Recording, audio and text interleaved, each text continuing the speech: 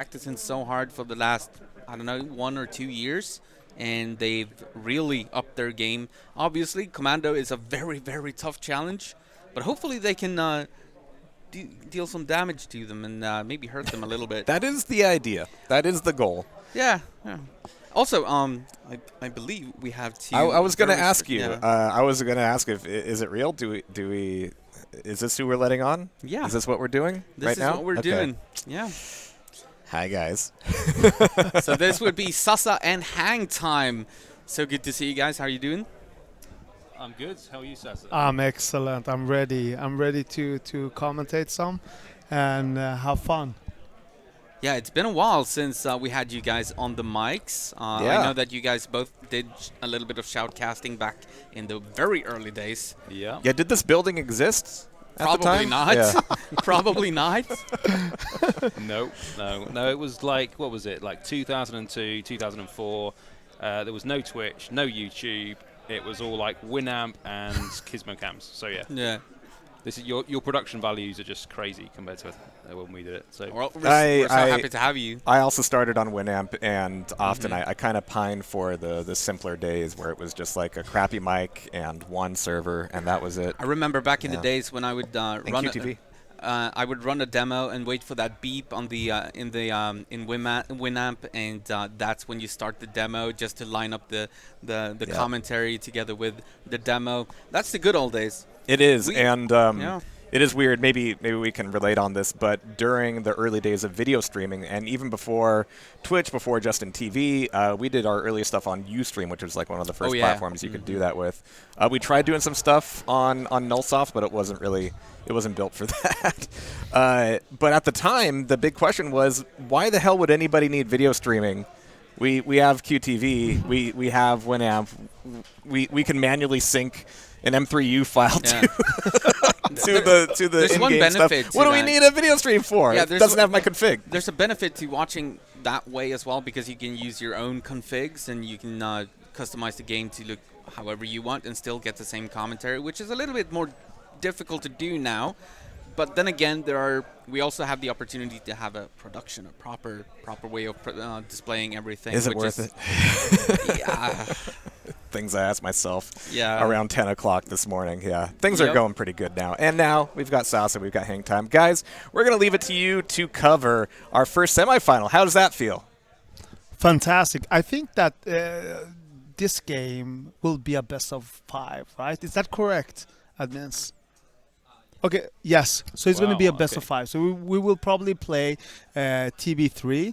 So they're going to, of course, choose a map first each. It's going to be E1, M2 for Axemen, DM3 for Commando, right? And then DM2. And then probably they will play a 4th map. And that will be chosen by the team that is below 2 against. yeah, if it goes that far, yeah. So I think you'd imagine if one team's ahead, it's probably going to be Commando, and they're probably going to be Axemen picking the 4th map. But let's see. You know, I just came out of a defeat to Axemen in the quarterfinals, so you know they're playing good. They're looking very strong the last year, 2 years. So improved a lot. For sure. And if you go to hub.QuakeWorld.nu, you can probably see that they have played, I don't know, 40, 50, 80 E1 M2s during this LAN. A lot, yeah. They've been the team that is the most active in the scene probably the last year. So, yeah, they've improved immensely. They're really, really going big guns. I think they took E1 M2 off Commando maybe at the last QHLAN, I think, or run them very close, like it was maybe 10, 15 frags. So, yeah, I think they'll fancy their chances on E1 M2. If they win that, they'll be full of confidence, won't they? They'll be going, they'll be like, we've got this, guys. Let's go. So, yeah. And these two teams are kind of special as well, or unique, because they have 5 players each. So you probably need to rest some players. And how will that, change the group dynamic? I mean, how do they actually decide who will start and who will not? Yeah, I think it's like when you're playing with 5 players, you tend to have someone that maybe doesn't like a map, or someone that's got a really strong map, and you tailor your team for that. But I think they'll be taking the view that we're all here as a team, we want to win, and they'll pick the best team for the map. Yeah. last time we saw that was probably with Legartis, who had 5, really good teammates. It was Space, Dog, Riker, Nabbe, and Space, right? and that dynamic, you always knew that Space would sit out on most of the maps. Who in Commando will sit out most of the maps? I think it's a tough call. I really don't know. I mean, Milton will play every map, for sure. But Vala probably plays every map. But beyond that, we'll just see what they pick. I think let's just let them choose that, and we'll commentate. Oh, that sounds good. Where are we regarding the servers?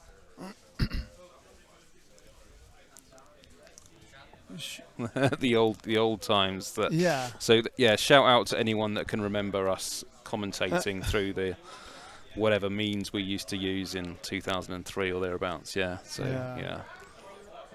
the old days. Sassa should get some credit, right, for pioneering QuakeWorld commentary. He's the first person that I remember. I was telling him earlier, he motivated me to come and do some commentary on QuakeWorld because, it was, we started looking at doing something from demos and people said, we like that, why don't you do it live? And we thought, well, I'm not sure. I'll get like 5 people listening and they'll think, what is this rubbish? So, and here is, Jehar and Andeh with their 600, I don't know, plus viewers or whatever it is on they've got now. So, yeah.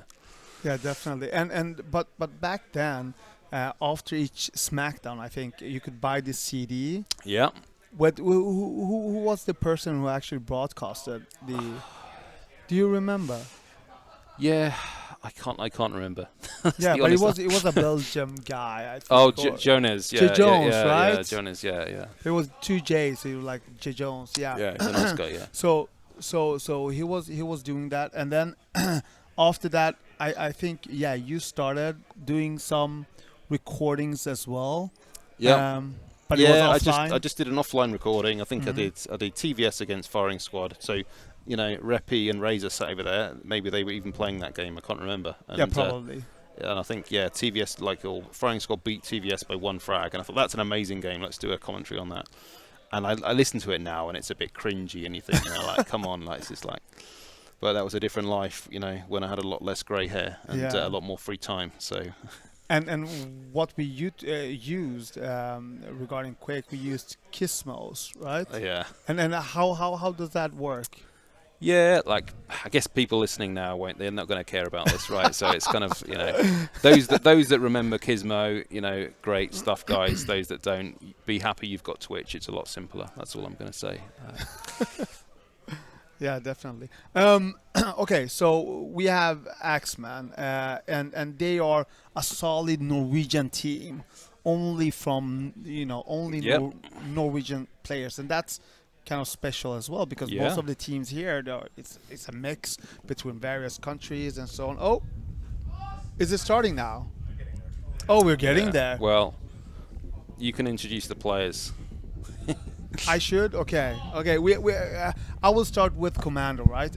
And as we can see, 1 player is missing, and that's XantoM, so he will be sitting out maybe the first map. But Balla, Nitra, Martin, the flying Swede from Norrköping, which has...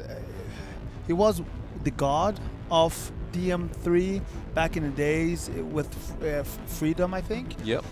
So that's his favorite map, and you have Dicky, who has pretty much been a sidekick to Milton once Milton got to be the star that he is today, strong on DM2, and then XantoM, all around fantastic player as well. Yeah, so I think what you're getting here is a really good balance, right? So Vala is he's absolute top level DM3 player, Dicky's good at DM2, XantoM's a great E1M2 player, and Milton's great at everything, right? So you've got absolute perfect balance there. So I think across all 3 maps, Commando really strong. So for this map, we won't have Via, but we will have XantoM. Okay. Okay. Cool. So if you think of the squad for Fragomatics, which 4 players do you initially think of? The classic lineup that they had. It was Vala, right? It was XantoM. No. Yeah, kind of. It was, but it was Valla, XantoM, Exterm, and then Manu was the fourth one. And 3 out of 4 are still playing within the same team. What does that mean for a team to have played with each other for such a long time? Honestly, I don't think it's a big deal. I know you gave it the big setup, but like I just think they're good. They're top players. They can play.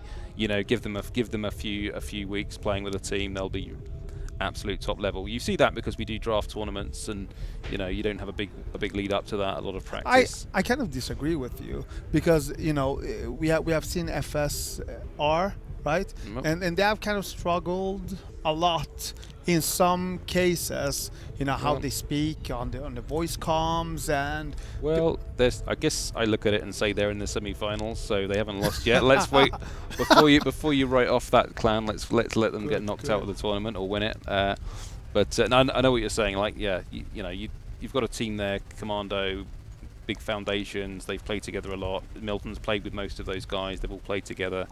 But you know, Axemen is similar, right? You know, like let's talk about them for a bit because I think they are the team that a lot of people in the scene aspire to, like in terms of like activity, friendship, like just let's go, let's play hard. They started off losing a lot of games, you know, like playing many games against strong teams, and they've now elevated themselves to playing top level. Yeah, I used to actually play in the Axemen. Back in really? 2008, yeah. And another player that is not showing on screen is TCO. Is probably their Milton or their Spark or Star or whatever you would. Yeah, he was always the guy that you thought, wow, he's really good. Can throw some games out, 100% efficiency. Really the kind of star player back then. Yeah. Going a long time ago. He was the one that got noticed first, right? It was like, wow, TCO, yeah, top player. Yeah, exactly. He left Axemen. He went to TOT and he played in TOT, and then he was a traitor towards TOT, and then he left them to some, I don't know, German team and so on. But he's definitely the star.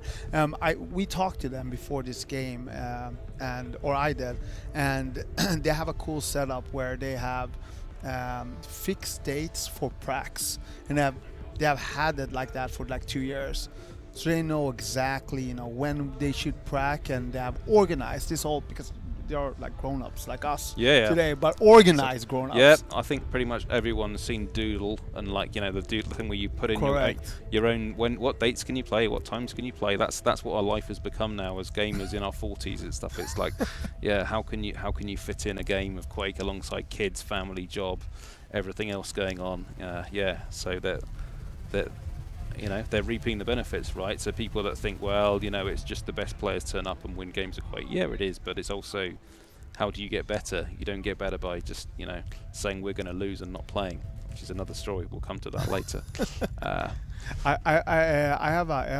have a good funny story regarding the Axemen. It was back in 2000 or 2001, and there was a LAN in Southern. Oh, it's starting now, I think. This is the intro to the game. Oh, nice. Will you do the countdown? No, you'll do the countdown. Like we don't need it. Let's go. So first low goes to Barazy, True Secret as usual, contesting the quads. And yes. Yeah, Martin gets the high rocket launcher, but is low on health, only 8. And I think the Axemen are trying to hunt them down. We are looking at Barazy, he's just trying to secure low rock, and that's a defensive move, isn't it? Well, I think that's what the priority for the first squad is to try and secure that next low. And yeah, if you let the enemy take it, that's not great.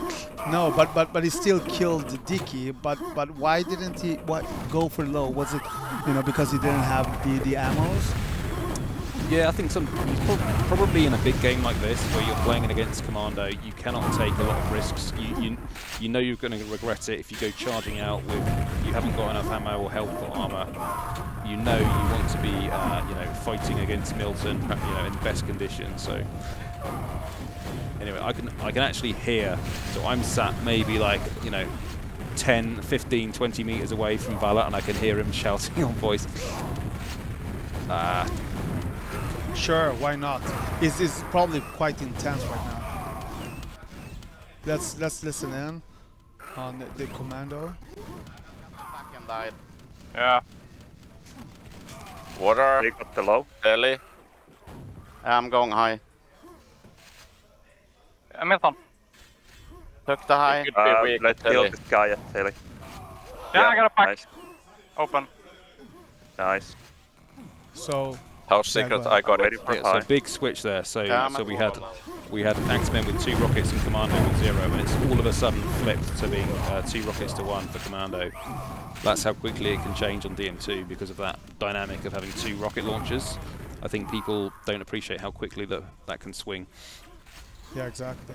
And the quad is delayed a lot as well, and quite fair enough. Wow.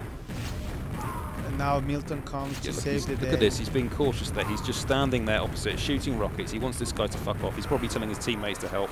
There we go, yeah, nice. So that, you see he's got 45 health now, right? So if he just charged in, jumped across the quad, he probably would be dead by now. He lives to fight another day, gets a yellow, moves in, low spawning, you know. He's going to maybe push for that secret. No, he gets pushed back, so he's... Oh! That's the Milton effect, right? Milton comes around the corner with quad, you've got a red and mega sitting there opposite you, and you panic and fall in the lava. Those are the clutch moments that change the game, right? Yeah, and you know, one thing that I always see regarding Milton is he forget to look at how many ammo and rocks that he has, and I think that he thought he would gain some ammo or had plenty of them when he charged, and then he saw the rocket launcher and didn't have any, and then in the end he died. But now the quad is coming up. Yeah, I think Axemen are looking good. Like there was a nice save there where they kind of waited to save the armor for Brazy. You know, I think that's wiped out the quad anyway, but still quite a close game here, right? You know, look at it. It's 5-6 frags difference. 4 minutes in, 1 rocket launcher apiece. So Axemen will be delighted with this start rate, because what you don't want against Commando, you don't want a full start. They go, 100 frags up after 5 minutes, and you're sat there thinking we've got 15 minutes, we can't come back from this. Trickly's got to get out of there, yeah. Well done. Yeah, if you look at Martin, he has 200 right now with a rocket launcher. He's just waiting for the quad. He will probably go towards the quad and high jump up. I think that he will be quite important and change the whole map. This and is crucial. scenario. Trickly's got 15 health, and he's going to struggle to contest this quad, right? Like, if only he had another. If he had another 50 health, he maybe stood a chance. Yeah, there. Oh, Milton is there. Yes. Low on rocks again. Well, so what are we now? We've now got 2 rocket launchers to Axemen. So What is the tactic here? Should you just, try to catch all the secret armors or the low rocket launcher? What is the in all of this fuzz and everything that's going on right now? So I would say, like, first priority is you want to make sure you've got that teleporter locked down. You're getting the high rocket launcher. If you can deny the low, so the people that haven't got rocket launchers, you either want them to be collecting the high, or if they can't, because maybe they've spawned somewhere else on the map, you're saying, right, just go in and deny the low. Go and, contest the low. If you take it and you get killed, that's absolutely fine, because what you don't want is the other team stacking up rocket launchers, because now you see we've now got, 3 rocket launchers to Commando, or 2, maybe if one's killed. 3 rocket launchers to Commando. So that's the kind of key thing, is just making sure that you control telly, contest the low when you can.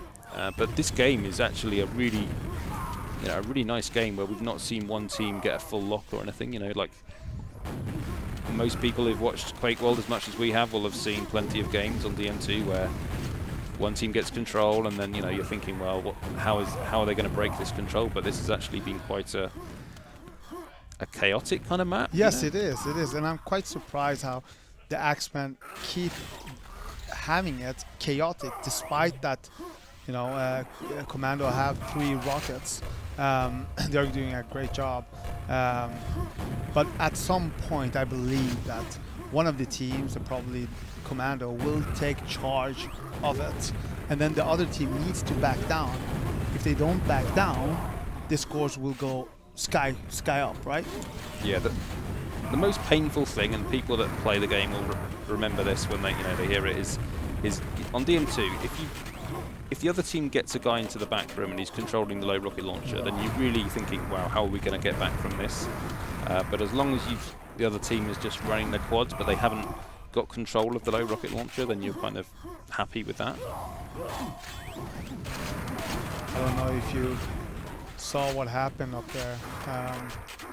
TCO was chasing Milton, low health, no rocket, still no rocket, and he's attacking his teammate, Timmy. And this is some of the kind of situation that you end up with in this chaotic state that this map is on.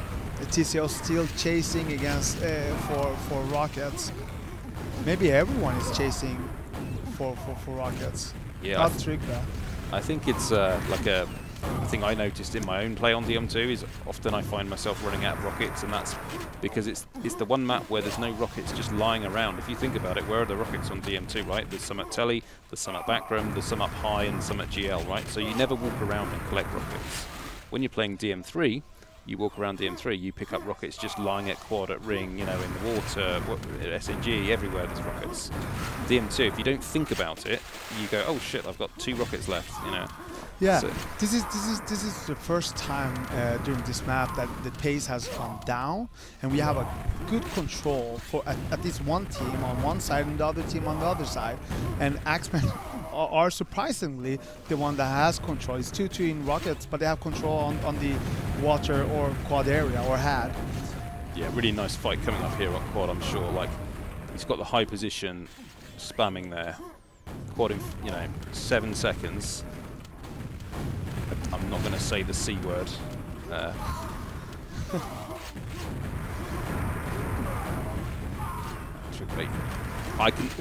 can sense his mouse movement there, right? He's got that kind of adrenaline rush. When you're playing an important game, you can feel it just by looking at the mouse movement. Look, that shot there, right? Wow! Here we go. And he didn't even go for the backpack because he thought there's a big chance for me to die. But he goes to the back room. Yep. Great play there. Here we go. Get that red armor. But now that the Axemen is in the lower area, Commando has taken over the telly and water area. And I think that's okay. Like that can happen. What you don't want is a passive quad, and this is a thing. So I played in one of Milton's teams for a draft tournament, and he kind of said, you don't want a rocket launcher just kind of stood doing nothing. Like what is the point of you if you're not pushing somewhere? Are you pushing low? Are you pushing high? So at least he pushed low. But anyway, here we go. We've got Milton quad. This is a key point now. Are we going to see Milton take this over? He needs to get rid of that last rocket on the Axemen. Yeah, he knows. He's hunting that rocket. Yeah. So he's at telly high. He's probably he's got voice comms telling him where that rocket is. He's kind of speculating with those shots, but he's got enough armor to attack. Here we go. Yeah. No, TCO is still high. Yeah, high rocket, and he goes down to hunt down Milton just after a while when he is in low health. But Milton escapes like every time. He's a master of actually escaping, right? The Houdini of QuakeWorld. Yeah. One health. That's 1 health against a 200, 100 quadded Milton's never a good situation. Yeah. So Axemen, now this is the point at which Axemen have got to be smart. They've got to think about how do we get a weapon, because it's now 3 rockets to 0. Milton running quad. 13 frags difference, right? So at this point in the game, it's close. First half, it's pretty much an even wash, and that's a great outcome for Axemen. But what they need to do is, don't let Milton get a lock on this low and put them out of the game, because they'll easily go 50 frags up in 2-3 minutes. Yeah, and yeah, definitely. but he has full control regarding the low and the quad. He will take, his mission is to take or deny the low, which he did, take an armor and go to quad immediately to start the whole circle again. So, and what can Axemen do? Deny him red armor at secret and back him, right? But what else?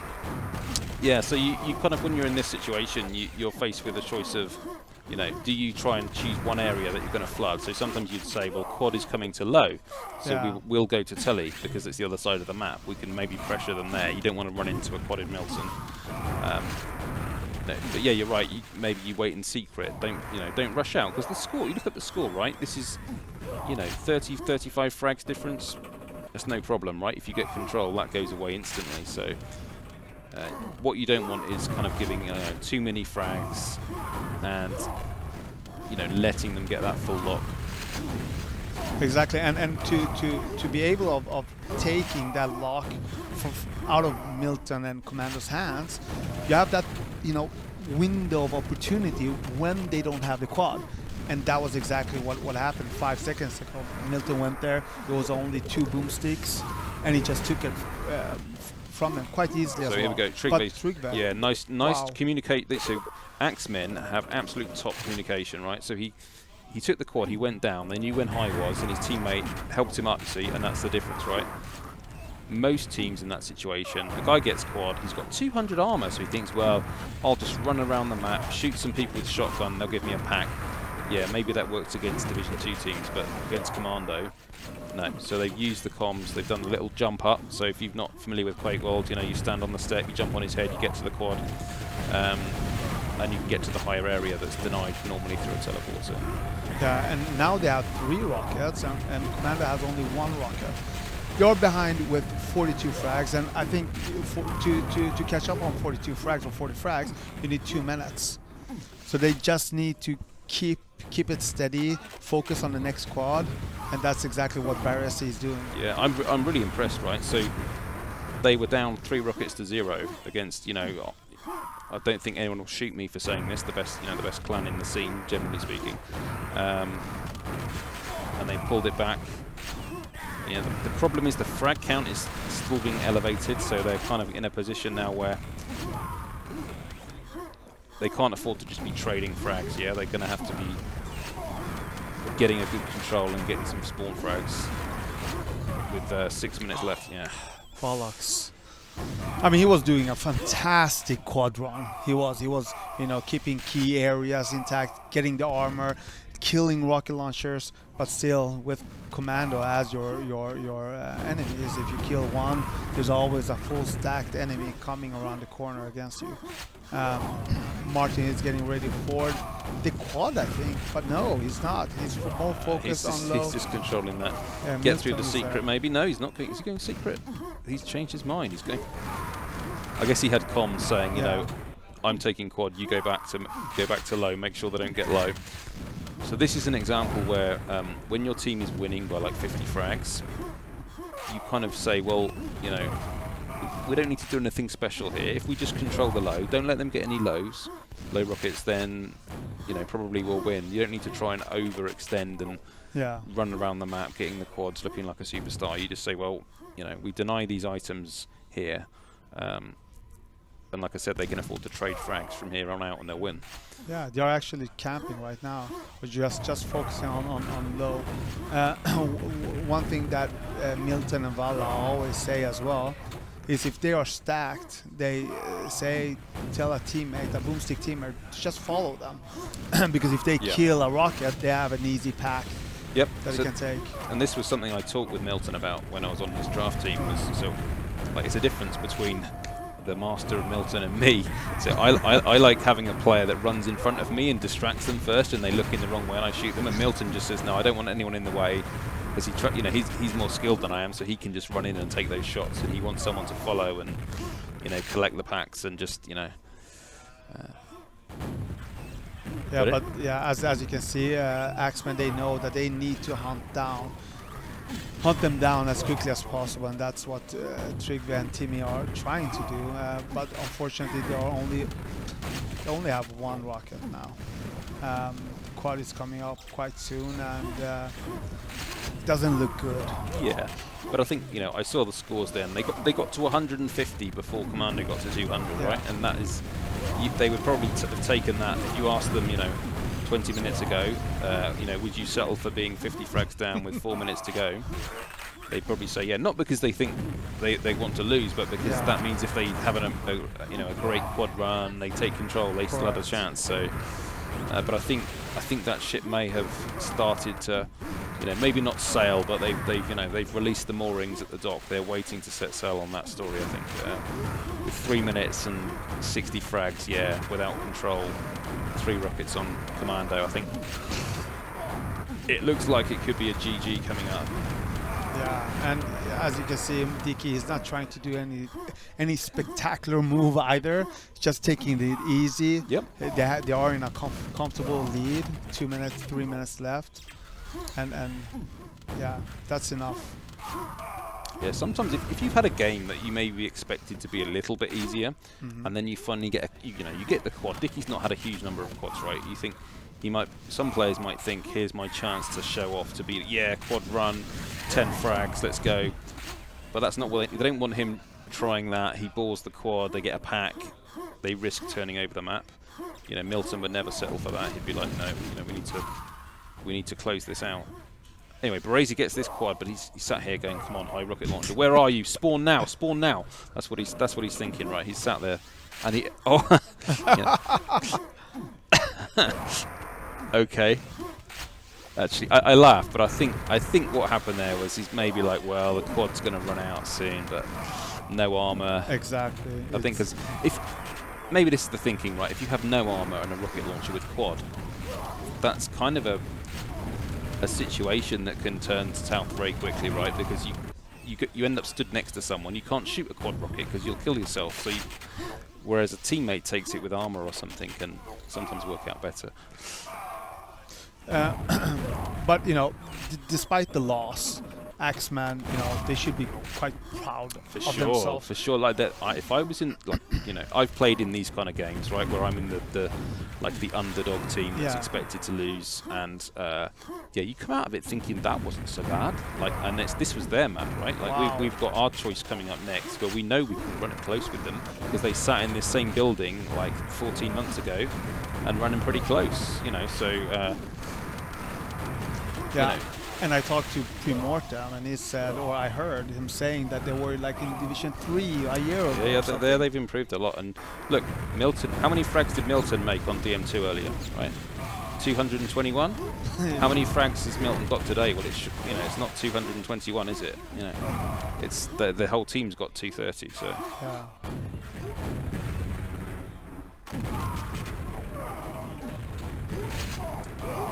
So and we will probably see E1M2 on the next map. For sure. Yeah. I'll eat my virtual hat if it's not E1M2. And E1M2 can be even more chaotic than we had in the start of this map. And how are you supposed to balance that out on E1M2? Yeah, I think it's let's wait and let them pick their map before we pick it for them. But sure. We'll talk on that in the countdown.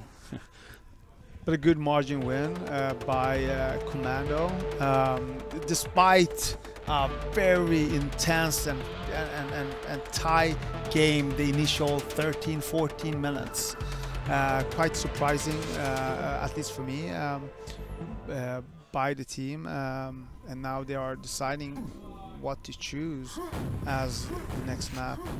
So 1-0 to Commando, E1M2. Yeah, not E1M7, sadly. That's damn, I've been foiled. Yeah. So yeah, E1M2. You were asking me. So the chaos at the start. I mean, you say chaos. It's not chaos. It's organized chaos at worst, right? It's like QuakeWorld in a nutshell. It's you know. Who's got first rocket? Who's got first quad? Get to second yellow. Get to second rocket launcher. You know, if you talk to Milton, he's had this. This isn't chaos. It's all planned out, right? This is all planned out. The first minute of the game. I think of it like a chess opening, QuakeWorld, right? It's like a chess opening. There's certain different things that you do in a different situation. If X happens, you do Y. That's what happens. So, and yeah, no one reads it better than Milton. But Axemen's communication is probably, you know, up there with any team in the scene. It's one benefit you mentioned earlier, right, about having a team from one nation. Yeah. Right. So most teams will have players not speaking native language, and there's, no matter, you know, you speak fine. Everyone I speak to at this line has got great English. Right? I'm English. I don't have to think about it. I'm lucky. Everyone else is speaking in a foreign language, right? And Axemen can talk in Norwegian, you know, if they want to. But they do, and hopefully we'll actually go in and listen to their comm. Actually, you know what? When I played them earlier, my teammate Dev, he was sat near them. He was sat near Baresi. I could hear Baresi through. I shouldn't say this out loud. No one's listening. That's fine. I could hear Baresi's microphone through Dev, so I knew there was a pack waiting somewhere. So I went and stole it. That's nice. the benefits of LAN, yeah. Anyway, yes. Anyway, but that's the past. I'm dead in this tournament now. So. Yeah, so switching the lineup up. So, yeah, pre-mortem, kind of like a E1M2 specialist. Yeah, and but XantoM is not playing, so no changes for Commando. Yes. That was strange. Yeah, so XantoM's, I really like XantoM's E1M2 game, so expecting big things from him here.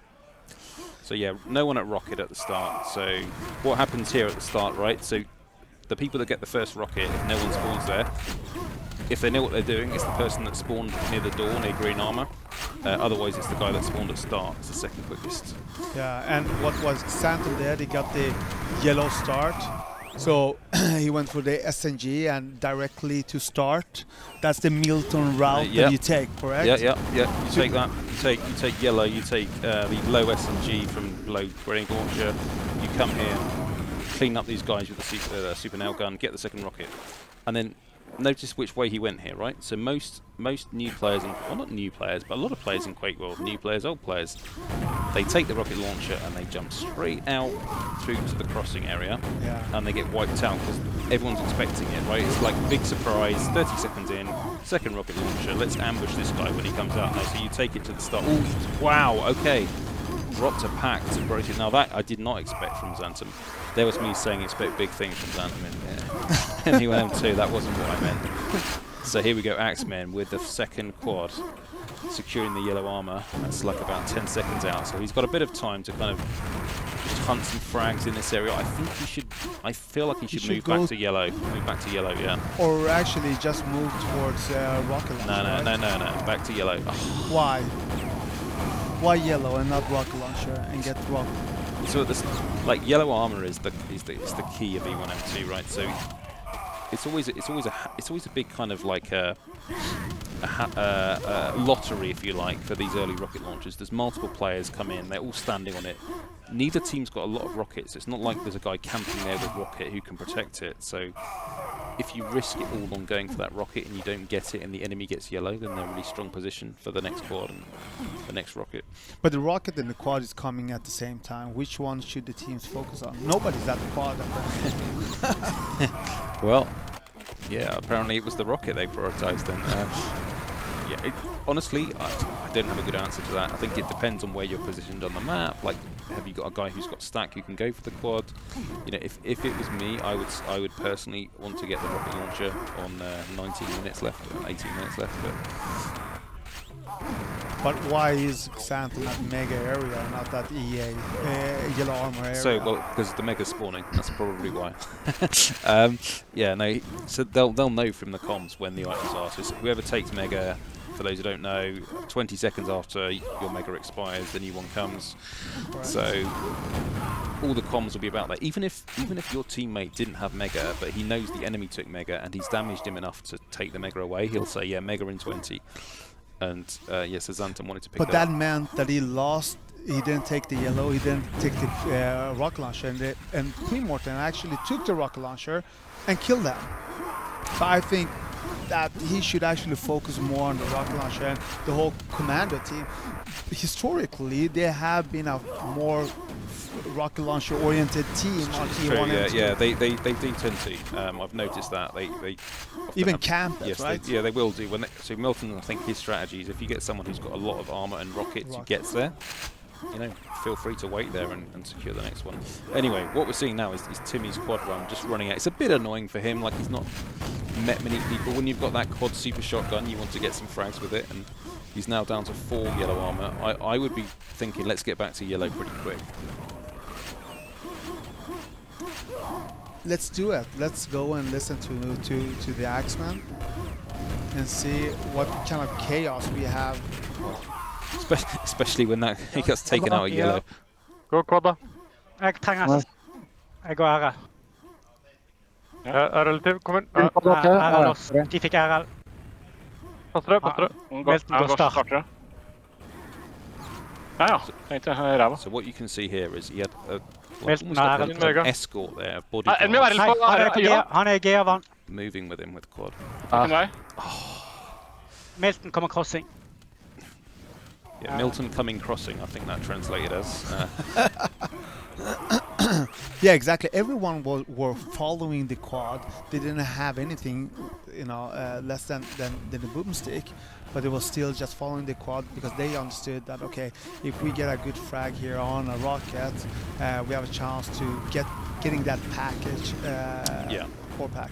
Yeah, I've played against them enough to know that's kind of the way they play, is hunting packs, which I think is a strategy that maybe has never really developed as it could have done in QuakeWorld. But I think now that you see that was a little transfer there where they went for the team kill. That's a very safe place actually. That teleporter below yellow. Oh. Anyway, so looking at the status, so we've now got again like a close game, 8 frags. 2 rockets to 1. And Martin's right now in a very unusual situation because he has 25 frags, 25 rocks, and that's something that you normally don't have on E1M2.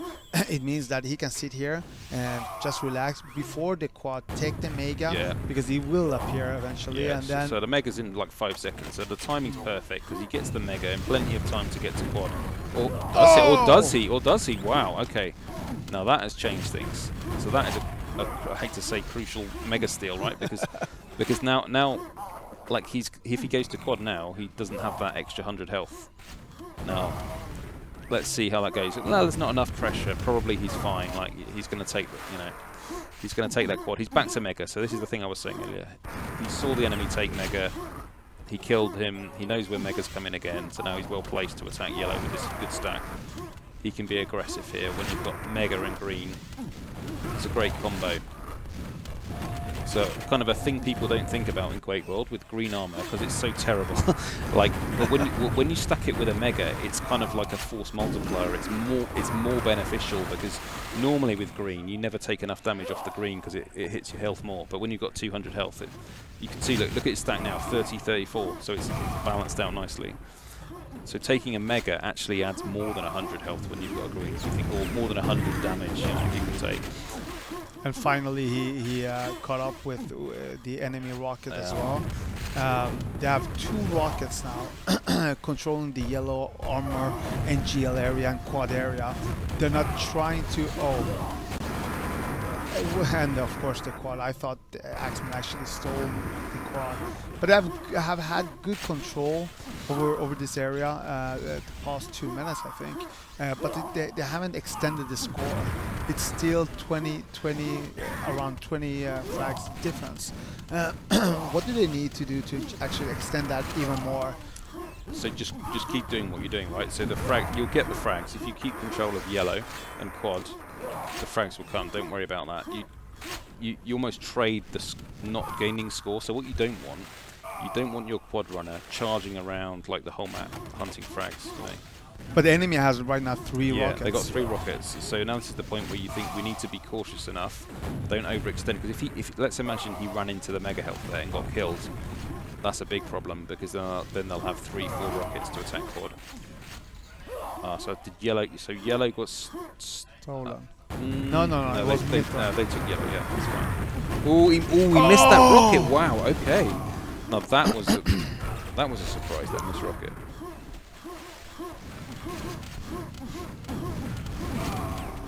It's a big fight here for yellow, but again, Martin gets it. Benefit there you see of having an SNG as well as a rocket. Look, as we're close for in a little narrow tunnel like that, SNG is perfect. And another benefit regarding that whole quad situation was that oh, Is that pack drop there? no. Okay. Big fight for yellow. But with the last quad, what you can see that was that Axemen lost 2 rockets, and the 2 rockets in Commando were still alive. So I can hear Commando's comms getting quite elevated. Maybe we should drop in on them shortly and see what's going on. Because I can hear Vala talking about the mega health. But until then, Milton's going to try and control this area. Like the mega health's coming up in about 10 seconds. So let's see what they do. Is Milton going to just go back to yellow and secure that, or go to mega? Yeah, he's going yellow. Takes it with 88 remaining. Didn't leave that for a teammate. He's like, no, I need that. There's always a chance, you know, going into mega, because you don't know if you have an enemy rocket there or not. But right now they are doing this quite good and extending the lead just a bit. But Axemen keeps on stealing, you know, the armors, the power-ups, and the rockets. Yeah, let's drop in on the Commando and see what the shouts are. Just before the quad. Yeah. Did quad die? No. Probably enemy quad if you haven't gone there. Okay, I'll try to watch. I'll check the other side. What at green? Oh, sorry. Green. Rockets up. Quad probably pushing, unless he's going to rocket. No, he's at rocket. Yeah. There's a rocket in mega. Mega lost. It's a rocket Yellow at mega. 17. Yeah. Yeah, they're getting every rocket. Yeah, I could push now a bit. Quad is over. Quad is 15 late. Go first again. Yeah. Rocket at bridge also, coming crossing. Crossing lost. He didn't come, his nails maybe. Yeah, I'm shooting nails. Did you hear that? No, you need That's it. Milton's game sense right there. Crossing Right? So lost rocket. Okay, can you help me push quad? Vala says Yeah, I'm rocket there. going crossing. Okay, rocket I dropped all over. back. Yeah, No, I'm here, probably I'm here, knows. I'm here. I'm stacked. Yeah, you take This it. Yeah, is giving weak. that information that he actually didn't come. I heard nails, so he's going another direction. Yeah. That's one of the things I love about Milton. If you ever get the chance to just watch one of Milton's streams, is just listen to not what he's saying about, you know, just direct team comms, but about what he's deducing from info. Like you take 2 pieces of information and you come up with a third, because you know if X isn't true, if Y isn't true, it must be Z kind of thing. And that's what he did there. Anyway, so we're now at like what 30 frags pretty much difference. So you know, again another close game. Like Axemen again running it very close. 2 rocket launches each. Again, even without the audio, I can hear in the background Vala screaming out what's going on. So it's a tense game. You can always tell when you're listening on a LAN, like, how's that game going. It's not, you know, if it's all elevated comms, and it must be a close game. Yeah, and you know, he's quite tense on. Wow, good job by XantoM. Now it's the yellow armor is coming up, and he's not there. Yeah, he knows it's not spawning. Like he's just standing like in a position where you get easy frags. This is why, like, if you stand there at GL, it's like any spawns there with quad, it's like a one-shot kill. Back for next yellow. And this would probably be in a good timing to secure the next quad as well, that will come up, and he will have some assistance, you know, from Dicky to secure that. And then, it's true. The question is, will yellow spawn the same kind of time as quad? That's the danger, right? So sometimes when you sink it like that, you come to quad and you give the opposition a chance to sneak into yellow while you're at quad. But there we go. They finally caught up with Dicky and killed them, but behind him is XantoM with another rocket, waiting for yellow, and you have Milton now with another rocket waiting at the next yellow that will come up. So despite the whole push that the Axemen did, finally killing Dicky, Commando has still 2 rockets with yellow fully stacked. I mean, this is quite tough to take them out of this kind of map lock. Well, that's the difference, right? Is that the absolute top teams, when you push hard against them, like I said earlier, you feel that sense of reward from like taking out a weapon, and you think, yes, we've got one guy. But the top teams are still keeping that control on yellow and quad. That's the danger, right? So, for a pretty long time, the past 4 minutes. But let's see what Timmy does here, right? He's got that nice combo: quad, super shotgun, and a mega. Gets the green, and then attacks yellow or rocket. Which way is he going to go?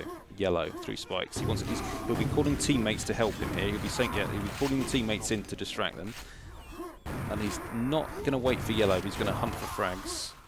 I think that's the right call. You know, when you're down by 60, 70 frags, you can't hang around. Martin just did, you know, something that Milton hates. He jumped straight from rocket to crossing. Well, it depends on. Sometimes you check comms, so if you know that there's no one at mega, you go for it. But it's. But having 44 in health, that's kind of risky in a tight game like this. Yeah, it's certainly a risk if there's an enemy waiting for you. But I guess the proof is he's still alive, and he is. So that's, you know, at the end of the day, the judgment is he's survived. Now, yes, there we go. Now kill that guy as well. Use rocket. We talked about this. Why didn't he use rocket launcher? Okay, it was a long range. Like if you want to get the box shot. Yeah, I wouldn't have used super shotgun. I would maybe shotgun at that range, but yeah. Anyway, yeah, you can tell again from the kind of rushed movements here that he's desperate to do something. He wants to get these frags. Now he's going to get some health. Fall back to yellow. And just before the previous quad, Commando had 3 rockets, Axemen 0, but they still managed to take quad. It felt like Commando didn't even value taking and focusing on the quad. If you've got a good control on yellow and the enemy hasn't got a lot of rockets, then them getting quad is not that bad. Like, you know, like what? If this quad is the only rocket, then there's only so much Timmy can do on his own, right? He can't take over the whole map unless he does something absolute genius level. And another tactic as well on E1M2 is to slow down the game. You know. Yeah, you can't frag as quickly, right? So if you're winning by 80 frags or something, and then at this point in the game, we know they're not going to make this frag difference up, right? In 3 minutes on this map. But I think, if I was to look at this series, right, Axemen have certainly put up as good a show as anyone's done recently against Commando. So, but it does look like we will be seeing Commando through to the semi-finals. Yes. Yes, and it is a best of 5. Yeah. Wow. Yes. But I don't think that there's a good chance for them winning DM3, as is Commando's favorite map.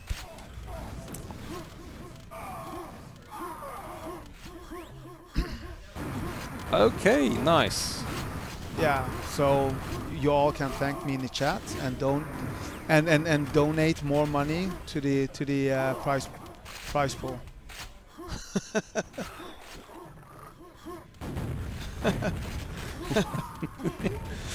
Yeah, my bad. Yeah, best of 5. You know or my bad. You know what? Like we've seen a couple of really nice tight games here, where to be honest, it's never been that clear that who's going to win until 5 minutes before the end, maybe at the most. So seeing a third map, I think is a great thing, because I'll tell you what, Axemen have been pretty good on DM3 lately. Really tough to play against. I've played against every top clan for the last 20 years, and their kind of level of communication and coordination between the players. So Commando won't be sitting there thinking, yeah, let's have a nice cruise on DM3. Oh.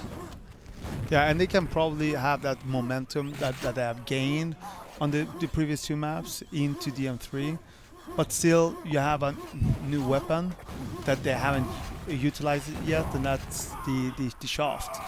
And we all know what Valla and Milton can do with the shaft and the quad.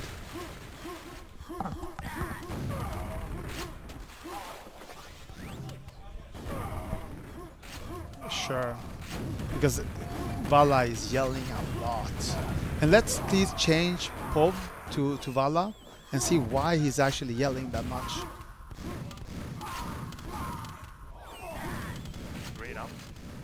Coming.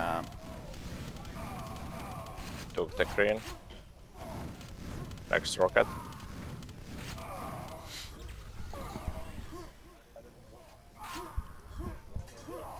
Oh, sorry. Rocket taken and died. Yeah, I got the yellow. 3 at green. Why do you tend to say that you have taken the armor instead of using message mode too? Yeah, GG's. GG's. It's just the way it is now with voice comms. But I think it's good. It's good to see that focus though, right to the end. So, like they didn't take their foot off the gas and just chat shit for the last minute. They're just let's keep focus on calling the comms. We've got another map to win. Maintain the focus for the final map. Maybe or maybe not. We don't know if this is the final map. Well, yeah, you're very true. Very true. And I think that Commando will make a change in the lineup. They at least need to get XantoM to play DM one map, and I know that DM3 is his favorite map.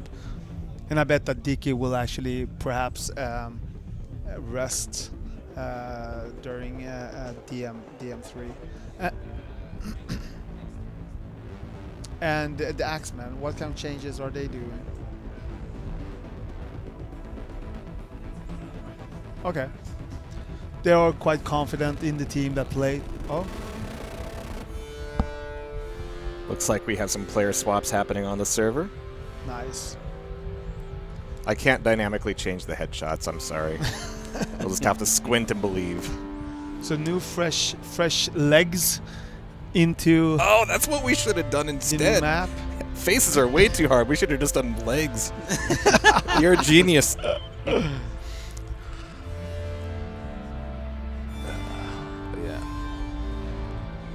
Usual QuakeWorld drama. Anyway, so yeah, map 3. Like honestly, Axemen, they've put up a really good fight, and they must be, in a way, a little disappointed they've not managed to take one of those first 2 maps, because they've fought hard for 40 minutes, and you come away with no map wins. And thinking. And I think that the count score was more than the game actually said it. What? I think Trygve in for Timmy. Okay. Yeah. Okay. So Trygve coming in for Timmy. I think that's that's a good call. I think he's Trygve's kind of like along with TCO is one of those kind of star players they have who, especially on DM3, good shaft. I think we'll see some good action here where. If Commando get a good start, they've got that kind of experience to execute and deliver on that. But I think if Axemen have a good start, with that team comms, the thing I found hard against them is, you know, you get a weapon into red armor and all of a sudden there's 3 people buzzing around you like flies, like picking away at you, and it's really annoying. It's really annoying. Even if you're a Milton or a Valor or someone, having that around you is tough. One tactical change that commandos have started doing is during the start, if they both spawn lift and yellow armor, they tend to let the one at the window not jump down. Yep. Yeah. So listen carefully in the start, and please, Andeh and Jehar, be focused, you know, to change so we can actually see the start. Because what happens there then is that you have a yellow armor. Oh, there. Here we go. First pen. Yeah. They did. So XantoM, he takes the pentagram, and then he goes to the yellow armor. Yeah, but look, so Milton took yellow armor, because you can see he's still got it, and he also went round and took quad. So this is a little technique. So Blixem will remember, I talked with Blixem about this a few years ago, about my strategy was you take the first yellow, not to pen, but to quad, and then you go and kill the weapons with your quad yellow armor. Anyway, so XantoM first pen gets the next rocket launcher. No, he didn't, because the spawn denied him the rocket launcher, so XantoM went and took the shaft and died. So it's XantoM who had the first rocket launcher in the game that is still alive, with the quad coming up in 12-ish seconds. And during that time, you will have the rocket launcher spawning, shafts spawning later on as well. But focus on the quad now, because now the mission for XantoM is to hunt down the weapons that just spawned, and that's the rocket launcher and the shaft. Yeah, it took a little bit too long to kill that guy with quad shotgun, but it's fine. He gets the next red armor. Now, rocket is spawning in 10 seconds. So let's see what he does with this quad. Is he going to pick up health? And now he's going SMG. Is he hunting someone? Is there an enemy? Yeah, Primorten has a rocket launcher. He doesn't know where he is. But he's actually right there. Oh! Yeah, did you notice then that he kind of ignored a mega at center, right? So this is a common mistake a lot of players make, is they just drop down and take the mega at center, but then they've lost position. They don't have the height to attack yellow. Correct. Now in the end it didn't work out. He got pushed back. You know, he bored a bit with the quad, but now this is the bit I was saying about Axemen buzzing around, like, you know, buzzing around the red armor, but he's got enough help to secure it so he can pick up the next one. Now next quads, let's see who's going to take this. External. Yeah, they saved it. See, I think that they just saved it there for XantoM because he's got the new red. But as you can see, two of the players in Com have a rocket launcher. It was 4 just now. Oh, XantoM went down again as well. So it's only 1. That's why XantoM is going back to red armor. But there you have Primorten, exactly what you said, nice. HangTime. Primorten killed them. They snuck into red armor, and now they are just camping up high with their barbecues and the fishing nets and everything. Yeah. Not moving away from this area, because they know that this red armor is super important if they want to have control of this map. Yeah, normally you would see a guy hit, what he's doing now, pushing to stop the other team getting weapons out, because when you get a weapon early in DM3, what you don't want is being too passive, just sitting at red armor, letting the enemies get shafts, get rockets, get yellows. Because what will happen, you'll go to quad and you're facing 2 weapons. But he did that by putting that pressure on early. It meant he was in a position to get this next quad. Yes, and his whole team, they have informed him where the enemies are. He's hunting down Martin. Martin is trying to get it. Oh, he got it. Yeah. It's that moment when you're at pen with quad, you shoot a rocket into that water pool and you're just praying for that little death message to say, yeah, I wiped him out. Because sometimes they just swim fast enough. It's like what's his name, Phelps or something, swimming away down the tunnel. Yeah, gets away too quickly.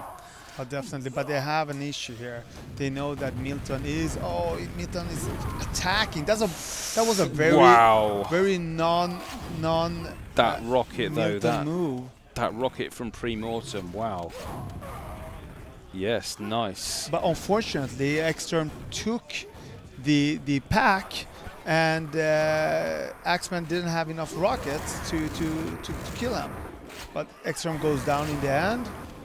TCO with the quad shaft. This is the best position. Ouch! He looked a tiny bit nervous there, TCO. When you've got that kind of big game moment as an underdog, you've got the quad and your aim is just that little bit shaky. You can't hit those quad cells quite as easily.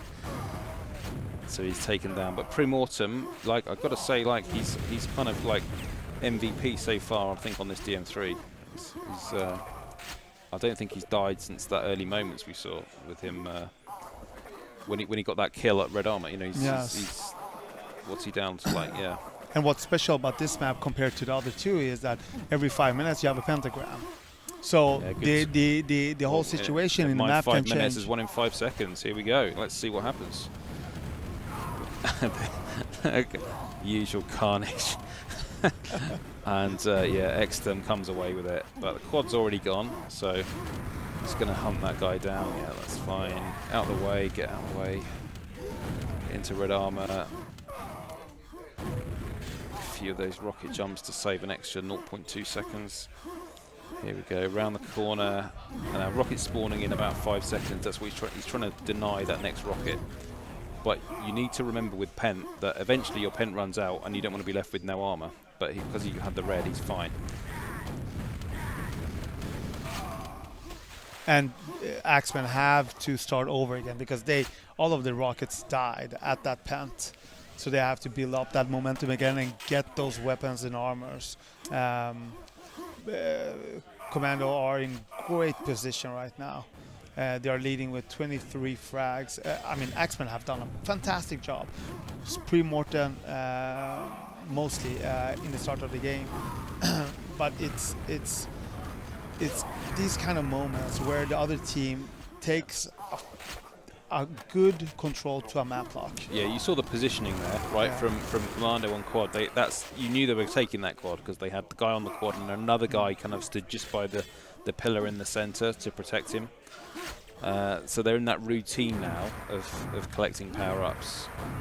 So it's I'm going to say I'm kind of expecting Commando to pull out a big lead now from this position. You know, we're like at 40 frags. I'm pretty sure we're going to get near 100 soon.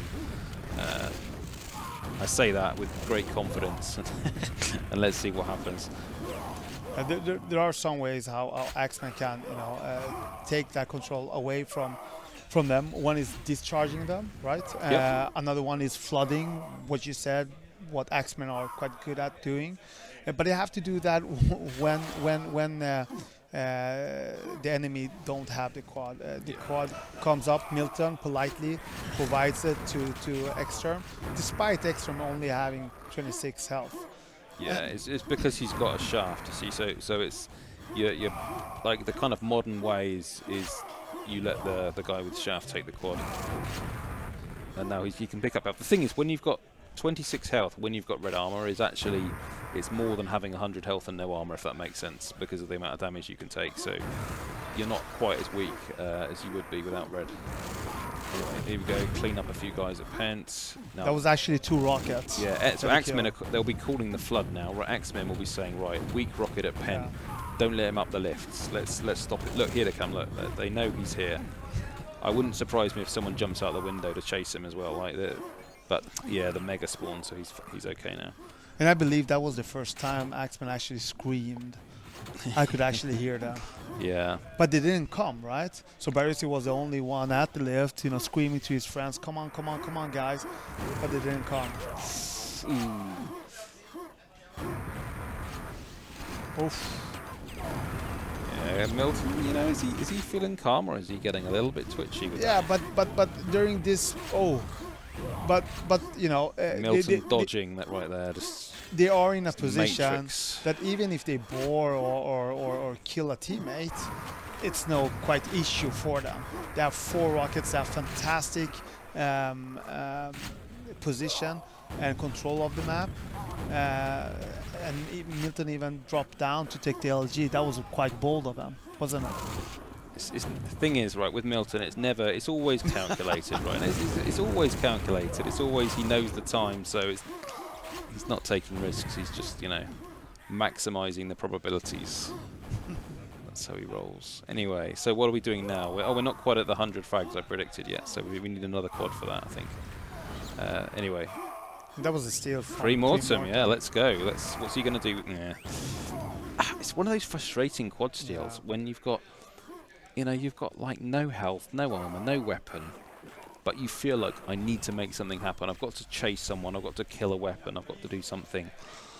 Not really. That my humble opinion, or in a strategy regarding that quad, the importance was to just take the quad, because now they have a chance of building up before the pentagram that will come up in 10 seconds to get some armors and weapons. But unfortunately, as you can see, they have zero. They have nothing. Nothing. What you want of this situation, the minimum you want is like an LG that you could discharge them at pen. But bollocks. That's an English word. Where did you learn that? I've commented quite a lot with you, right? Maybe I said it 20 years ago. Anyway, so here we go. So XantoM, he's going to get rockets from the water and the shaft. Yeah, rocket jump in the window, get the rocket. Okay, yeah. They're in that kind of mode now where they want to get that lock and really extend and punish. Yeah, he did the discharge because he knew that TCO had the yellow armor, but unfortunately he didn't catch TCO because TCO was hiding behind a wall or a pillar in it's a good call actually. Yeah, like when if you know he's got a yellow, then it'll take like 3 rockets to kill him. So, and that's maybe too long. When you've got pen, just wipe him out with a discharge if you can. Yeah. Anyway, look at this. Yeah, so it's always nice when you go to collect red armor and you've already got 100 armor and 130 health. That's always a nice feeling, because what's the worst that can happen? When you go to red armor with 20 health and no armor, and there's a shotgun guy that's annoying you at the bottom, just go away, leave me alone. I didn't travel to this event to dodge shotguns at red armor. Just leave me alone. But when you've got 100, it's fine. Anyway, there we go. Good luck against the quad shaft Valor. Yeah. That's actually how powerful the quad shaft is. I mean, Martin is quite good on the shaft, but Trygve is even better. But he didn't stand a chance. Well, so back in the old days, Valor, his shaft used to be like regarded as one of the, one of his key strengths. Yeah. And but that's the problem with quad, right? If you think about it, even if your aim was 3 times as good, he's doing more damage. So even if you're shafting 60% and he's at 20%, he's doing more damage. So anyway, yeah, up to get the mega. So I think this game is looking like it will not go Axemen's way. But how has the game evolved throughout the years? Is it more aim based, or the players like being even better with aiming, or the movement, or the tactics? So the tactics have definitely. So this will surprise people. They'll think, a game that's like, I don't know, what is it, 28 years old, something like that. How can you be creating better tactics for a game that old? It's impossible. But it's that kind of. It's a bit like the. This is a slight segue because this game is pretty much done. But the one of the theories they have for like Olympic events, so real absolute peak sports events, is about the 1% improvement. Make 1% improvement in every area.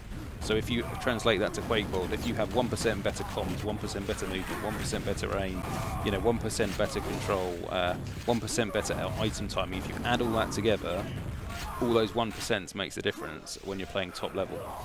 So that's kind of what they've managed to do, right? I honestly, aim, people had good aim. Like when we, 20 years ago, you're not telling me that, Dag had bad aim, or Pietro had bad aim. No.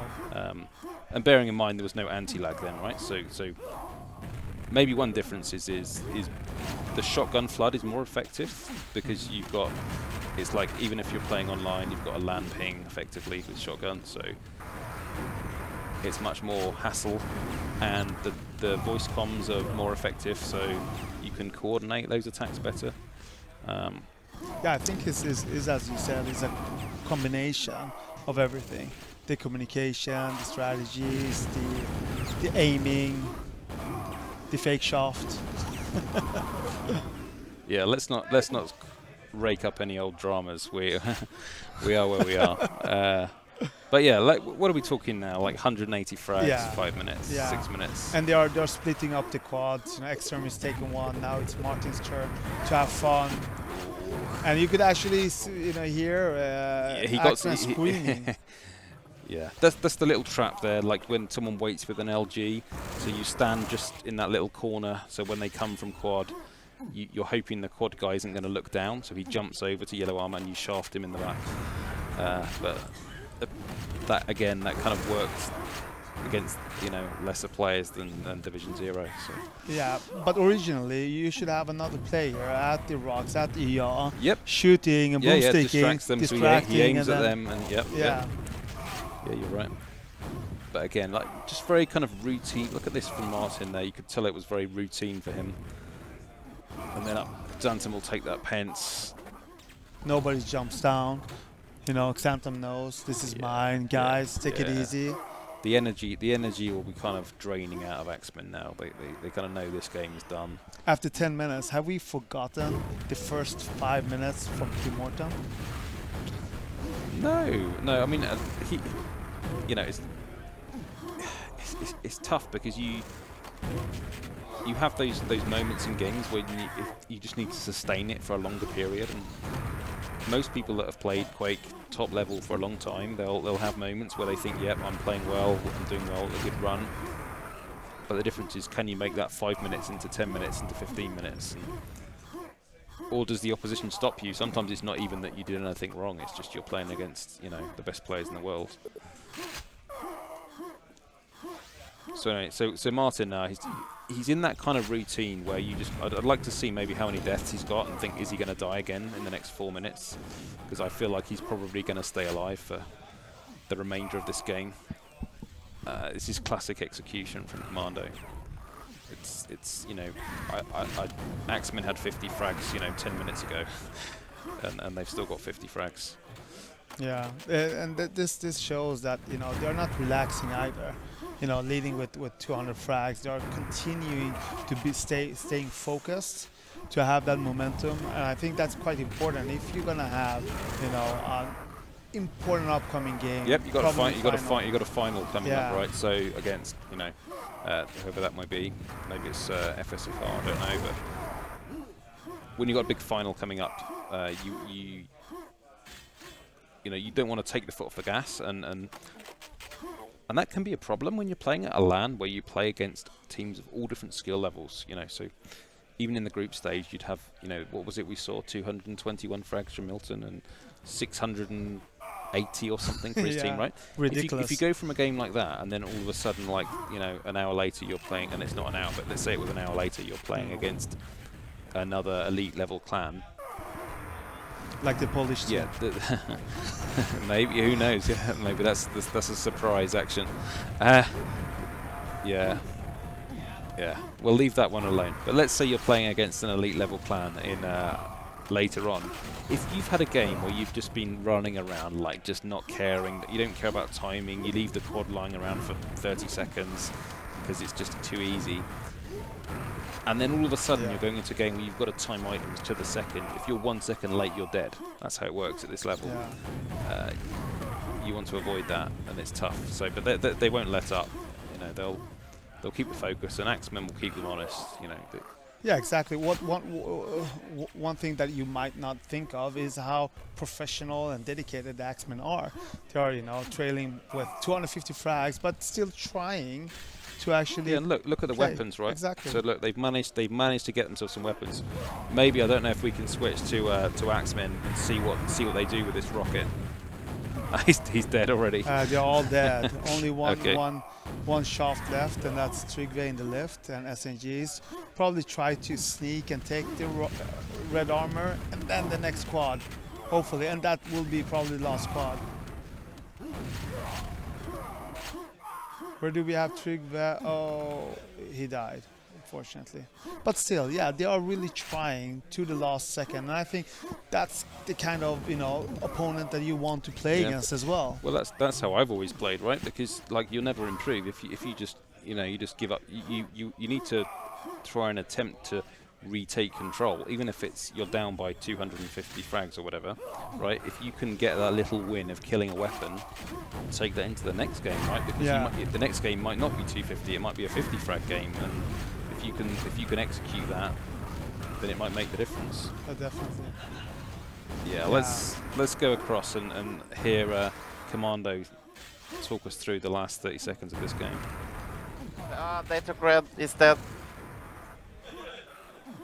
Green's out. I killed LG. Rocket is now. I mean, who actually says that you Killed killed a an rocket. LG? You know? Milton says when you kill a grenade launcher, that's what he Yeah, wins. I know. LG dead. Is it tactical, or does he want to show how good he is? GG. GG. That's solid. It's Well played, everyone. Yeah, went better. Yeah, Milton above 100 frags. I know that he's always searching to that 100 frag. That is one of his goals. It's a default. It's a default for Milton. Anyway. Yeah. Well, you know, it doesn't feel like a 3-0, but it is a 3-0. So it's Commando through to the final, where I think it'll be FSSR or Suddendeath, I think, in the final. So yeah, definitely. We'll see where that goes. Yeah, and it didn't either feel like this was 17 years ago. It felt like this was yesterday. I don't know. I don't know about you. Yeah, good times, good times. Anyway, so that concludes the first semi-final. So if Axemen could go back, I don't know, an hour, you know, to see what should we have done better, what would have they done? Do you know? I think the first two games they played pretty. You know, look at they were in the first two games for 15 minutes. Yeah. Like I said before, they'd probably take that before the game. If you said, you know, you're in with a chance with 5 minutes left, that's all you can hope for against a team like Commando. So I'm really pleased to see that. It wasn't, you know, we didn't sit here and watch 3 games with nothing happening. It was just a walk in the park for one team. So, you know, it's good to see Commando, you know, clinch that victory on DM3, get through to the finals again, following the QHLAN last season. Yeah, definitely. And regarding the last map, DM3, we just saw the first or the second pentagram. That it was quite tight just before that pentagram. In XantoM, he got it. All of the rockets were dead by the Axemen, and they could never come back after that. That was that point, wasn't it? Midway in the game, yeah. All the weapons wiped out, and then it's kind of a walk in the park from then on for Commando. Yeah. Another thing that you always have to be, you know, thinking of is, despite, you know, being below in position on DM3, do not provide any LGs to the enemy team, because you know how tough it is to face a quad LG enemy. And I think that, you know, they tried quite well. But if we go back to my original question, what could they have done better? Perhaps think about how many LGs they can provide. They shouldn't provide to the enemy, but, you know, regardless of that, the frag difference was 300. So I don't know if they could have done it. Regardless. Yeah. Sure. So anyway, let's go back to Andeh and Jehar to conclude that game and maybe the intro to the next semi. Thank you, HangTime. Thank you, Andeh. You're now Jehar. You know what? I've heard Jehar, Jehar. That's my favorite. Yeah, I mean, you're in Sweden, right? Yeah, that's how it works. So I'm not bothered at all. HangTime can call me whatever he wants. Whatever he wants with that soft, beautiful British voice. Sassa has to call me Jehar. Mr. Jehar, even, yeah. Yeah. Yeah, it's very soft, as is everything else. Are we doing that again? You started it. I know, yeah. Well, actually, about that game, though, I'm so proud of Axemen. Yeah. Like, the Axemen, that first game on DM2 could have gone either way. And the way they played, they actually forced Commando to, like, put it into the next gear.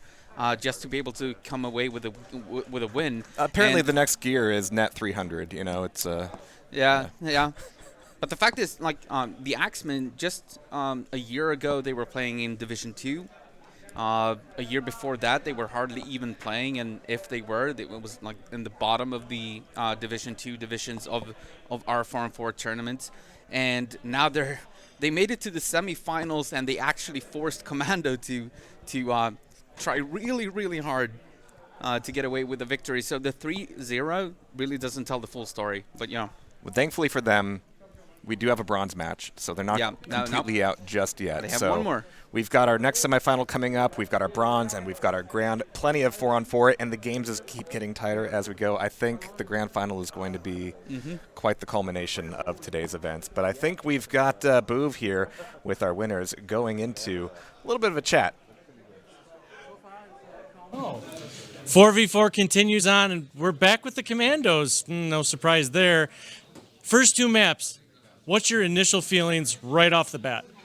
A lot of fun. Great games. We weren't panicking as a team at all. We were just having fun and enjoying the competition. It's great to see them do so well after having played so many practice games over the last 2 years, I think. They've been really grinding hard, and now it's paying off. It's great to see. Yeah, I mean, nothing else to say. It's like Axemen are a great team. I guess individually, like, at least I feel I can do a lot better, but they played really good as a team. Just felt like they shut us down for some time there. So, it was a good comeback. Yeah, they played really good. It was a good game. It was really fun. They caught us a bit off guard with that DM2 start. I mean, it was like even until 15 minutes. So make us sweat a bit. Yeah, I mean, not much to add. I mean, it's great to see the Axemen perform so well here. Like Milton said, they've been practicing a lot, and they are one of the very few teams that actually want to improve by meeting better teams. So big shout out for that, and it's paying off now. It's getting really close, beating the very top teams here. Really happy to see them developing that much over the years. Let's say it's so visible how they are getting better on every sector, like on the team play, on the skill wise. I'm happy for them. Yeah. So I was in the spectator area, and I was asking, like, Vala, good comms, but shy in person. But when you're in game, Vala is loud. He is calling things out. He's very, very articulate with what's happening. Milton, you're kind of straight lined. You're very, very, very calm. Tell me about comms with Vala. That is quite special. He's quite emotional sometimes, but just like you said, he's always on point, knows what is happening in the map, and he shares the information in his passionate way, and it's great. It's great. Yeah. Always nice to play with Vala, the fight the jet pilot. Yeah, it's just super fun. Not much to add, really. I can just say, man, those pawns. Vala, any words from yourself? No, I mean, it's like you get into the game, you feel the game, and it's like you want to perform well, and yeah, of course there's stuff happening, so I mean, I'm very like forward in my play style, so I see a lot, I hear a lot in the game, so yeah, I just try to report that. So the casters were doing a really good job in kind of like calling that out, because you could hear your guys' comms when we went in, and of course listen, but like just from a general area, just hearing you guys, like the commanding presence of where people are and what's going on. So big thumbs up from the casters to you guys for doing a great job on comms. You've got quite a big break. It's time to get some potential food in you. What do you guys do to de-escalate those two first maps, kind of reset yourself, take a break for potentially over an hour, getting yourself ready for this upcoming final? I guess I will grind some DMM4, just warming up more, getting ready. Oops, sorry. Vala? Yeah, we'll have to play. I mean, we have to be warmed up for the final. Yeah, I think play DMM4 and review the demos to see what we could fix. Yeah, I guess it's very individual how to warm up for the game. I mean, some might take a nap, someone might play every single minute that is left. I mean, it's up to you, but I think most of us gonna play to just keep being warm with the aim. I'm gonna have a short walk outside at least. The Commandos going into the finals. Andeh and Jehar, let's get ready for the next one.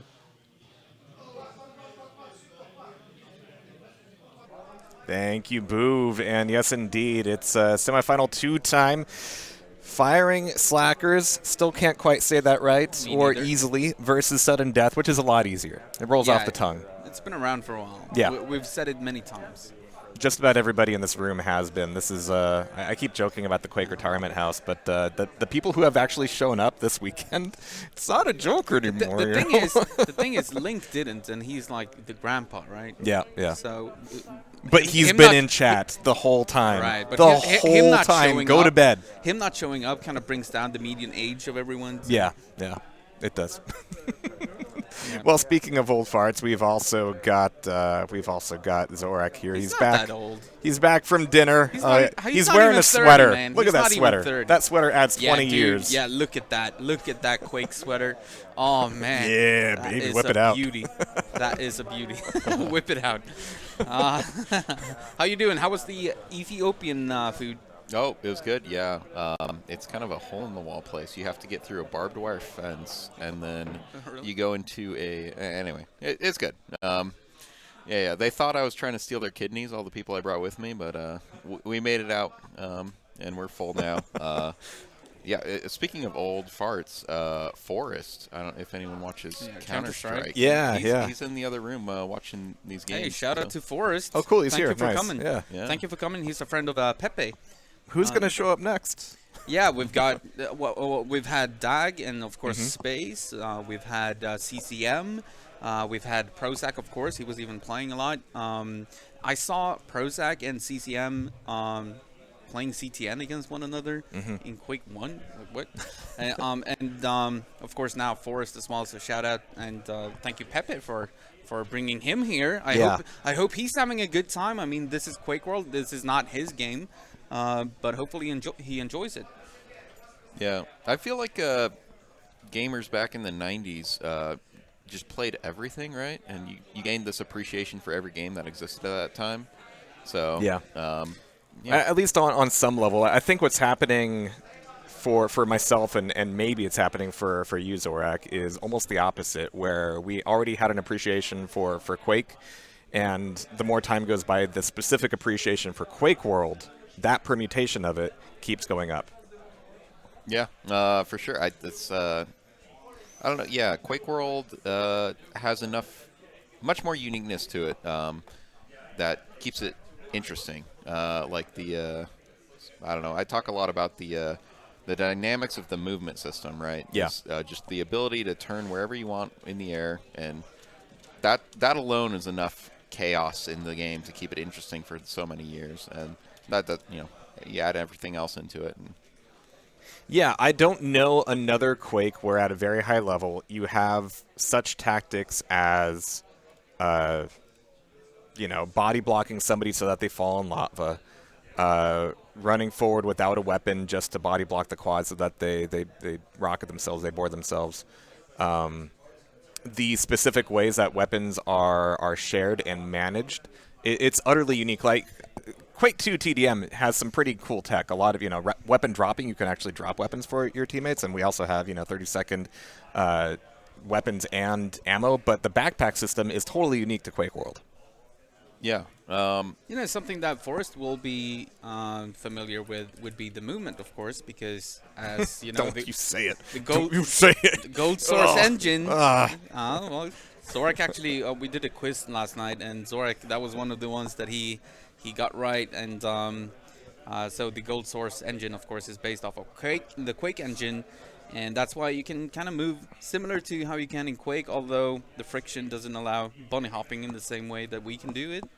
But yeah, it's funny watching CS:GO trick jumps, and you're like, come on, guys, just come on over and do some real trick jumps. Yeah, I'm sure Forrest would be able to like move around in Quake, like because he's so used to turning in the mid-air and so on. People do come over though. Burncock is being a very good. Burncock is being a very good ambassador. Yeah. Yeah. Yeah. True. True. And I don't think we figured out the movement yet. There's this clip of Kovac with a joystick, and so QuakeWorld allows you to move in with joystick movement, and this would allow you to look in any direction and move around in circles while looking in one direction, which currently most players actually Reppy tried that as well. Reppy has one of those cyborg joysticks. Yeah. So he tried that.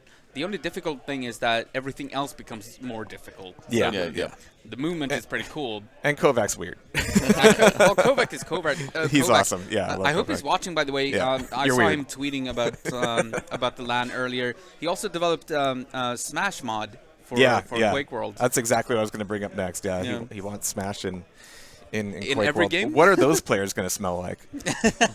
All right, enough Half-Life, enough Smash. Let's get into this. Yep, we got one more coming in, but next up, it's the firing Slackers versus Suddendeath.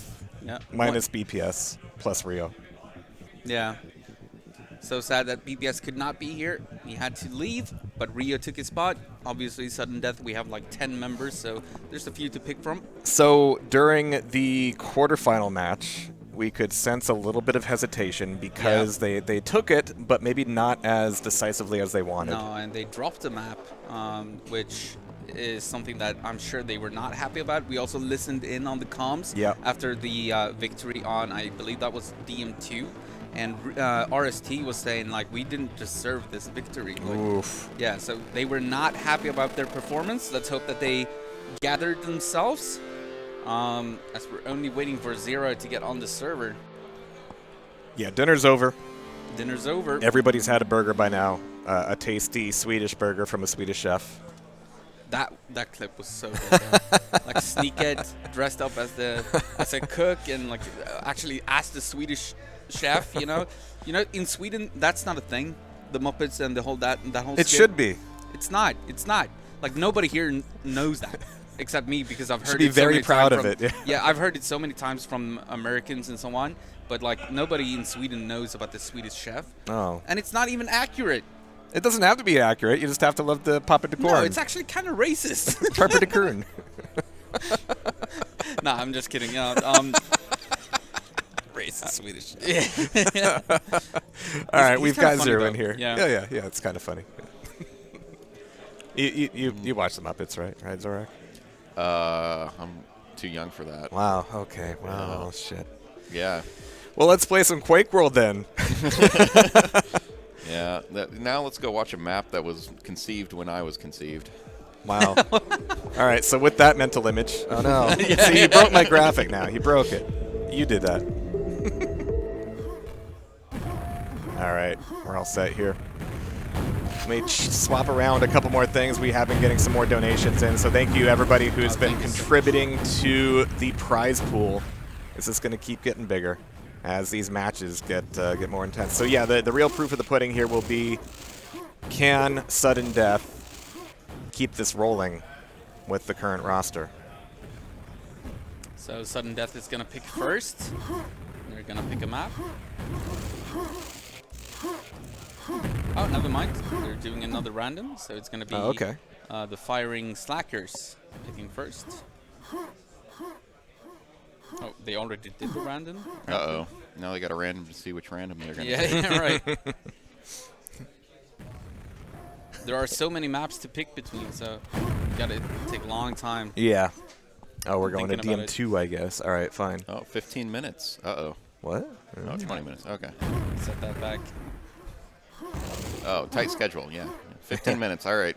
Yeah, thank you, Sassa, for extending the show another 2 hours. Yeah, he did it. It's going to be worthwhile. It's the last day. It's the last day. I finally got most things working, so yeah, let's milk it.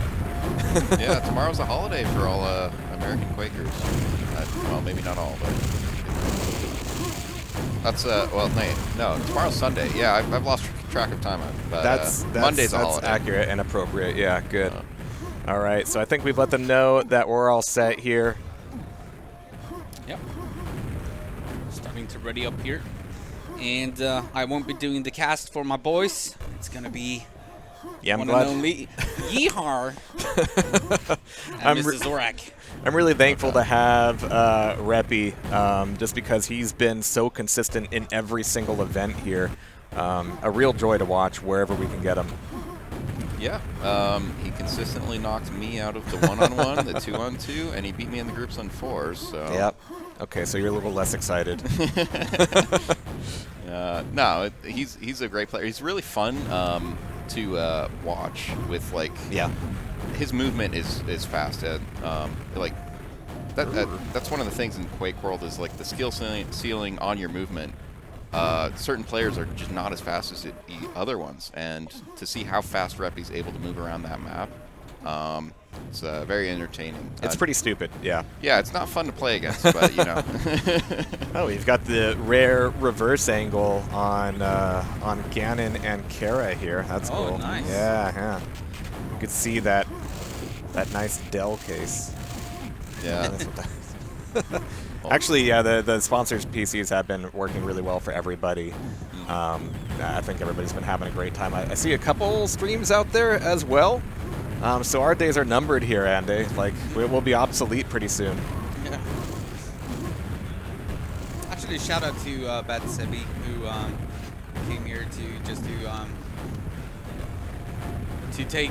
He's one of the so Bad Sebi. Shout out to him because he's been doing a lot of QuakeWorld streams whenever I'm not. Ah, yeah. And he's got the whole Polish crowd and everything. Nice. But, oh, we're about to go live. You take it away, boys. Have fun. Right. Have fun. Enjoy this one. Yeah. I Stretch think your legs, Andeh. Did somebody screw up the sliders? Yes. Uh-oh. Does that carry into from countdown into the game? Wow. Okay. Yeah. So you're playing warm-up correctly. Right? Anyway, RST with the quad. Boom. Everybody's dying. 2 teammates, but cool. Suddendeath getting first 2 rockets. Yeah. Good position to be in. That's got to feel good as a starter. RST just holding the door open for the next YA. Okay, so a pretty conservative quad at the beginning. 2 rockets for Carapace and RST. RST's actually coming into lower to burn off all of that red and just take as many spawns as possible up here. Yeah, nice. Good defense, low too. denial. I don't really know what happened at high, but it looks like Razor gets a super late high. And, Zero, very good secret steal there and forces the boar out. So kind of FSR, swapping a little bit in the control there. And this next quad, there's not going to be enough time to deny low with it, but I think Carapace is set up decently well for it. It's Firing Slacker's going to make a push on this. Yeah, quad's up, and Carapace is just going to be in and out of there. No armor. He's got a rocket launcher, but that can be a little bit dangerous as well. He might be able to get some long shots down path, but otherwise, yeah, he's just going to be keeping around some teammates, looking for some fresh spawns, and not getting too crazy with his own rockets. Ooh, nicely done. Yeah, some intel from his teammate, probably about enemy rocket height. Yeah. So coming in, cleaning that up, getting low for his teammate, and even securing the secret a little early, but yeah, it's fine.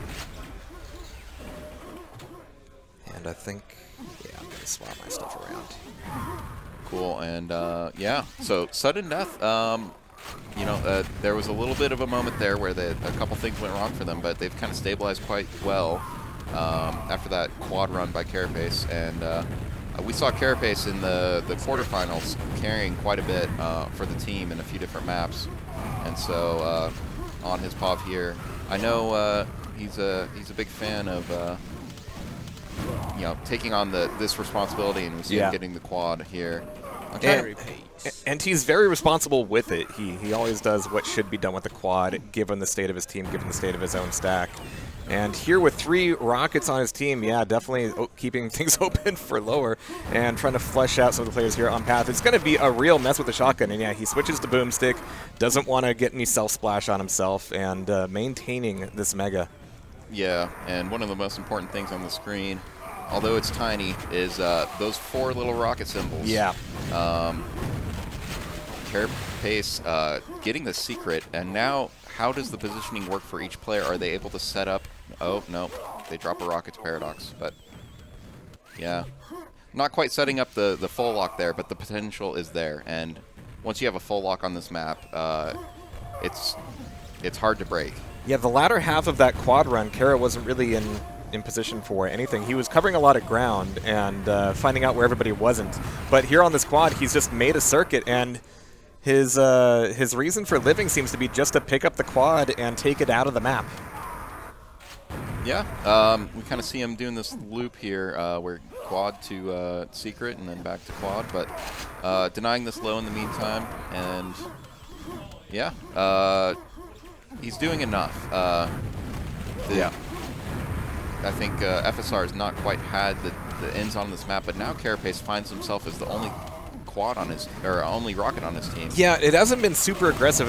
When we had the X-ray up there, you could see a lot of individual one-on-ones happening, and now in Secret Care is finally going to go down, opening things back up. But the whole time, you could see that FSR was picking up a ton of armor, and naturally that'll lead into rockets. Yeah, that's the big thing is we make fun of one of our QuakeWorld NA players, Blaze. He says that guys grab armors when we're out of control on the DM2. And so Firing Slacker's doing a great job doing that and getting back into this game with Carapace stealing the quad away, but no armor, not a lot of weapons, but doesn't Carapace just picks up the quad once again, 2 HP. Yeah, 2 HP and a rocket. You just want to survive. Like, I'm glowing blue, and they know I'm weak. Mm-hmm. Let me just hide here for a while. I feel that most days. But, okay, maybe minus the blue part. Carapace survives with that quad, does nothing with it, and then dies. Yeah, that's kind of a frustrating quad run to be, the owner of. It's hard to know where to go when you have 2 health. Yeah, it's hard to drop from big. You almost want to drop the quad, right? Yeah, it's like, I don't want to glow blue anymore. Please. Wrong game. Yeah. All right, but 2 rockets on either team, and this has kind of dissipated into only a 14 frag game. We've still got our eyes on Carapace, but this could be the first quad to go to FSR. There it is in the hands of Reppy finally. It's been like 3 whole hours since I've seen Reppy with a quad. I've been getting itchy. No, Reppy, no! Not like that. Alrighty. Yeah, what did I say about Reppy's movement? Yeah, and never mind. He's been watching you too much. Hey. Well, nobody followed him into that lava bath, so yeah. He's not doing as well as I did. It wasn't quite his big brain. But, I mean, so that was their first quad, and they kept it at a net of 15, right? Which is kind of crazy. So if they keep getting more quads and don't just lava bath them away, like, I'm kind of a little bit scared for Suddendeath here, because FSR is keeping such a tight game, but getting such less material to work with. So once they actually get the items, the weapons, the armors, and it could get scary. Scary indeed, especially if they can't get in on this next quad. They fought so hard for that one that Reppy squandered. Now it's going to be Ganon on it, and yeah, we were marking before that he's just always where he needs to be. He's just very useful, very utilitarian. And here he's actually moving a bit faster than Carapace has been. He's looking for some fights. I think he's ready to get messy, even if it means killing a teammate. He's ready to get messy, even if it means losing the quad as well. Just wants to make some damage happen, shake things up. Yeah, with this quad, he's killing quite a few enemies. But he never pushed over to low, so there's no kind of additional control they gain out of that other than maybe securing high a bit better. But yeah, he has to pawn off his rocket because it's just so little stack he was working with, and the whole team is not really stacked besides Rio at this point. So FSR is getting stacks and rockets. If they got enough ammo to work with, which Paradox doesn't, they could gain back some control here. Up until like a second ago, I would have said yeah, they absolutely need to show up on this quad, but it's going to be Rio with the pickup, and he doesn't really get any attention on it at all, so they're all going to be back behind low.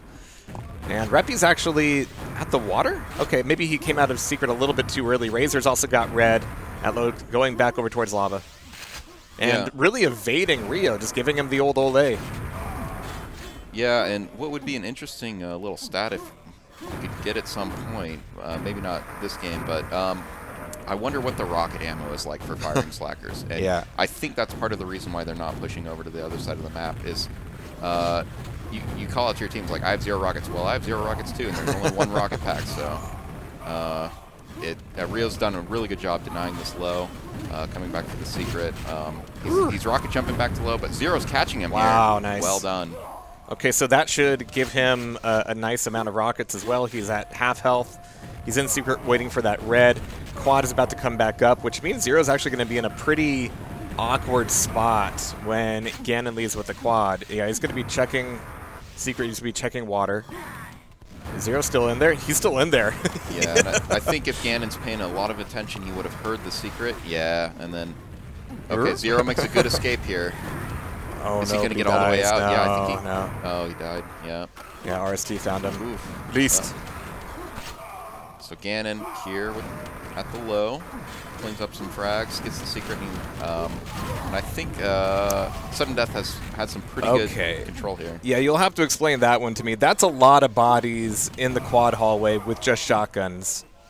Yeah, sometimes people try to trick up to the high, because you got kind of 2 rockets to get at, and then Telly is usually controlled by a very entrenched player, and then once somebody calls out, hey, they're tricking, everyone kind of just jams their bodies in there, and then the catches rocket them player, red-handed, yeah. Yeah, they got to come just clean it all up. But the timing of that fight means that Ganon gets another clean quad. It's going to be a little messy here in big, and actually he gets Sess down. Nicely done from Paradox.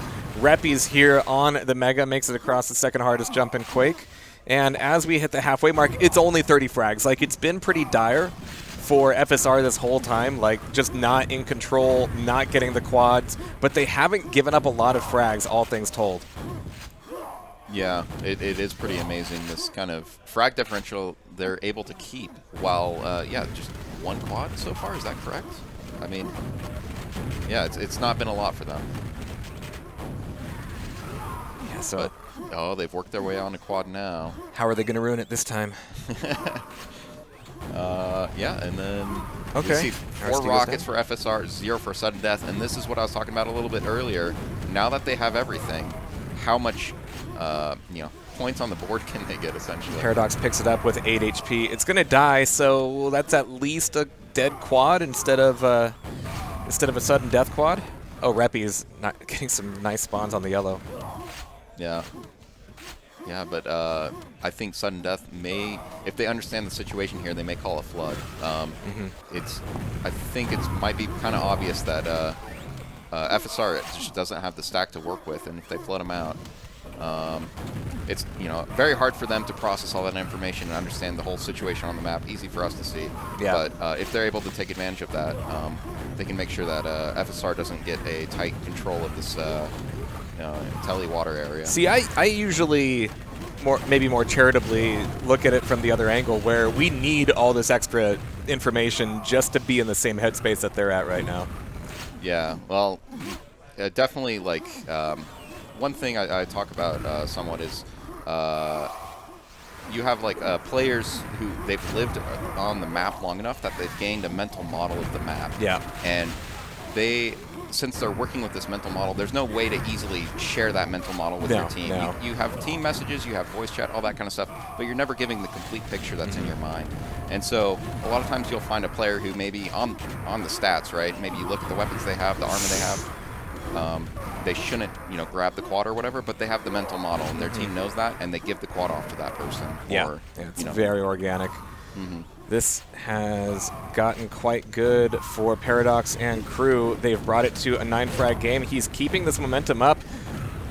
Pretty aggressive play here from him. I mean, yes, you're getting some spawns on Nail, but there's more important places to be. But Paradox actually has his priorities straight. He's going to be picking up some lava armor when it comes back up here. Actually, is it going to wait this long? It's worth it at this point. Yeah, and it's his teammates do die, so it's not quite the best situation. But you do eventually want to have a player in that back room defending it, and he if he can cycle the low from that side, he's got the ammo for it. it could be a very, very beneficial to his team. But RST with this quad, cleaning up players very well. Paradox is now the only rocket on low side. Yeah, and RST is still hunting for spawns at the YA, so Paradox isn't going to give that up. Oh no, at some point Paradox died anyway. Carapace found him with his own rocket launcher, so that is going to extend the lead for Slackers once again. Yeah. I'm sorry, for FSR, yeah. Yeah, firing Slackers, pulling out a lead out of that control they found. Firing. And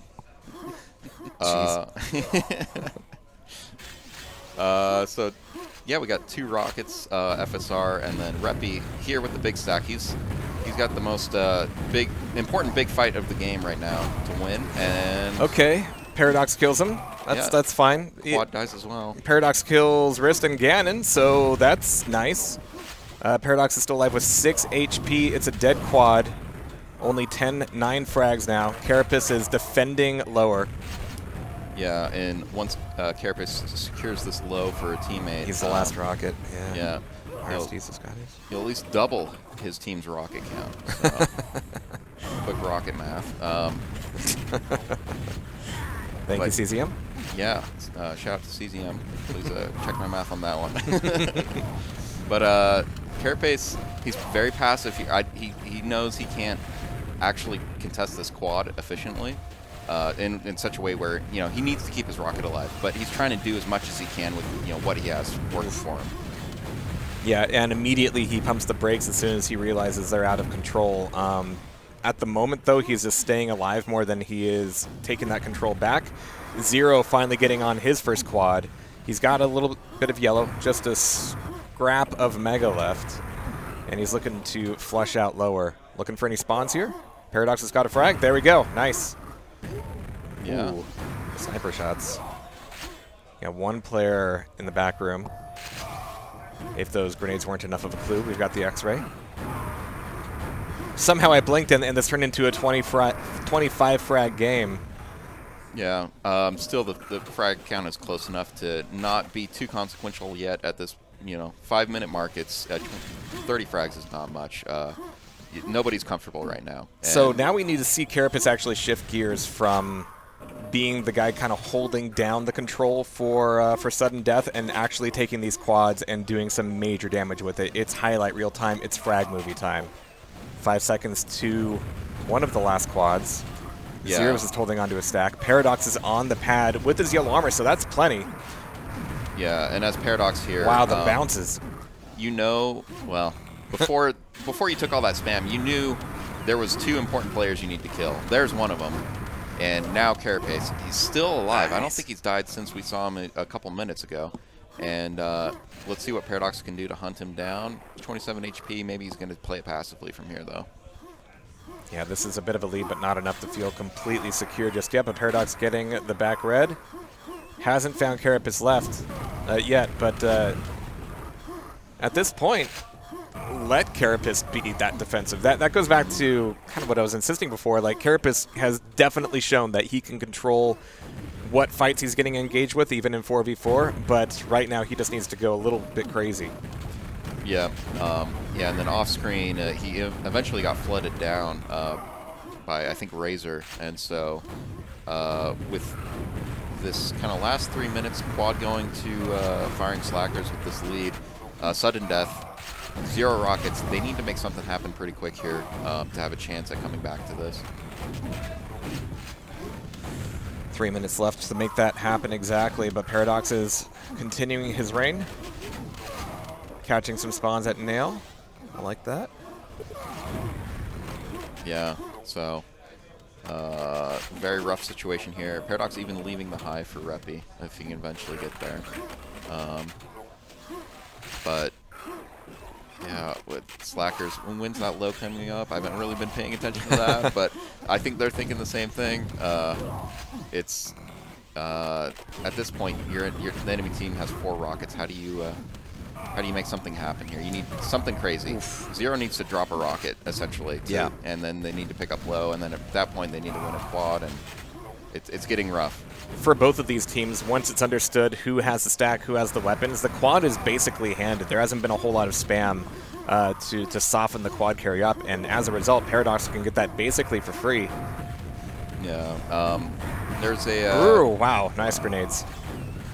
So, Rafa told me this one time where when you're in the lead and like this at Firing Slackers, and if it seems like the game is won, but you know, you have to think to yourself, how do I possibly lose this game?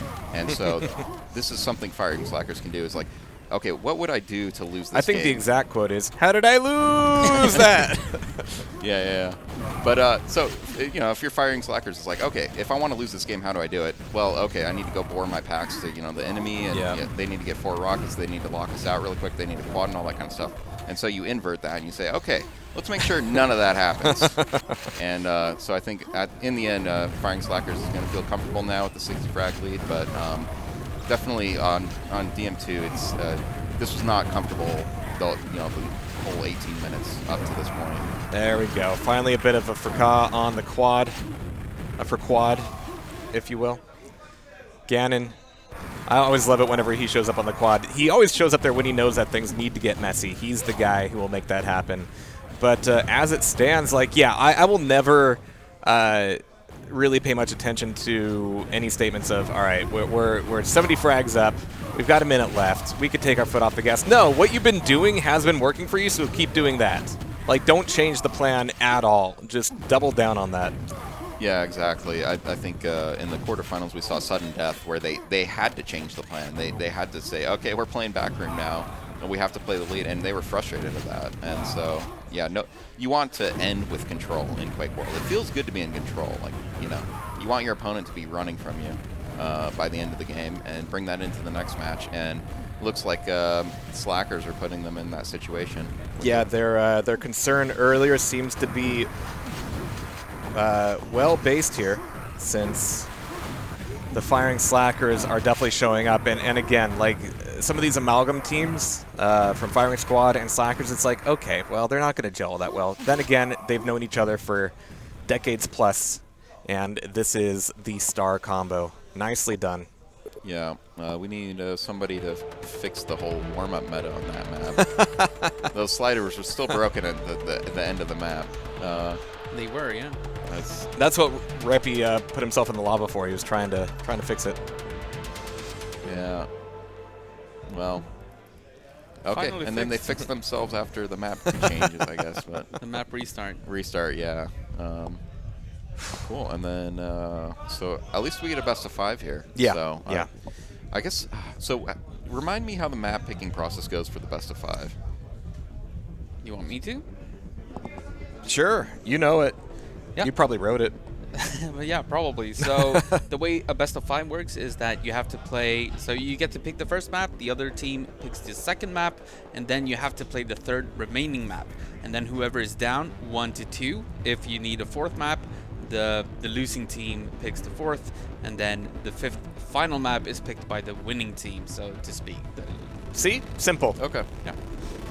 Makes sense. All right. And then... See? It makes sense. Yeah, if only there was 5 maps to play. But no, it's good we get to see all 3 maps first. You don't have any... I mean... Yeah, you get no repeats before all have been played. Yeah, in Duel, I think nobody's good on all the maps in like such a way that they're top. I don't know, but in TDM that doesn't cut it, right? You can't be bad on 33% of the maps. Yeah. Duel, you can be like, all right, I'm bad on 17% of the maps. That's all right. I'll accept that. But some quick math. Yeah, from years of looking at my railgun percentage. Oh. You might need to explain to some people in the crowd what that is. Yeah. It's kind of like boomstick, but better and worse in a lot of ways. Perfectly summed up. Carapace trying this hard jump. Yeah. Look at that. Slopes, man. It's the most beautiful thing. Yeah, more ramps. Yeah. We need more ramps. Less stairs. Yeah, I think we figured out stairs are boring, ramps are fun. Yeah. Shout out to Boogs and Bravado. People in wheelchairs had it right the whole time. Yeah. Well, American McGee made a map with no ramps. That's not ADA compliant. Man, I almost got through a whole weekend without talking about Tokyo's Towers, okay? Like, I hate Tokyo's Towers. All right. But I love DM3. Yeah. Let's see the start. This map can have the most unfair starts of all of them. So. As pictured. Carapace gets that pent. Yeah, so, you know, Zero, Razor getting some weapons, Reppy getting the quad, Pent goes to Carapace at least. So it's mostly even, I'd say.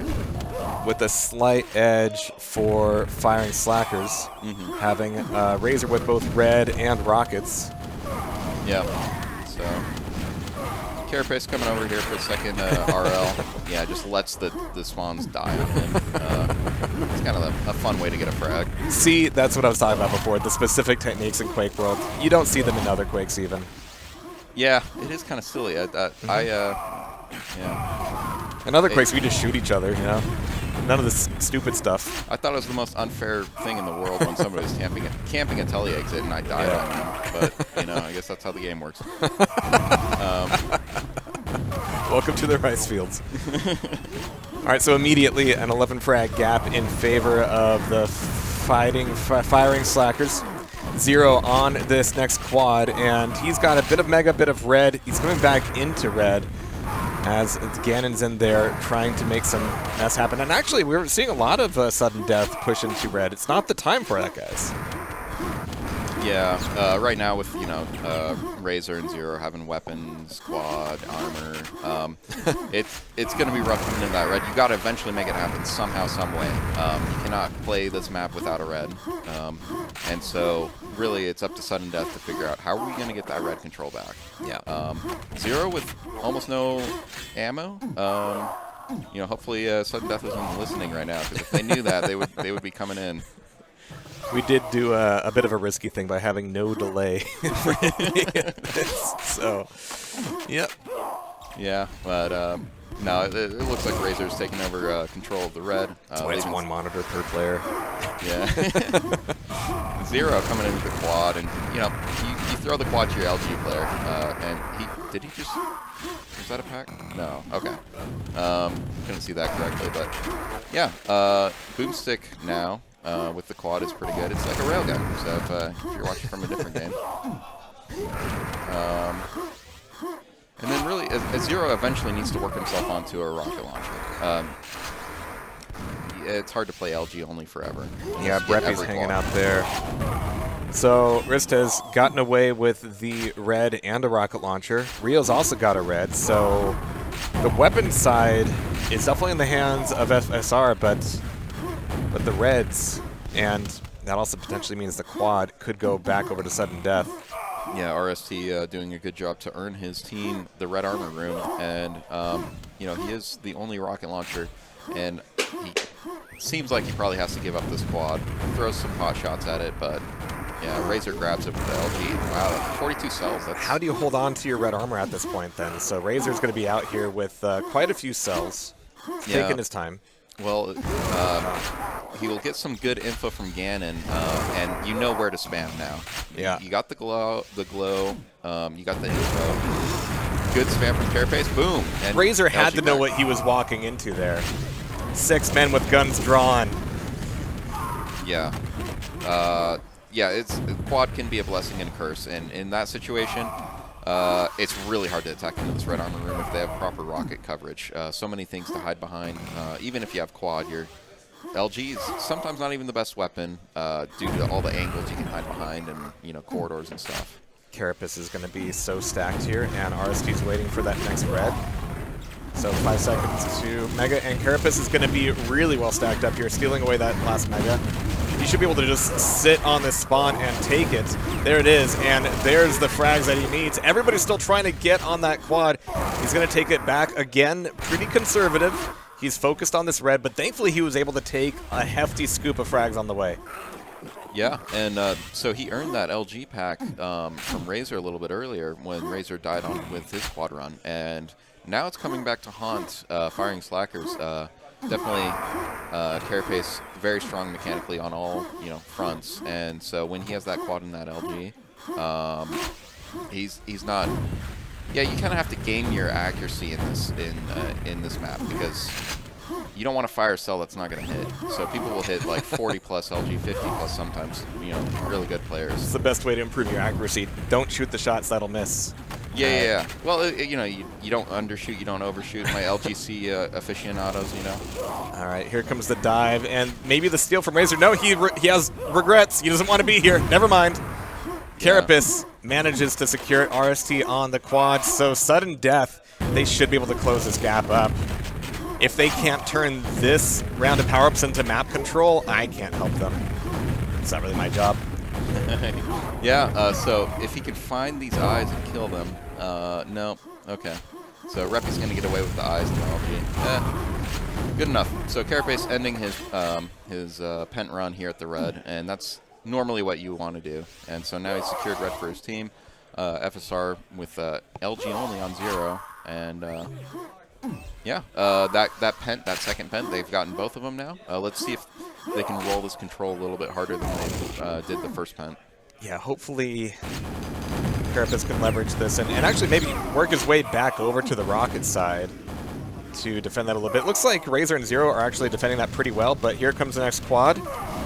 Everybody's piling on. Oh, yeah.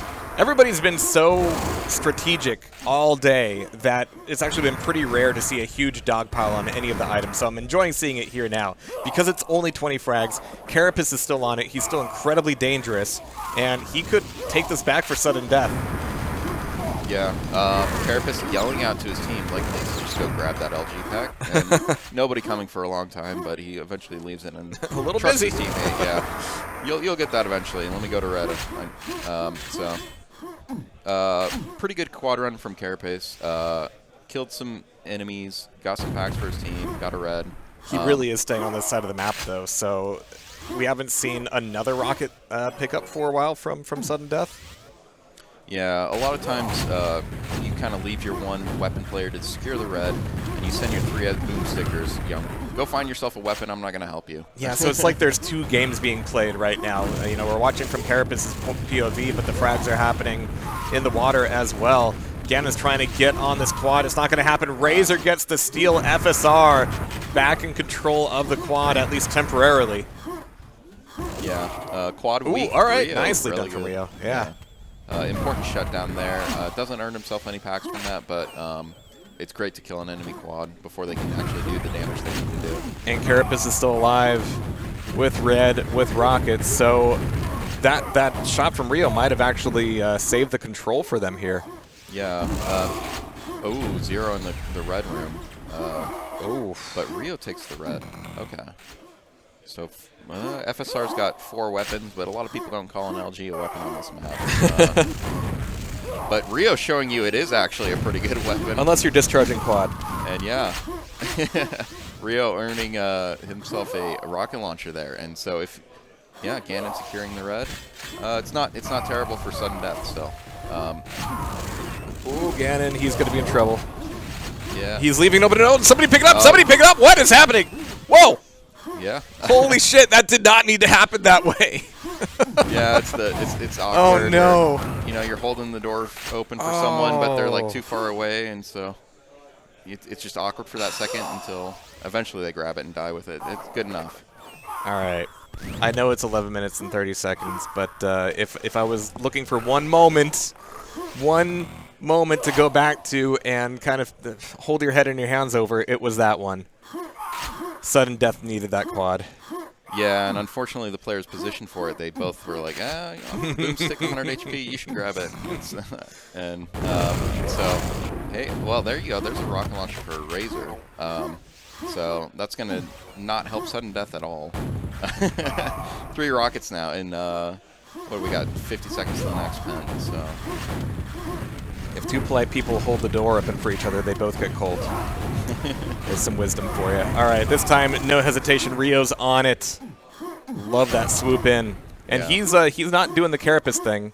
He's immediately bypassing red, checking servers, and might be sticking himself out over to the water, clearing yellow at least. And this is actually where there's a lot of spawns, so Rio might be able to get some free frags here. Yep.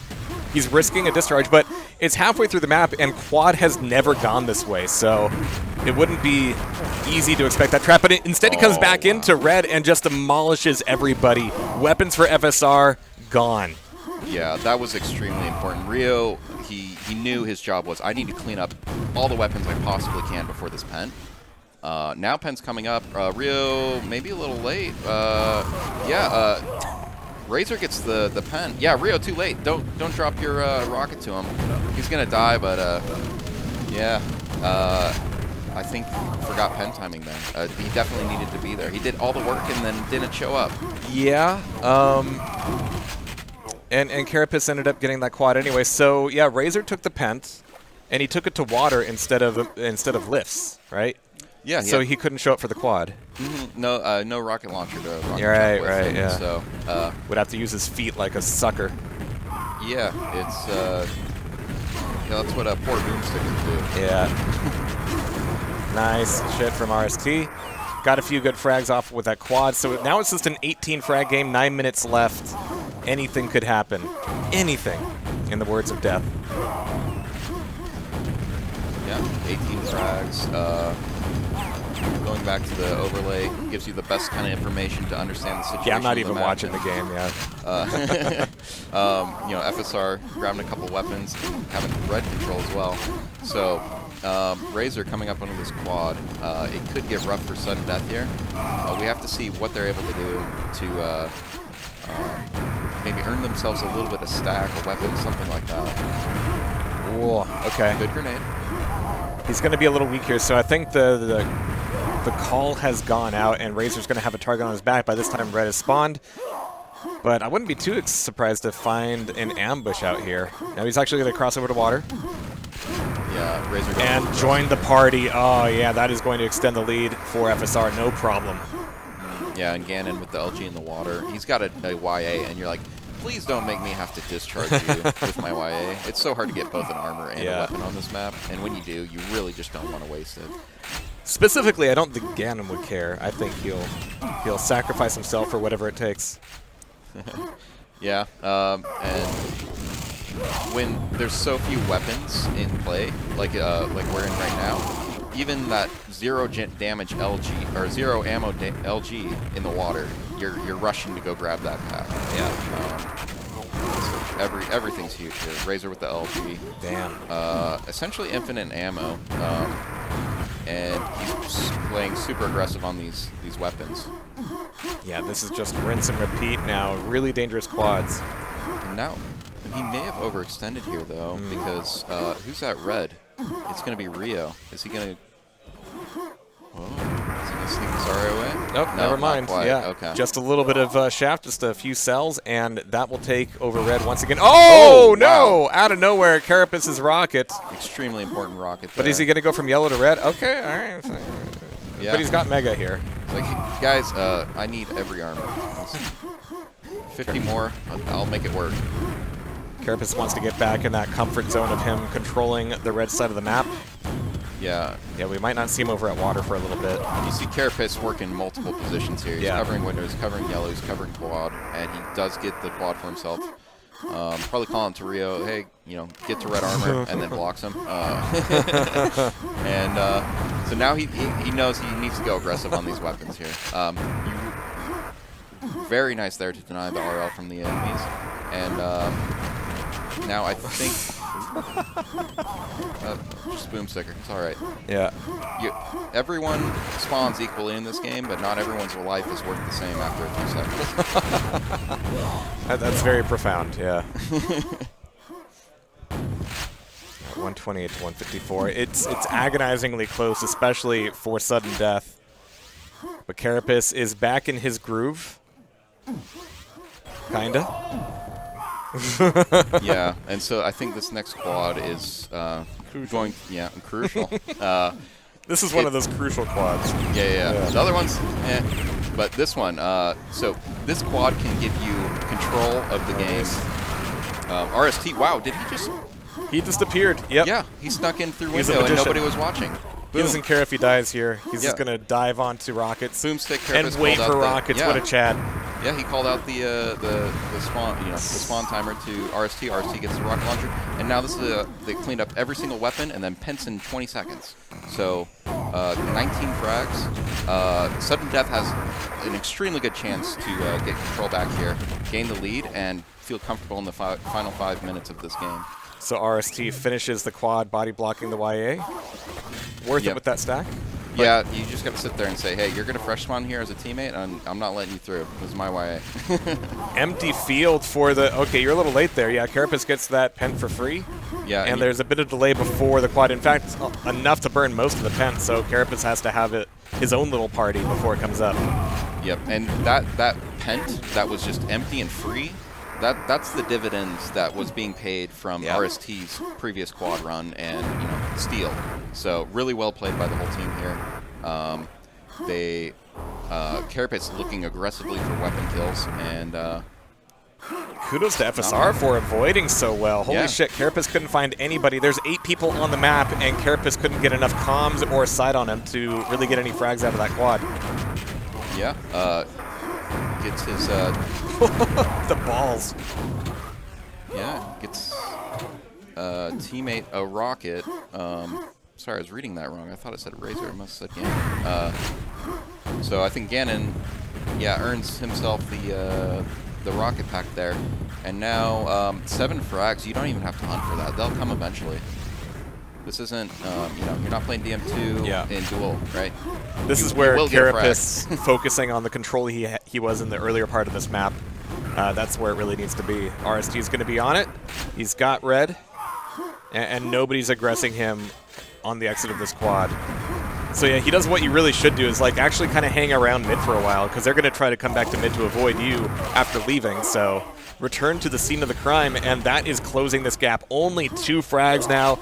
3 minutes and 20 seconds left, and we are looking at just about a tied game. Suddendeath absolutely needs this map to feel a little better about themselves. RST's going to die, but he was living on borrowed time there. Yeah, so Paradox steals the red. May prove to be important here, because RST, he doesn't drop any his weapons, though. But he does lose it. Okay, here we go. Uh-oh. Zero ends up getting that rocket launcher, and Rio dies with the LG. This leaves Ganon as the only rocket. Coming up on this quad, is Ganon able to come in here, kill Razor? Okay. And then Suddendeath is here. Great job. All these bodies moving on the quad, it's like somebody really shook up the ant's nest. RST on the pickup. Tied game. He has 8 health, but just getting the pickup alone is going to be super helpful. Yeah, and really good game knowledge there from Razor, saying like, I know that quad's weak. I need to chase him out to pen. I know he's trying to get there. On the other hand, you've just killed quad and now you're outside. Is that where you want to be? No, but at least that quad doesn't restack up, and you killed an enemy weapon. Yeah.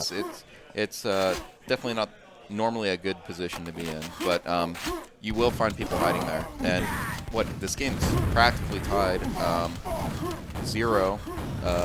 One of the rockets on the team, but red armor's at Ganon.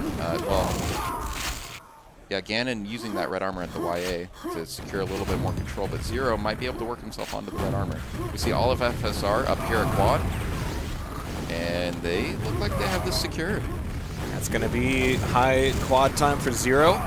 Everybody else is getting the attention. He has LG, he has rockets, and yellow. So we're taking a brief detour here. Now they're down by 6 frags, 1 minute and 30 seconds left. He needs to actually make something happen at the end of this quad. So he's going to have to come into water. This is a point where you might expect a discharge trap, but he's not committing to it. He's just looking for spawns here at yellow. Yeah, but is that going to give him what he needs spawn-wise? I don't know. At this point, this second to last quad, as long as you stop enemy weapons from getting out and doing damage, there's only 4 more weapons that'll spawn on this map. So you only have to do so much with your 10 frag lead, and inch or a mile, a win's a win. So play it safe, keep the control you need, and Firing Slackers might be able to pull out this win as well. I want to hear comms. All right, let's get some comms, which it's not quite a victory lap for Firing Slackers, but they've got to feel good about edging out this lead.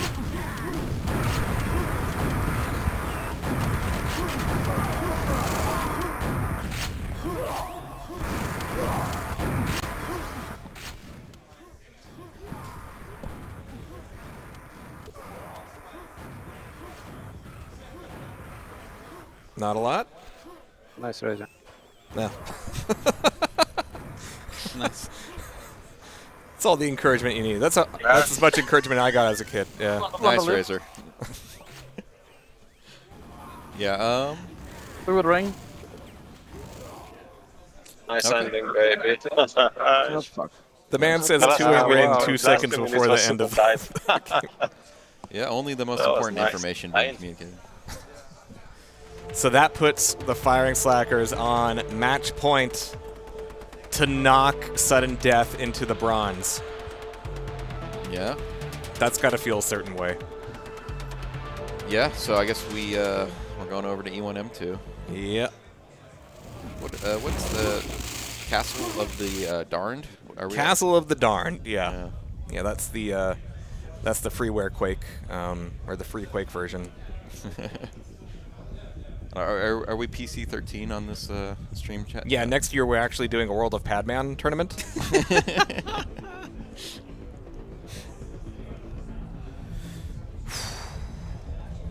Is that those are the Quake 3 maps, right? Yeah, maps. and it's Quake 3 engine for sure, but yeah, he did a lot of his own maps, a lot of bedroom stuff. Not like children, fun. Never mind. Yeah, well, maybe one of them will work its way into the 4-on-4 map pool. And we'll have our 5th map. Keep wishing. All right, so E1M2, last chance for Slackers, and I think the theme over 2 maps is that Carapace is conservative, but maybe too conservative at times. Ganon can go crazy, but he needs to go crazier at times. Rio's cool, RSD's cool. No notes there. Keep it up, guys. Yeah.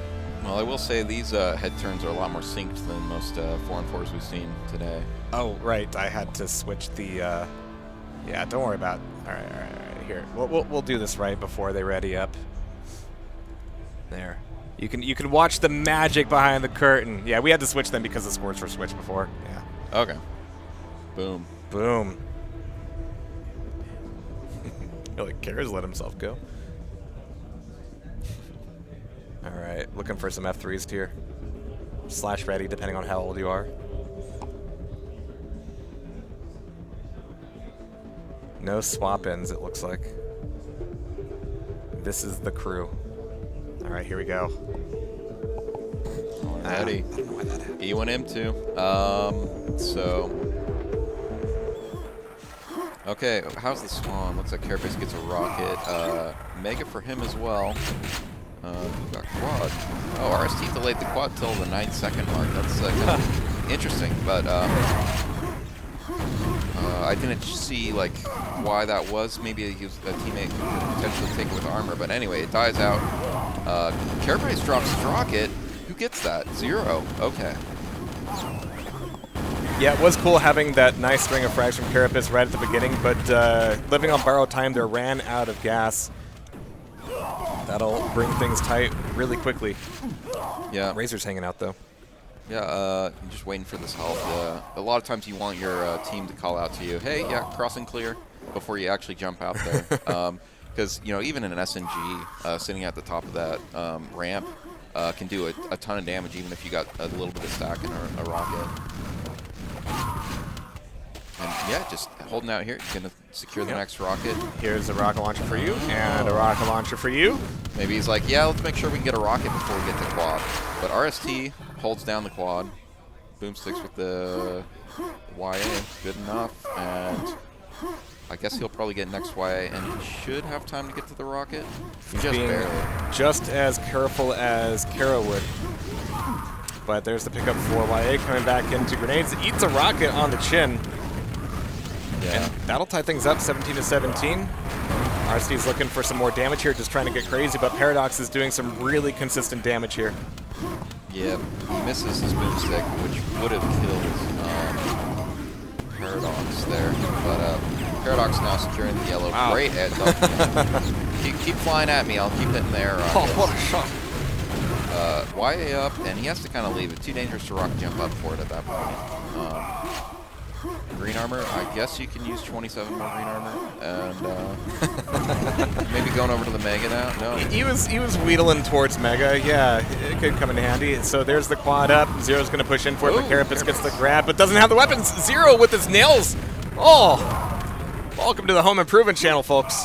Yeah, and Carapace finds himself a pack after all that spawning, and back to the YA. If Carapace gets this YA, he might be able to do his carrying that he's known for on this map, putting up over 100 frags last time we saw him. Reppy coming from below, and then just getting floated with the SNG. You love to see it. Gun's got his own nail gun. Right, Zero here. Everybody at grenades. Chilling. Just some boomstick fights, no big deal, but Zero's got the only rocket launcher in the village. Yeah, and it looks like he has good timing on this yellow as well. Coming in. Oh, that boomstick did enough to knock him down. Now he's a little bit weak for this quad. Hey, he can stack up though. Wow, a quad with a rocket? Oh no, it's not up just yet. It's just spawned here. It's going to be messy, but Zero actually pushing himself out of the cubby to finish the fight, manages to make that a cleaner quad than usual. So they're already down 24 frags. Or no, rather Zero's up 24. But this is going to extend that quite a bit. Yeah, I think Yellow Control's been going over to firing slackers pretty well. There was a moment where Kara had a really good chance to get some control, but I think Reppy came in from below with a sneak rocket that threw Suddendeath off their kind of chance there. Ooh. Zero fully stacked on this map. Yeah. Which is hard to achieve, even harder to hold on to, especially if you're crossing grenades. Yeah, you're just going to be eating shotgun no matter what. Just a lot of comments from the peanut gallery. Crawling back up for that yellow 6 seconds to quad, and Zero deserves to be on it. Oh no, you got to look both ways though. Yeah. What are these spawns, lol? Okay, Razor. Great pickup from Razor there on the quad, and I think Paradox should probably know the next Mega spawn. There's essentially two quads on this map. You got quad itself, and then you got the Mega Health. And the reason I call it quad is I'm stealing that from Joker, but only one player can control the Mega Health, just like quad. And so when you're here, Zorak, you have to say it in a way that the audience understands. It's Joker. Joker. Yeah, but Razor doing really well on that quad run. Just, standard kind of, I'm going to hold GL, I'm going to get the spawn frags. Y is secure. And 3 rockets on FSR side. That's as many as you really care to have. Oh my god, okay. Razor going into highlight reel mode. Loving these shots. Decent timing on this yellow, and he'll have enough time to squeeze himself into quad if he doesn't get caught in a fight here. No, he's going to be a little late. But Zero's here to hand it off to Razor. Okay, they held it for a little bit. Nicely done. Interrupting a conversation on the staircase. And did he nail RST on the Mega? Got Carapace at least. Yeah. Carapace down. Rio 6 HP at the Mega exit. Where's that again? Oh, yeah. The exit of the map. Yeah, that's not a very good place to be, but he's hiding and managed to stack up a little bit, so maybe he can hold on to that rocket for his team. I have to say, even after like the last 4 years or so, yeah, the responses and strategies around the quad have changed pretty drastically. It used to be that all of these guys would invariably just dogpile the quad every single time, or dogpile the quad, respawn at nails or the stairs, and just keep going. Here, there's a lot more respect being given to the stacks, and a lot more conservation. Like, I don't want to say that the game has gotten more defensive, but maybe a little bit more big brain. Yeah, I think a lot of good teams have figured out a way to set up quad efficiently. Yeah. That when you just don't have the setup, and it's a meat grinder if I try to go up that staircase or come from GL, or grenade launcher, yeah. And so you have to concede it at some point and say, all right, we'll hit them with some spam on the way out, and then try to make something happen off that. The rocket launcher, yellow, let's try to get those things. And Razor with another quad. Yeah, I think HangTime said that, what do you do when maps like this are so old and they're so solved? But I actually think that even over the last few QHLANs, we've seen a big evolution in how these are played and how these teams respond to each other. I think there's been a lot of pages written since QHLAN 2017, which is my first time over here in Sweden. So I think there's a lot of growth still being shown here. As a brief aside, just because it is 73 frags up at the moment, I don't play Smash, but I was reading an article about how the Melee tier lists are changing year over year, even though the game, does not get updated. The game is locked. But the tier lists keep changing just because new tech keeps getting discovered, new tricks, new ways to respond to those tricks. And it's the same thing here in Quake, even as it's pushing 30 years old. Yeah. You're not playing a computer or anything. You're playing other players, and they have tendencies and they have preferences and all that kind of stuff. And you're taking advantage of their tendencies and their preferences for the way they like playing. Yeah. And as those tendencies change, the optimal strategy changes as well. And so you're definitely going to see that, especially in something as deep and chaotic as a 4-on-4 TDM in QuakeWorld. It's incredibly chaotic, as Lockdown put it. You got 4 versus 4. It's complicated shit.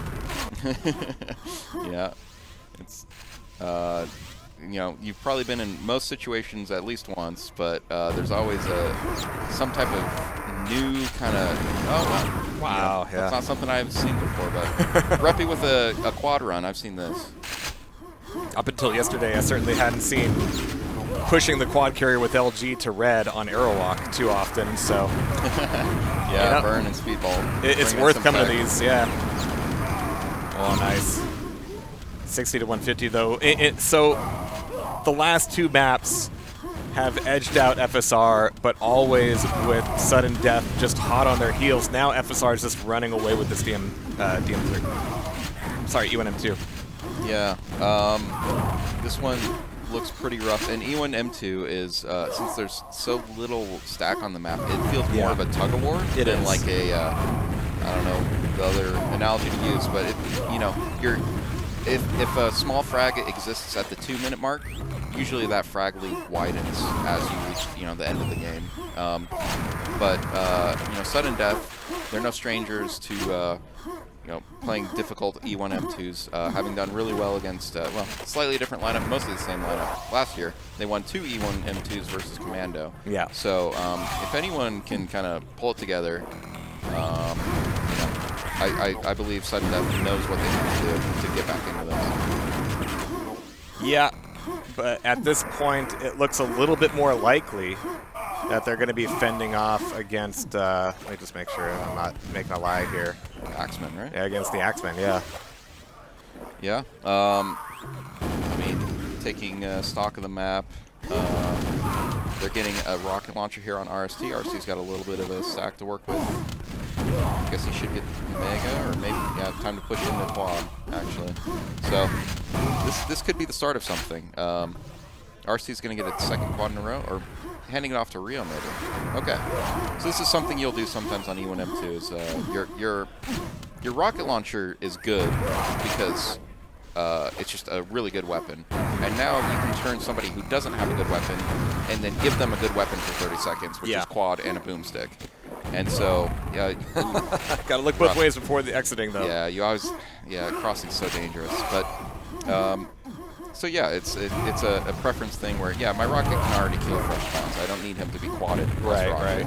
So I want my boomstick to do well. And so you share the, only team does it now, but especially on a map with no red, yeah. Yep. And so it's very interesting dynamic that you see Suddendeath do on this map. Yeah, so halfway through, and we're seeing this slip towards FSR inexorably. Reppy's going to be on this quad. We just haven't seen Suddendeath show up here much at all lately. RST goes down, Ganon goes down. Rio's the only one with the rocket launcher on Suddendeath.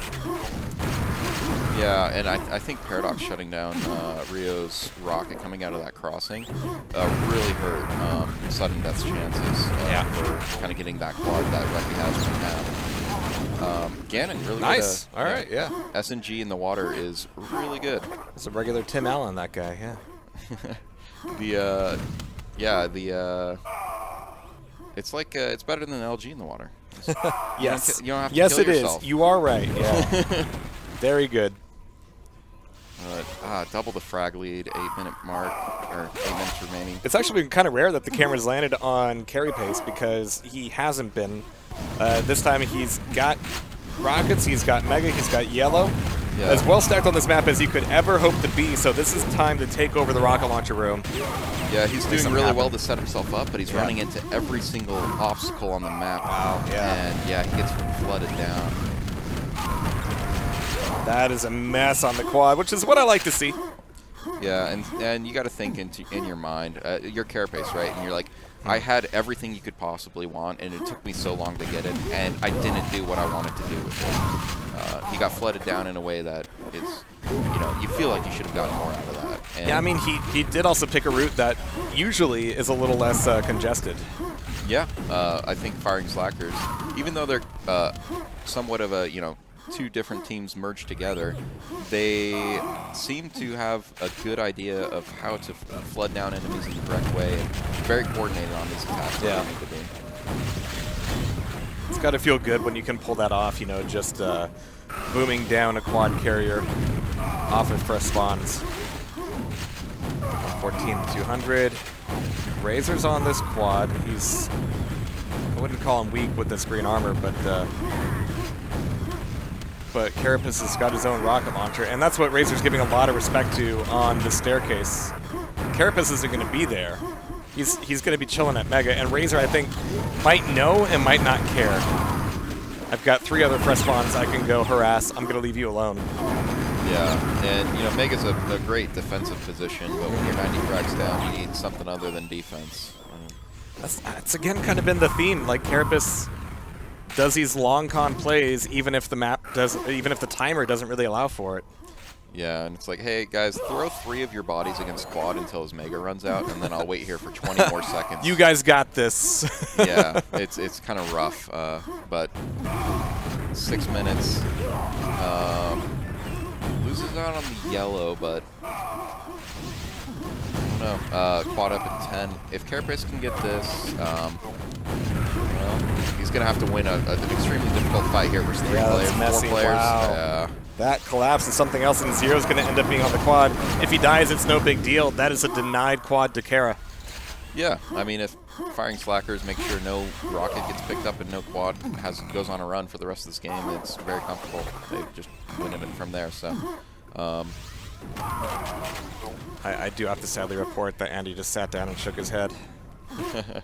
Yeah, that's Andy repping the Suddendeath team. That's why we can't have him casting heroes. He'd be too biased. I'm actually surprised that the SD logo isn't all over these maps as well. Yeah. In my config, my Blood Run has them. Yeah. Yeah, that yeah. Because somebody gave it to you, right? Somebody said, "Hey, install this pack," and hey, you're like, kid, "Sure, check out okay." This texture pack. Yeah. Just behind a dark alley in Sweden. Hey kid, you like bright skins? Paradox from another quad, and yeah, let's get some fragment stuff going. Yeah. Paradox has to channel some of that rage. It's so nice when a fresh spawn is actually not 100 HP. They're like 96 or lower. You just hit them with that one boomstick and they just bleed.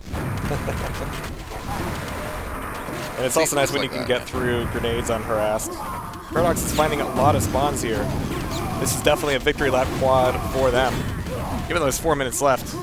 Yeah, it's ogre. Yeah. So at this point, keep warm for the bronze match. But maybe we can listen into one of the teams and see how they're feeling. I think we're on. Let's get on firing slackers. That'll be Paradox. I think we're there. They'll be happier. Yeah, they'll be a little happier maybe. Rocket to them coming, rocket. Start. I'm start. Okay, I know. Hello, safe. My rocket. Just wait for next Zalon. Enemies, I'm coming. Where? One at GL. I need... Can you secure yellow for me then? Sure. I need And people at yellow. Yeah, I'm coming soon. Oh, I might get the mega. Or... Yeah, SNG at yellow. Yeah. I'm gonna wait next to yellow. Waiting the mega. I had to leave. They're gonna get the next like the rocket. land? Oh, okay. They got the rocket, they got the rocket. It was 11. Quad turn, I'm there. Leave I can take it. Don't kill me. Oh! I can take quad, Yeah, help. Yellow. Spamming grenades and... Mega safe. Yeah, He didn't say he was leaving quad. Yeah, Mega safe. Oh no. Oh, rocket enemy at crossing. I hit him once. Yellow He's safe. weak at bridge. Okay, I'm gonna push. Come get the yellow if you have something. Wind under spikes, Super weak. I'm green. I'm taking yellow. Nice. No, there is another one. Spikes, another one. Can't hit anything. Rocket at spikes, yellow. All right, I'm cutting them off there. You're not allowed to say can't have anything when you're 131 up. That's I think illegal. Can't hit anything because he had quad and you missed like 4 boomsticks in a row and got floated by RST's boomstick, which I didn't even know was possible. Yeah, very funny there. But yeah, I mean, strictly business.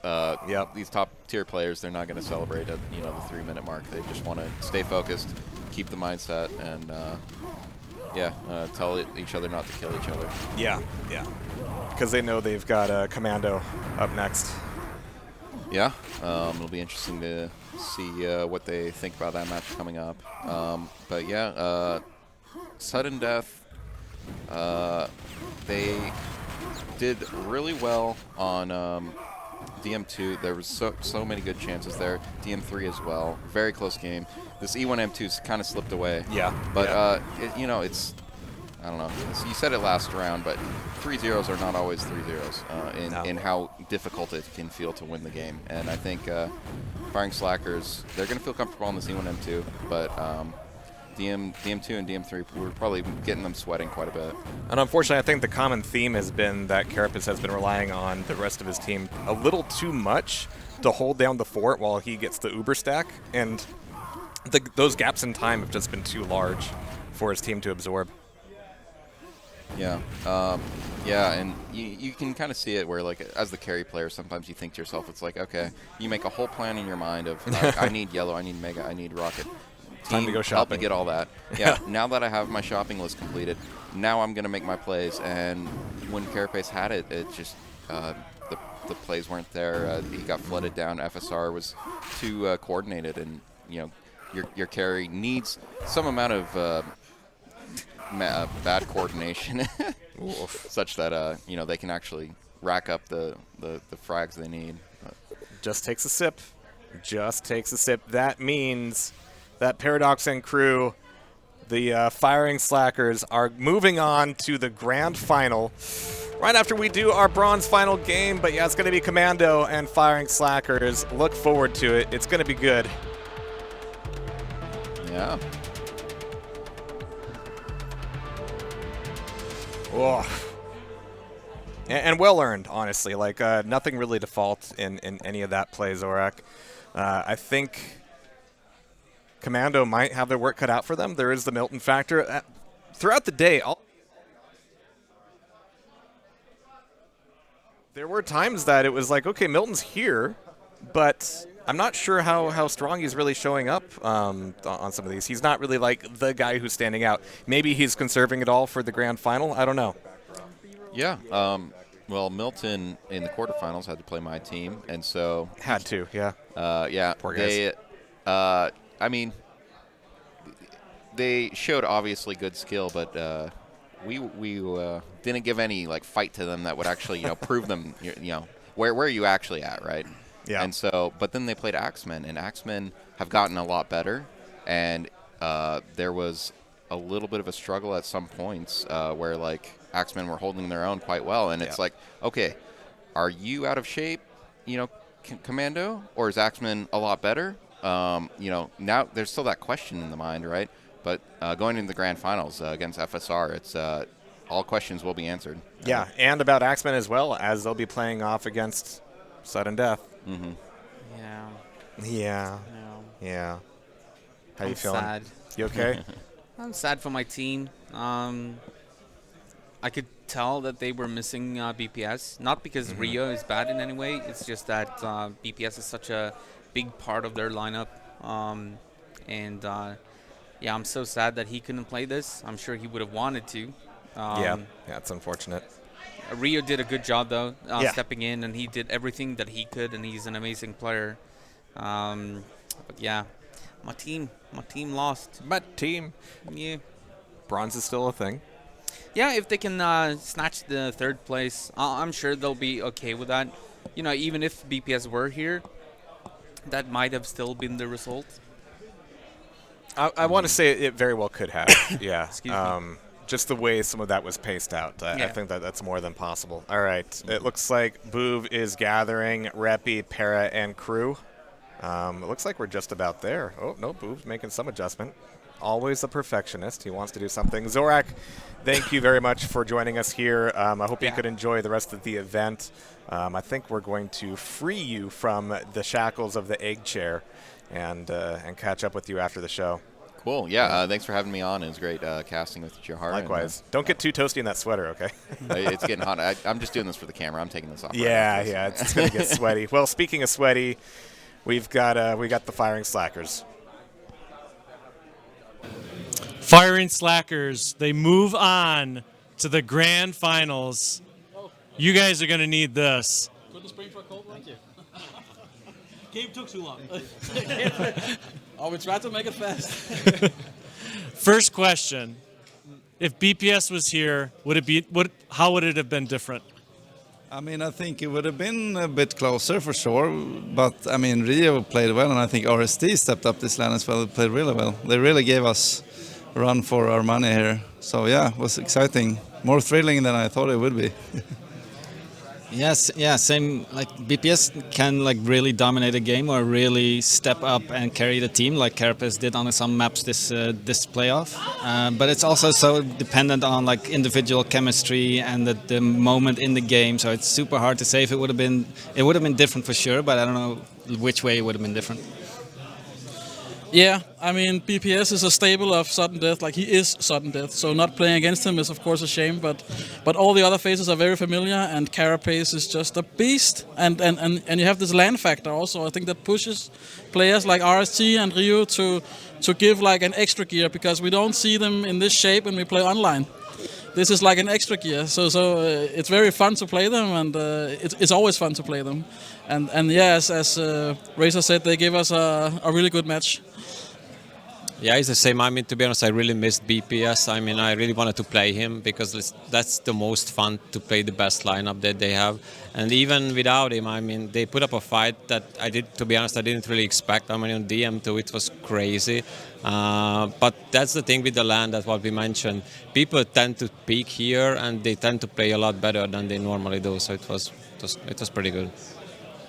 Compare QHLAN2022 and 24.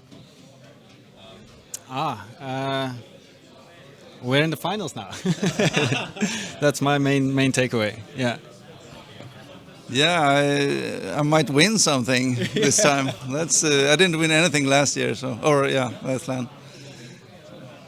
Well, another QHLAN, another final. I didn't actually make the finals last time, but it felt like that. Playing against Commando, so now we have a chance to go up against them again, and this time with an even stronger lineup. So I hope we'll do really good, and we'll do our best.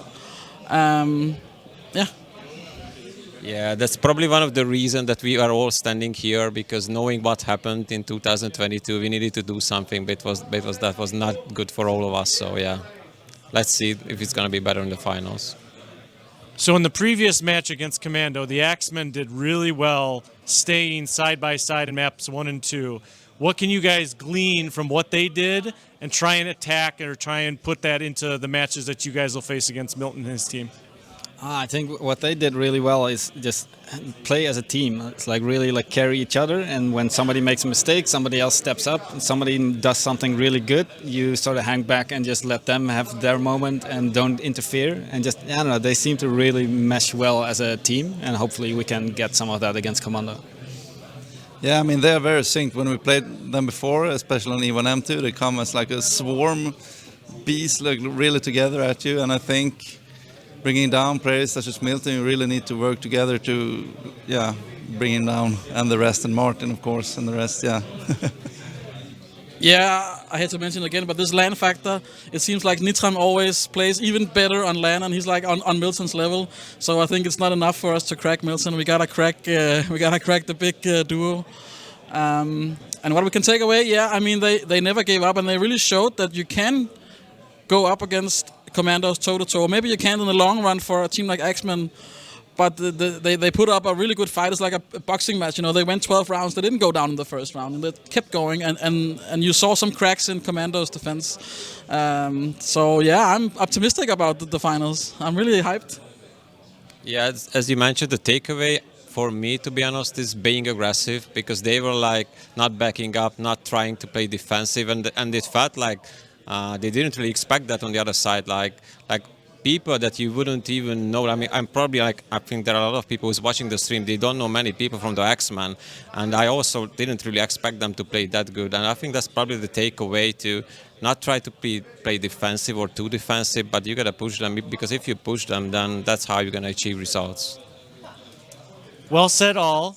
Take a break, take a breather, have a drink, re-energize, because you guys are in the finals. You guys are going for money, and you're facing the best of the best. So good luck, have fun.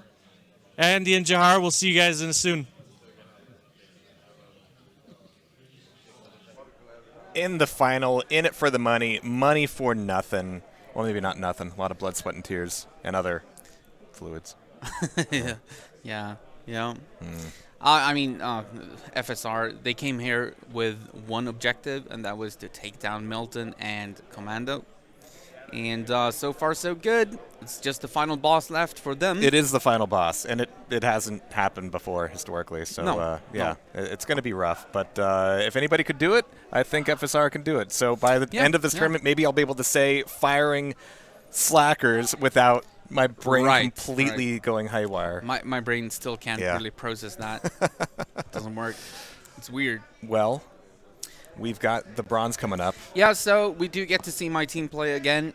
Suddendeath, of course, my dear friends, they will have to play for third. And up against Axemen. Yeah. And, of course, Axemen had a brilliant showing against Commando. Like, they played so well. So I'm a little scared for my boys, man. I honestly think that if Carapace can help more, which feels weird to say, if he can be more involved, especially in like DM2, the carrier has to arrive. He has to carry. Yeah, he has to be there. You know, it's really important. But with that said, I'm excited to see this bronze final. I know you might be a little too emotionally involved to cover it yourself, but thankfully we've got some help here. Welcome back, Sassa and HangTime. Thanks. How you boys doing? Thanks a lot, Jehar and Andeh. Yes, so it's fine. It's Axemen against Suddendeath. We commentated last time Axemen played, and we went through their strengths. So they kind of showed their strengths, you know, the team mobility, how to attack, how to do it simultaneously, togetherness. But we didn't really talk about Suddendeath. What are their strengths? How can they actually achieve this final? I think similarly, Suddendeath have always been a good team at communication, flooding, like attacking areas. I think, you know, obviously there's the elephant in the room is BPS is not here. He's had some personal problem. He's not around, so that might hurt them a little bit. But I think, you know, it's the bronze game. It's not the final, but you want to put up a good showing. You want to get that last game won. I think Suddendeath are going to come out strong. Axemen always come out strong, whatever the game is, practice, serious game, whatever, it doesn't matter for them. So, yeah, it's going to be a big game. I'm looking forward to it. I think it's going to be a close game. I think, you know, Commando is probably a level above Suddendeath without BPS. So what that means is we're going to see, like, a pretty much level playing field here with these two teams. You mean Axemen, not Commando, but Definitely, I fully agree. And you know, regarding Suddendeath, some of you might don't know this, but I started I played in Suddendeath when we were in Division 2 and QR. We won Division 2 and QR. We went up to Division 1. We went to quarterfinals in SmackDown. We were third place in QR, and then finally we were runners-up in QHLAN2024 as well. Is that true, Andy? I got to fact check this It is true. guy. Sassa was actually a member of Suddendeath before I was. Yeah, and it was the only player in today's squad that was back then was BPS, and what. Yeah, exactly. So what we did back then was we tried to do exactly what they are doing today. Fantastic. We were trying to be great in communications and to actually simultaneously attack certain points. Back then, people didn't time low RL, for example, on DM2 that they do today. That was one of the new things that we did. That's why we actually won one map against LA, and that was DM2, due to that special factor that wasn't that well known or done back then, and coming from that and talking about Suddendeath and Axemen and where we are today, I think that coming straight out of one game losing but playing 3 maps, I think Suddendeath will be stronger initially due to only that factor that they are. Yeah, I mean, they've got that kind of warm-up factor going on, but equally they've got that disappointment of losing. So it's that balance of, is it about the feeling of, well, we've just lost the game, we're feeling a bit low, or is it about, well, actually, we're warmed up, we're fully ready to go. We gave it. Let's not pretend they were. It wasn't an easy pushover for FSR, right? So Suddendeath played strong against them, and they're coming into this game. So let's see. So we've got Axemen, Suddendeath, we've got Premortem, Trigve, Baresi, Timmy for Axemen, and TCO, the chosen one, will come in at some point, I'm sure. Suddendeath with RST, Gannon, Carapace, and Rio.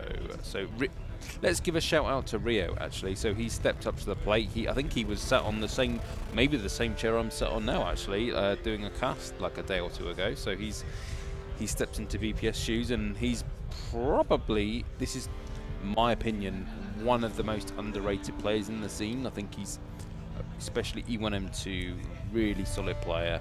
Okay, and it's not only regarding his aim, because his aim is fantastic, right? But reading the game, what to do and when is just not always rushing, taking his pace and just waiting and then attacking at the right moment. And the whole team does, great timing and understanding, who is where regarding the communications. But it's upon the player to decide what to do at that moment, and that's actually what decides which player is, on which level. And I think that's one of Rio's best parts as well, that he understands what to do exactly at which moment. Yeah.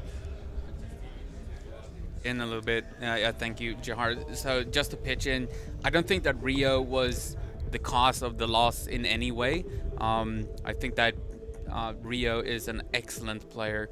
But I think that what HangTime is saying is actually very true.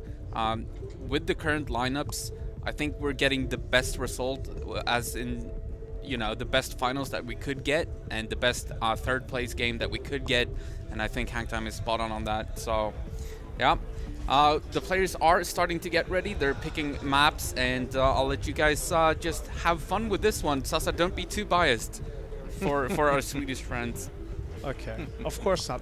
And of course we have Sweden against Norway. It is not that normal lineup. We talked about it's going to be DM2. So DM2 has the first map. Probably SD choice, but oh, it was. But I have a theory, right, Sure. about a best of 5. Like the first 3 maps, it doesn't really matter. You play the first 3 maps regardless. You pick a map, it doesn't matter. They pick the other map, you play the third map anyway. So It doesn't matter. It makes no difference, right? Unless you care about psychology of have we got the first win and we really think, yeah, we've won the first map, let's go. It doesn't matter. It means nothing, right? You play DM2, you play E1M2, you play DM3. Whatever order you pick them in, you play them anyway. So who cares? Anyway, but the point is, I think Suddendeath is favourite for DM2. Do you agree or disagree, Sassa? That's the question. I disagree with you. A year ago, I would say definitely, you know, because they had BPS, and the Axemen's issues a year ago was that they always went and attacked quad late. Yeah. But they have adjusted that because they are fantastic DM2 players. And with this adjustment, they showed why they are almost a Div 0 team against Commando. 18 months ago, this game would be DM2 would be an easy win for Suddendeath. But Axemen have improved a lot. Well, I know because we picked DM2 against them in the whatever it was, like quarter-final, and we lost. So, yeah. So they're capable on DM2, and yeah, I'm looking forward to it. And I think DM2 is always the kind of map where if you get control, if you're there's some maps where if you are 15% worse than the opposition, you lose just because they're better skilled. If on DM2 you can be 85% of them, and you get control, and you've got full rocket launchers, and they've got nothing. Doesn't matter if they've got Milton, Valor, and whoever else, right? They get wiped out because you've got control. Oh, definitely. If you know how to play, and trust me, during the semi-finals at QHLAN, you know how to play, right? So there's no question there. But don't forget what happened in the start of DM2 against Commando, between Axemen and Commando. It was total chaos, for me at least. For you, it was organized chaos. but you know, with the evidence that we have, Axemen can play in that organized chaos. But can Suddendeath do that? I don't think so. I think if it's chaos or organized chaos, Suddendeath will actually go back and try to have an organized game, you know, between low and yellow, or water and low. Do you know, they're getting ready to play soon. The big it's a sad state of affairs that BPS can't play because I won't get to commentate on his quad rocket jumps down path to attack low. Oh, that's nice. That's his trademark move. There's not many do that. Like most don't. You know, he's even on the little video thing here. Yeah, his BPS there. He does the quad rocket jump. We won't see that, but I'm sure we're going to see some great Quake today. So I'm looking forward to it. Look, let's just see what happens. DM2 first map. 2, 3, 4 more maps after that. Who knows? Oh, definitely. One. I don't know what your suggestion is. If you spawn on the toughest spawn on DM2, and that's the RA Mega or the back room. So what do you do? Do you for example take the rockets? I'll tell you what I do, and this is I'm not saying this is the best thing, right? Because I'm not playing. Otherwise, I'd be playing in this game, right? Yes. If I knew the best answer. So what I would do is I would take the red Mega, and then I would get the super shotgun, and I would wait, right? I would camp in the same place at red like Mega. Link. Yeah, I would camp there because the reason is because another red armor will spawn after 20 seconds, and then you got to get the next low on 30. So you want to protect that red armor. Don't let an enemy take the next red armor for free and come in and you're fighting him for the next low. And it doesn't matter how good your aim is, you won't kill him quick enough, and he'll. But will you take the rockets? Well, probably yeah, because my teammate doesn't need them. I'll take them. I might need them for the next low. Okay. But the point I'm making is don't let them get that second red armor. Don't let them get the red armor. So you want to take the first red armor at back room. Don't let them get the second one. But isn't it better if you went, you know, not taking the rockets, but went to big room and then assisted your teammates at quad? Maybe, if possible. Like. I'm not saying I don't have all the answers, right? Yeah. Like that's why I'm not playing in these games. Likewise. So my opinion is if you can go that route, but the chances are if they get quad and a rocket, you're dead. Like you've got 200, and that stack is a valuable stack. First 30 seconds of the game. Do you want to give away 200 to a quad rocket in the face? I don't. I want to stay back Save the red for my teammate, and then we've got 2 red armors coming for the second rocket at low, and it's all good, right? They're going to struggle to take that rocket off us. Let's go. Let's go. Wow, perfect timing. Low rocket to Axemen and quad to RST. So Timmy is trying to, oh, he killed the quad. And the high rocket goes to Kara, and Kara is just relaxing on high. And there goes Timmy, because I think Timmy has only 5 rocks, right? Yes, so he only had 5 rocks. Kill him, just kill him. Yeah, and there he's gone. So Kara with the only rockets. So now two more rockets is coming. Low is coming, and that should go to RST. So it is only Baresti now with rocket for Axemen. If he gets killed, then you have 2 rockets for Suddendeath. But no, Kara doesn't face them. That was a wise choice, wasn't it? Yeah, I think he's making the smart plays. And it's one of those situations, the start of this game, he got a mega, an armor, a rocket launcher, and when you're in the first 30 seconds of the game, that is crucial, because you can make that stack work, because no one else has got anything. Anyway, Baresi, use that rocket. Whoa! Well, whoa! Fucking hell! What he did now. This is like frag done extreme quality on this quadrant by Baresi. Yeah, he's going to jump in the no, he's not going to. The toughest jumping quick, right? Yeah, he backed out of that one. He didn't want to ruin the video you've got planned. Anyway, so he's gonna. So these rockets he's shooting there is because he thinks there's a guy waiting at high rocket launcher. He's trying to stop the enemy from getting that high, and his teammate got that, so it's all good. Yeah. So back to here, get the armor, prepare for the next quad. That's what he wants to do. So he's gonna wait here for this armor. Quad is spawning in about like 12 seconds, that's a guess. Yeah, and an accurate guess, but it was a guess. Yeah, definitely. And you can see that Carapace is trying to attack from big. Here we go, jump to yes, here we go, shoot the guy. Yes, nice. There he is. Oh, did he get? Yes, he got Carapace as well. So Carapace is down. Only 1 rocket left for ST.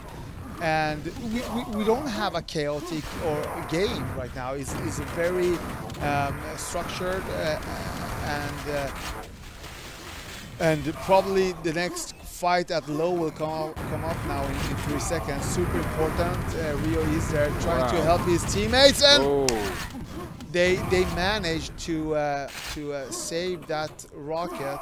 Yeah. It was a bold move by Rio going out, face that quad rocket, right? Yeah, good example there of a quad dying, and we kind of talked about this on the sofa earlier, right? Yeah. Like someone died with a rocket launcher, and he had quad as well, but actually it wasn't a terrible death, because the point was he was making sure they got that next weapon at low. Anyway, so we're coming up to the next quad. Wow. Okay, so Axemen get that quad, but 3 rocket launchers on Suddendeath now. How many can this quad kill? Yeah, and RST, he just died. No, Gannon, he's at high rocket launcher. He's doing what Milton always does, right? He goes straight to high rocket launcher just to, waste the time. Wow. Wow, aggressive play there from QuakeWorld. I mean, I was almost waiting to say he'd made a mistake by pushing that hard to chase that rocket, but like that's what he's playing, and I'm not, right? He made that move work. He got in there. He's now pretty weak after shooting himself in the foot, but literally. But yeah. So Axemen had 3 rockets. Now they're on 0, and for a second there, SD had 4 rockets. So the map just changed from Axemen having the whole map and quad and rockets. Now they don't have anything except for the quad, but without any armor and rocket. What should he do? Yeah, it's honestly, if I figure that out, I'll be playing in the semi-finals next season or whatever. I don't have an answer to what do you do with what you try and you kill the rocket at high and get his back, or you don't and you die, which is what happens to me. Anyway, so let's see. So they're still in. Yep, hardest jumping Quake. This is true story. Do you is that jump tough for you as well? Like, it's is it a tough jump for me? It's an easy jump in pre-war. It's a hard jump in the game, right? So that's how it works. Yeah. So when there's a guy chasing you, shooting you in the back with shotgun, and there's and you're trying to get to low before it spawns, so you're in a hurry. It's a hard jump. When you're jumping around in pre-war, it's easy. Okay. Yeah, that's true. So the quad is up. Nobody's getting it. Nobody has a rocket launcher. I mean, quad. TCO comes in, the traitor. Maybe I don't know. Yeah, he left tot. Maybe we can jump in on like FSR comms soon. I don't know. Oh, that would be fantastic to go in. Yeah, but let's see what happens with this quad. So TCO, yep, oh, crucial moment there with that death. He did not make that. To be honest, he tried with 3 rockets. Yeah. That's kind of lousy in this, you know, type of game. It's the bronze game. You have the quad. You have an enemy next to you. You have 150, 100. You have plenty of rocks. If we can get maybe get firing squad. Slackers on voice. No, Suddendeath. Suddendeath. Thank you. Enemy quad. Low there. Quad legger. Sniket. I'll let you translate, Sassa. Sure. Enemy quad. It's enemy quad. Ja, det är det på tele. Really big. Stial tele. Now it's Axemen, yeah. Low T. 13. Okay. Och secret low nå. Drite. Både på low. Push tele. Push. Exactly. So what you could hear there was quick communication. Quad is at low. Let's just focus everything on tele, because there we actually have a chance to disturb them and get a disturbance on that side of the map.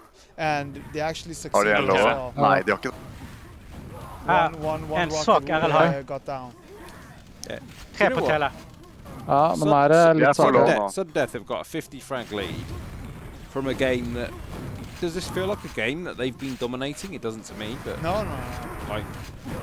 No. I mean, the Axemen have had their opportunities to take control of the map, right? It hasn't been that chaotic as it was against Commandos, but they haven't taken the opportunities. I thought they played... like, true story, I thought they played better against Commando than they have against Suddendeath in this game, and they're further behind. Yes. Like it's that's the kind of the, what do you call it, like the luck of Quake or something like that. But I think it's also different playing styles. I mean, to always attack telly and not retrieving, that's Commando's playing style, right?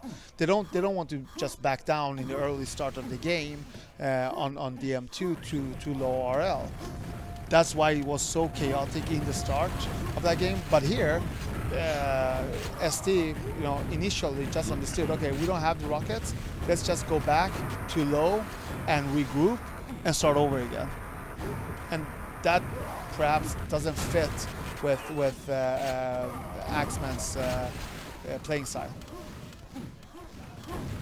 Yeah, I think they're in a position now where it's very much still an even game. Like there's 1-2 rockets per team. They're both kind of trading frags, getting some rockets. They need to get to a position where they can get control. So, but it's still close enough. 40 frags. That's quite doable. Yes.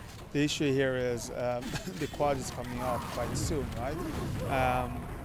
Axemen have only 1 rocket. Should he leave RA Mega and low and go for the quad? With 1 rocket, do you know what? That is a really tough. It's too late now. I'm going to say no. I'm going to say no. I'm going to say Why? Defend, because the game isn't over yet. Even if Suddendeath take this quad as they have. He did the worst possible thing that you can do here. Right? So he went to secret. Late, he went to secret. He just waited. Okay, quad, just kill me.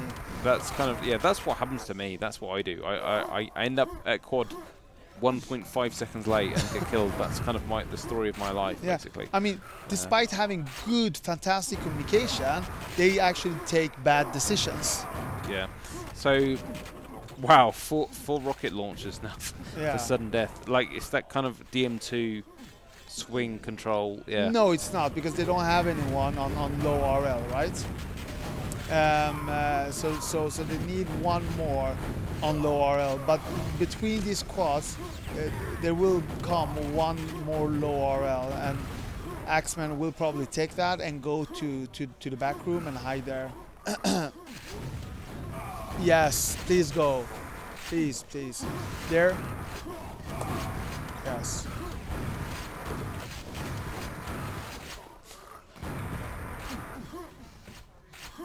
Let's see that happen. Yeah. So you know Carapace, right? So 10 kanske.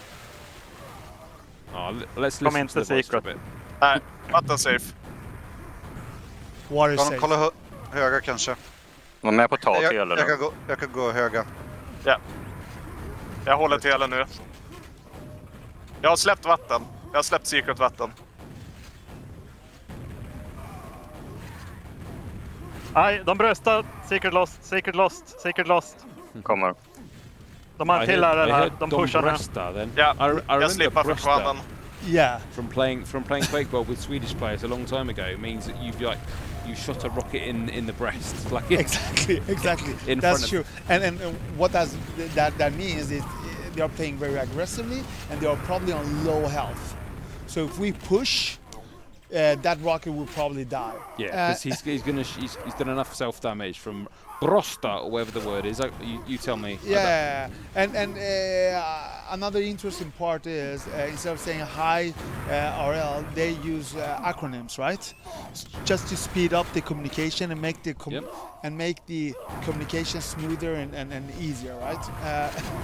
Oh, Ganon! Yep. Ganon died and left the low rocket launcher to the enemy.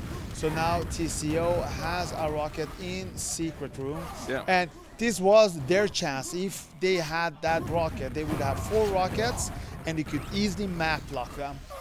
But somehow with the quad and 200-100, Ganon failed. But it's okay. They are still, they are leading with 100 frags.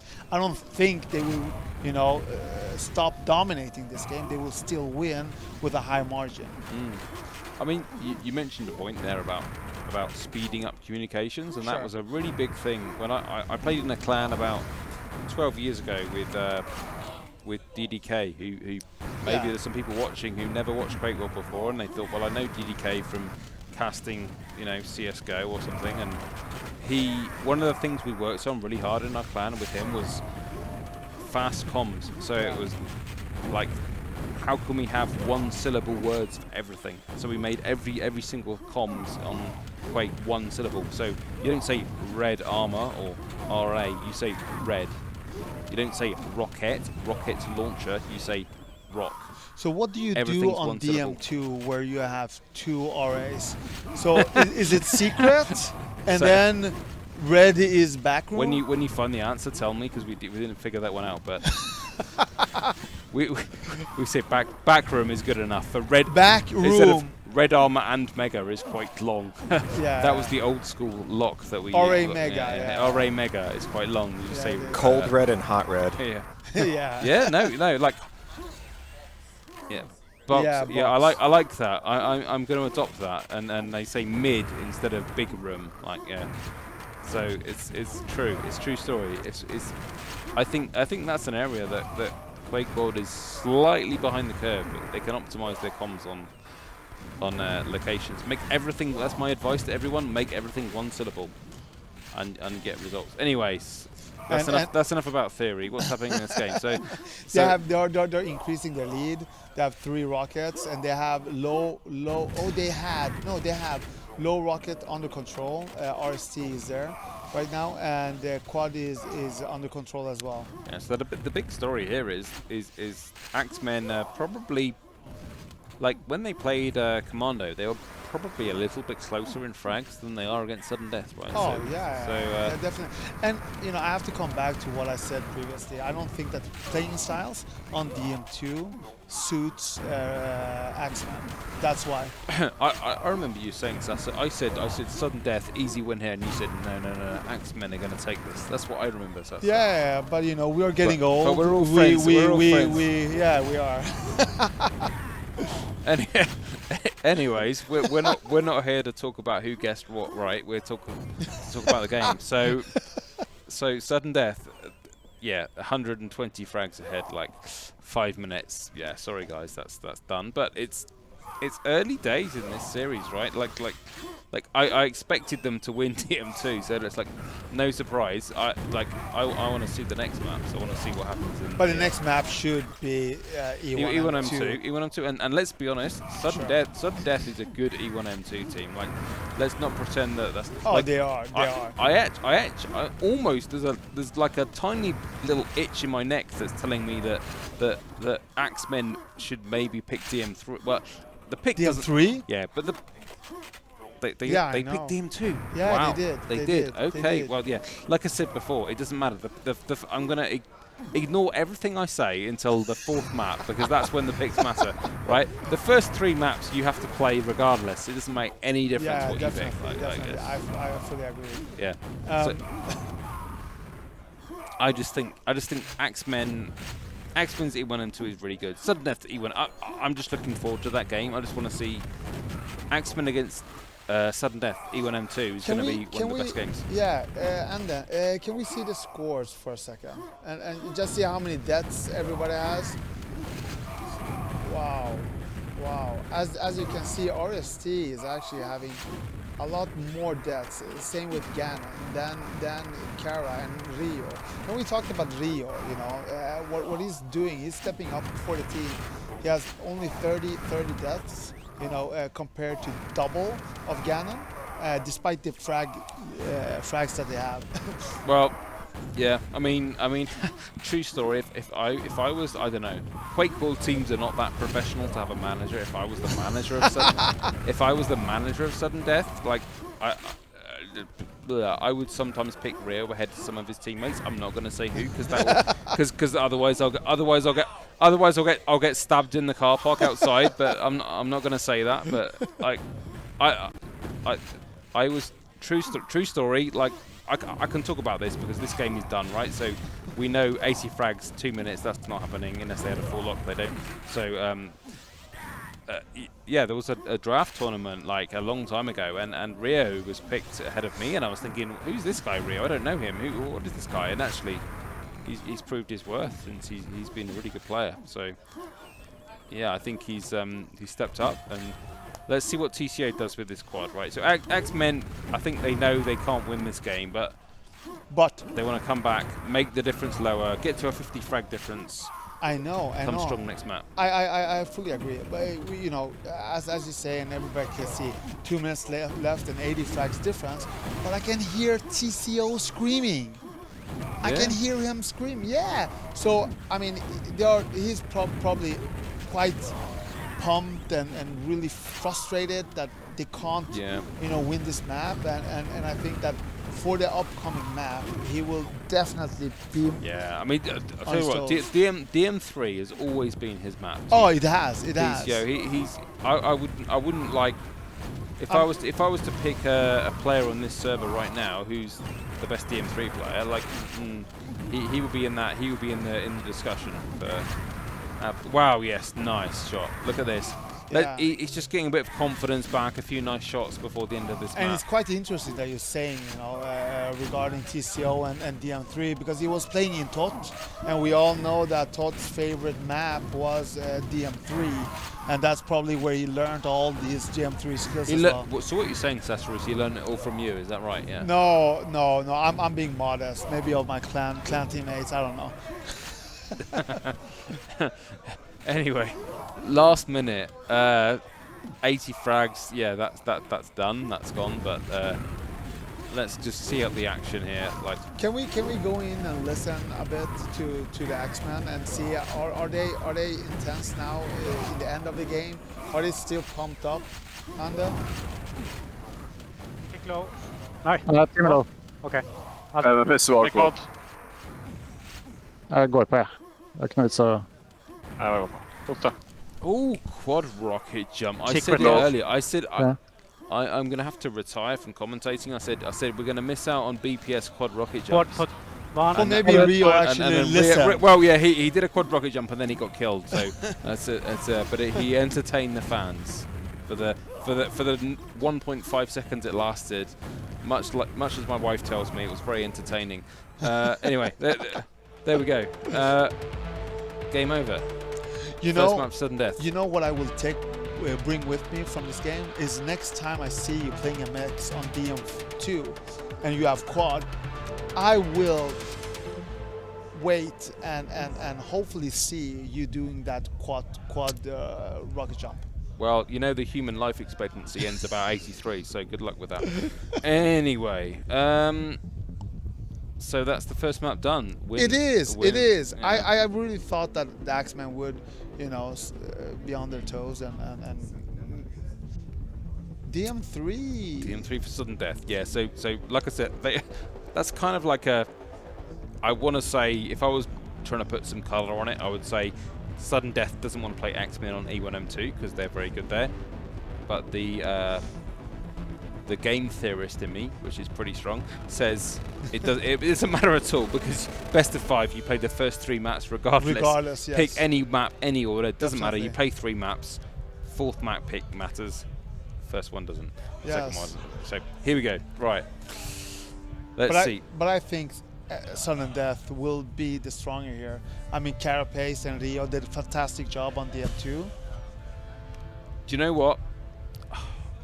And I hate to disagree with you, Sassa, but so you think it will be the Axemen? I'm thinking Axemen. Okay, that's a good bet. Like TCO comes in and okay. cleaned house, no BPS.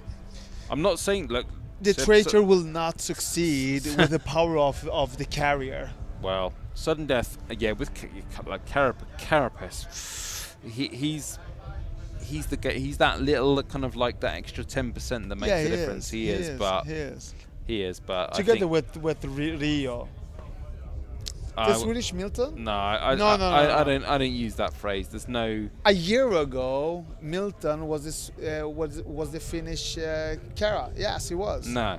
Yes, a year ago that was actually the case. You can say what you want. That's not true. I don't care. I mean, Kara plays the one-on-ones, doesn't he? Right. Yes. A year ago, Milton was only 932 years old. Anyways, we don't have to. Let's not talk about Milton. He's not playing. Let's talk about these guys. They deserve some credit, right? So we've got Carapace. I think on paper, he's the game changer. He's the one that can make the difference. But trust me, Axemen DM3, recent times, like literally. I mean, Andy said it. I think I heard. Well, I was playing a game. I was sat on a chair just over there, right? And I heard while I was playing, I could hear Andy commentating on my game, saying, "Oh yeah, blah blah blah," and that's the translation to English. And I was thinking, yeah, Axemen. He said Axemen 2 years ago would not do this. I think Axemen, even more recent. I think. Well, he said Axemen 1 year ago. I think Axemen 2 years ago were not at this level. So probably 18 months ago, they started to really, a bit like a rocket ship. They're taking off. They're getting to the level they can be at. And we'll get to see what level they can come to on DM3. So DM3, Axemen gets the... Trick both. They actually did the same thing as Commando. Yeah.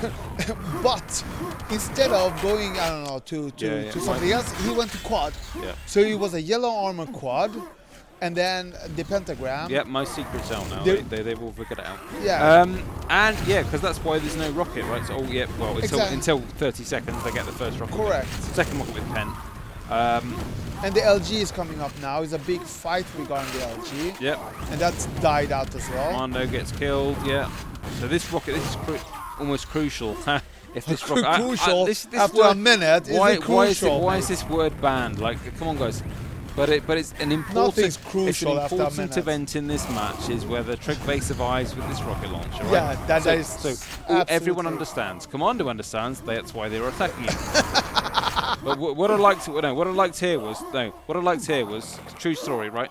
The rocket launcher didn't rush to the second quad. He said, "I'm going to stay alive, get to red armor, let the guy with shaft take the quad, even if he's got like no cells or anything. Just let him take the quad. Make sure the rocket launcher stays alive."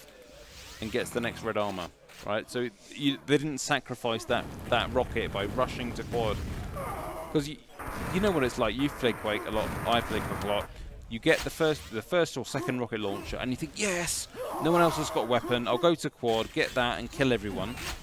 And you go to quad with 100 health and no armor, and the shotgun's just like little locusts, sort of. Well, I say locusts. You can't say that on this LAN, can you? Like, I don't know, like flies picking all your health away, and you're dead in 5 seconds. So yes. But what TCO just did, he took the red armor, he went directly to the yellow armor to take out Rio. So Rio was low in health, and the Axemen could easily go and take the quad. And they have to continue doing this. They have to go still again to yellow armor. Another quad for Brazy with no cells. Like, he must be thinking, yes, I'm going to fucking SNG and I'm getting these cells. Please be there. I'm going to wait for half an hour. And the issue, oh yes. The issue here is that all the 3 weapons of Axemen are at SNG. Nobody's attacking yellow armor, so Gano got the yellow armor. Yeah, the enemy might get a few weapons. If you keep weapons and red, then you're good for the next quad. If you let them get weapons and your weapons don't get armors or they get killed, that's a problem. So let's. But I'll tell you what. I'm looking forward to the fight in 10 seconds time for this next quad. It's going to be 2 weapons for Suddendeath, 2 weapons for SD. Wow. For Axemen. Let's go. Let's see this fight at quad. This is going to be. He gives it a big up. He's going to say it's really epic, and someone just walks in and takes the quad for free. Yes. Amazing. Amazing. Okay. Well. So Carapace, he has a lightning gun, and he's sneaking in SNG. So his plan here is to somehow sneak into red armor. Well, not sneaking. I would just walk in boldly with my quad shaft and kill everyone. That's what I would do. But yeah. There we go. Anyway, he is at the success, but he still hasn't taken the armor. He's gone for health first. Well. So Tryggve is playing it safe, taking all the health and armor before. But don't get killed before you get to red. Yeah, get the mega. Go to red. Go to fucking red. Go to red. Go to red. Easy, mate. We'll have security on standby if HangTime gets too rowdy. Go to red. Go to red. Fuck's sake. Jesus Christ. Sorry, can I say that on stream? Is that banned? I don't know. No, say whatever you want. It's our show. You can kick me out if you want. It's fine. Just go to red, like, seriously. Just be easy on the hardware. Yeah. So what has happened now? SD finally. I can tell you what's happened, but I'll get banned. So just you tell them what happened. SD finally got into RA and got the RA, and that was Rio, right? And he has the LG now as well. So he's fully stacked until the next pentagram, which is coming up in 20 seconds. I'll let you sure. You cast the pen. Sure. Sassa, because I'll say something I regret. Of course. And TCO is the only one that has a weapon right now for the Axemen, and here comes the big festival. An issue here is if everybody jumps, everybody will die, and so actually happened as well. And TCO got the pentagram, but there is one rocket launcher backpack still at Pent, I believe. I don't know who will get that, but I think that backpack that Ganon, I think, left. Yeah, everybody jumps, everybody dies. That was a common phrase said yes. by people that lived in a 20-story building. But no, yeah. That one. I think that one is with a rocket launcher, but I'm not certain. Somebody should definitely check that. Anyway, yeah. So okay, so Axemen are still in control. They have both the RA and the yellow, but they lost the yellow, of course, from. What was your prediction for this map, Sassa? I can't remember. Can you remind me again? And I'm so old, I don't remember, but I think the Carapace would take SD home. SD were going to win yes, this map, wasn't it? Yes, yeah. Okay, it was. good. Okay. Anyway, so Brazy takes the quad for Axemen and kills everyone. That's good. Okay. Bang, dead. And then. But mate.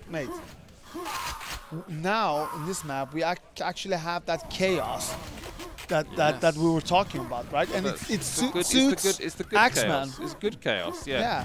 No. Actually, serious point. It does suit them because their comms are like a sort of like super elevated level. Where it's like 150% of a normal QuakeWorld team. So their comms work in chaos. Most teams chaos becomes chaos. I played some games tonight, earlier. I say tonight, like this afternoon, this morning, whenever it was. Like, and I was thinking, our comms were chaos as expected, and it turned out as chaos. And these guys can make it work. Anyway, but Carapace, like I said, he's the game changer, right? So he's going, well, they're 38 frags ahead for the next 5 minutes, and then we're level. So I'm that good. Rocket jumps. Ooh, good shaft. Nice. Tryggve killing Carapace, getting the rocket launcher. It was the timing. It was just that little. It's that difference in Quake. When you're half a second late, you rocket jump up. If you're half a second earlier, he doesn't have quad, so his shaft can't kill you that quick. And you land, you kill him, you steal the quad. But because you're half a second late, he gets the quad and zaps you. Yeah. One thing that is kind of new from when I stopped playing is that people flood a lot more than they used to. And there is a theory that have they stopped playing that many 4-on-4, so they are actually bringing the 2-on-2 tactics inside of No. So what's happened is teams are playing much more with voice now, and even in mixed games, people are using voice. So they're so used to it. It's not like like it used to be a thing where when we were commentating the game, it wasn't even every team we were watching was using voice. Some were just using MM2. So message mode 2, like team says on chat. Now everyone's using voice. But for example here, Tryggve comes to RA with quad and shaft, and what the enemy does, they just jump towards him. Oh, they did? So thank you guys for the big donation to the prize pool. And they're not increasing the lead. They haven't increased the lead that much in the past 4 or 5 minutes. It's still 40, 50 frags. Axemen are looking very strong. I would be happy with that. Like, look at the weapons, right? So they've got, you know, they're stacked enough that get 50 frags ahead. Ooh. Wow. Ooh, again, Gannon. That shaft. I'll tell you what, that was one of the reasons he joined my clan, was because he's like, wow. Gannon? Gannon, his shaft. Like, you don't want to meet that on a dark night in anyway. Moving swiftly on, he gets up the left with 19 health and waits for a teammate to check it safe. Yeah, because jumps down and gets that health. Oh, nice rocket. In 20 seconds, we have the third pentagram, and it's very important to be there on time and be ready. But what would you do? Would you jump down? And would you say to all your teammates that they should jump down at the same time? No, don't. Like keep a guy at window, a guy at lift, have one on the floor, and then let God sort it out. Anyway, Brazy takes the pen. But what I mean, Got in 1 second. Axemen with the great communication, they all just jumped down at the same time, didn't they? Yep. And well, yeah. And they got the pen, so it worked for them. And look at this. Well, 60. Like, I'm gonna pretend. Well, I'm not pretend. Oh, they will win. It looks good. Yeah, 60 frags. 9 minutes is looking good, but it's not over because We all know how quick it can change. A quick quad ball or something can make a difference. Yeah.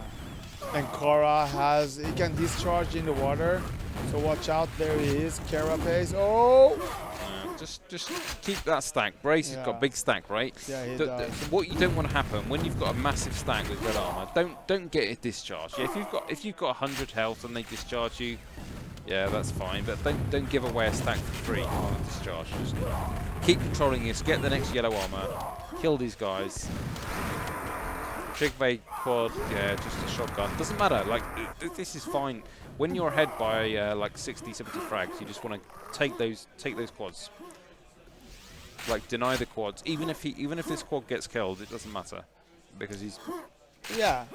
It's another minute. It's another minute off the clock that they don't have a quad. So. And this is actually quite smart as well. You give the quad to an SG guy who actually can get a weapon for later on, right? Yeah, yeah. So I mean, you see it more on. See, he gets killed there. It happens more on E1M2. Yeah. You let the guy who's just got a shotgun take the quad, because then your rocket launcher can move and protect an armor or something, and he doesn't feel like he has to push and attack. Whereas if you've got a quad with shotgun, like what's the worst that can happen? You get killed attacking somewhere. You haven't lost a weapon. You don't have one. Yeah. Who cares, right? So you kind of play it that way. Anyways, so I think Suddendeath have got a chance to kind of make a bit of a comeback here. So we're now talking 60 frags, 94 to 154. I'm going to put my neck on the line and say they're going to close this lead to at most 30 frags or less in the next few minutes.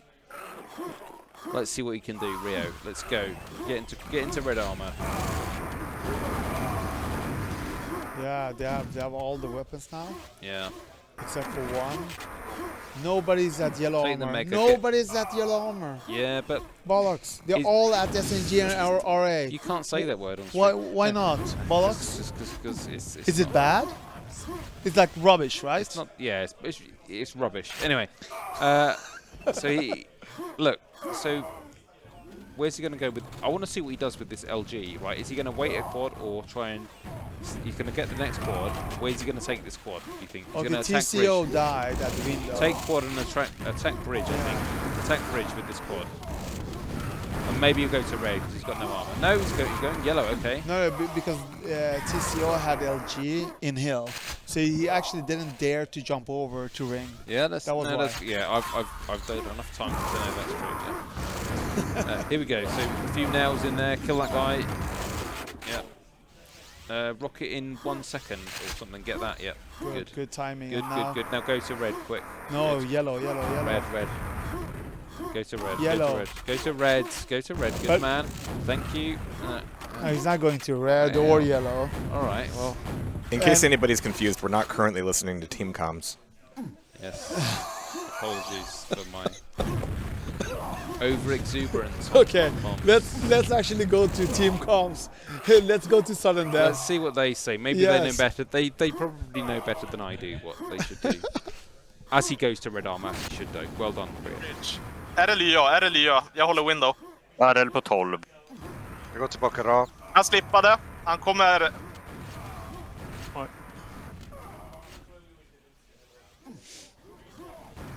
Min LG 30. Kommer till rad. Ja. Den ligger. Jag är rakt under. Kommer. De har RL-SNG. Pent snart. Hjälp mig få ja.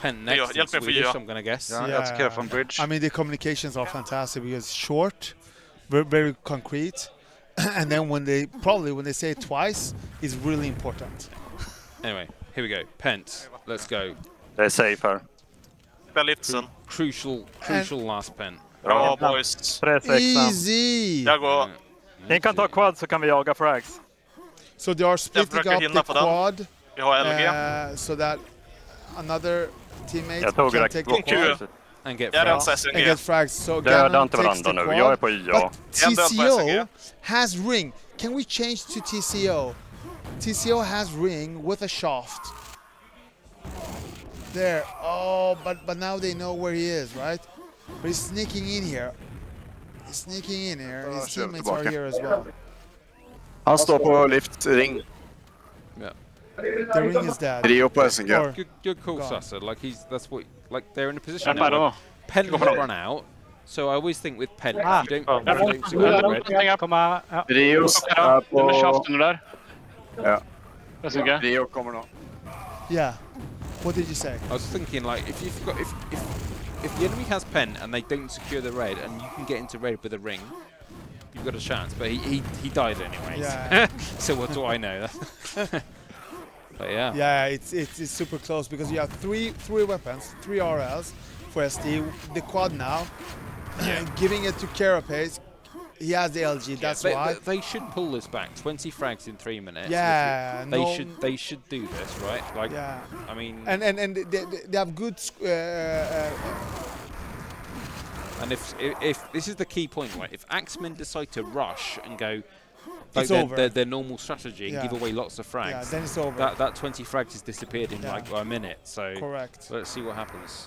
Because it's already down. I said 20 frags. It's now 12 frags. What we didn't see here, when Carapace got the quad, Rio immediately went to yellow armor and secured yellow armor. That's why, still now, a minute later, no one in Axemen has an armor. Yep. So even if they have LG or rocket launcher, there's an easy bait, right? And that's why we're seeing the score being closer and closer, and 5 margin now. Yeah, they've made up 15 frags in 1 minute, so it's but Axemen have got a couple of weapons. Can they do something with that? No armors though. That's the problem. Like, because you never feel like you can push if you've got if you've got an armor. Sorry, you've got a weapon. Oh, nice by Kara. But Rio left yellow armor for like 10 seconds or so, and Carapace wasn't there. So Baresi got a yellow armor. Now he's in RA tunnel, probably attacking red armor. So what should Carapace do? I would just say get the quad. I would be like, you know. Oh, but he died. Baresi died. So anyway, but yeah. So yeah. Because like Suddendeath, they're now ahead by 5 frags. So it's now again, somebody needs to go to red to quad and then to yellow armor. Super important. So what happened to the quad? He died. Still no one at yellow armor. This is a nice game. Like, so Suddendeath have suddenly kind of RST has the red armor. He's just relaxing at SNG Telly. RST should definitely go to yellow armor. I mean, it's like ASAP. No pun intended. Suddendeath have suddenly taken the lead in like the last minute. Like, they were behind by, what did I call it? They were like 60, 50 frags. A while ago, but recently, like 2 minutes ago, it was 170 to 150, and they've got 40 frags in the last 2 minutes. So, yeah. Now they nice are play. Actually slowing down the game yeah. a lot. Look at that. Look at that. Can we listen to Suddendeath? Because I bet they're like slow spawning and stuff now. Har han vapen? Nej. Oh, he has a weapon. Bra, 27. Bra, jag kommer nästa. Oj, han hade visst vapen. Ja, han hade en RL. Han är död, finns pack på ring. Kommer. Fick pack. Mycket bra Ganon.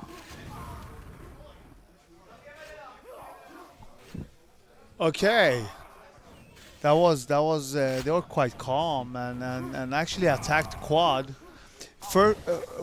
From the start, somebody said, "Oh, the quad doesn't have a weapon." Then, oh yes, he has a weapon, and then they all attacked the quad, and the quad died. But you know, so what did I say before this map? What was my prediction? I think you said that Axemen will win DM3, and I said no. I can't remember. Oh, you're laugh. That was a long time ago. So I can't remember. Anyways. 1-1. E1M2 left. E1M2, yeah. Like, I'm looking forward to this. I think this will be. Yeah, me too. Yeah, 2-0. So Axemen need to win E1M2. In the background, we can hear that the LAN is ongoing. People are playing, and I know that there is a player cam on Mackler, and he's yelling a lot. But regardless, it's 2-2. We have these cool boxes. Can you guys see? Can you touch that I'll box? tell you what. I'll bring one over. Right. That is a genuine 9-inch nails Quake box. Yes, it is. Nails box from behind. He's us. awesome. Like I wanna collect this and shoot someone with SMG, but I can't, sadly. So yeah. So my suitcase isn't big enough to steal one and bring one home to England. So 2-0 E1M2. I think Axemen, they'll have wanted to win just one, like the first 2 maps, win one, and then E1M2. They'd be like, yes, let's go.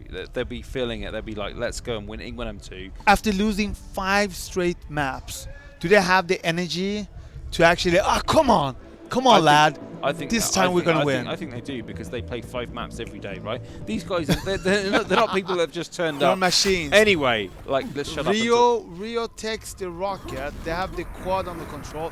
So Pre-Mortem, he gets the yellow, but he doesn't do the Milton movement.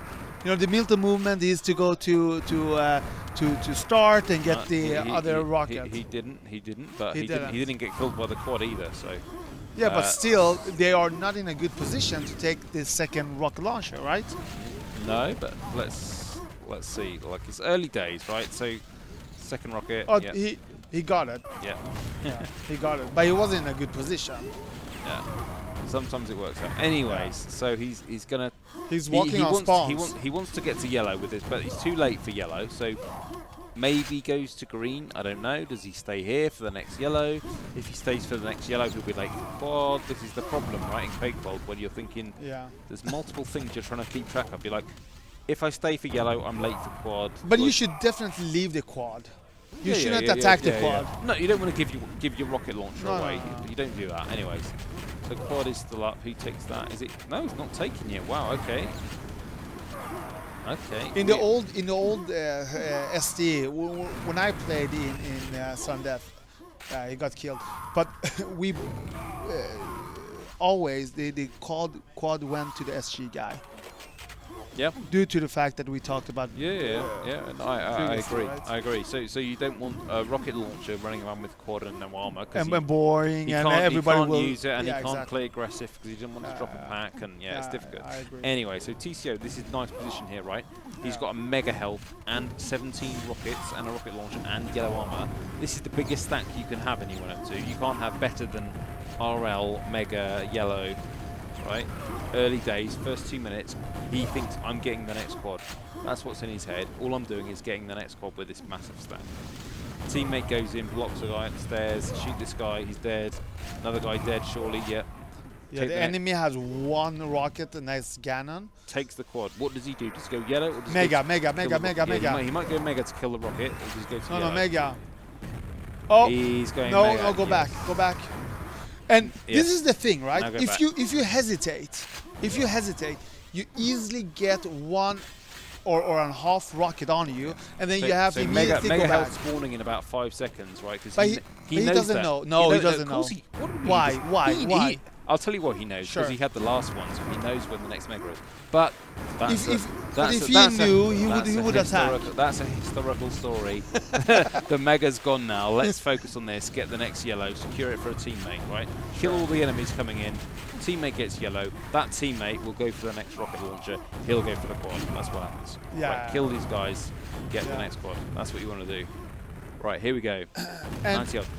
And he's saying on voice, teammates, help me at quad. They're flooding me. Help me. Protect me at quad. I want this quad. It's in 2 seconds. And what should... Oh, fuck!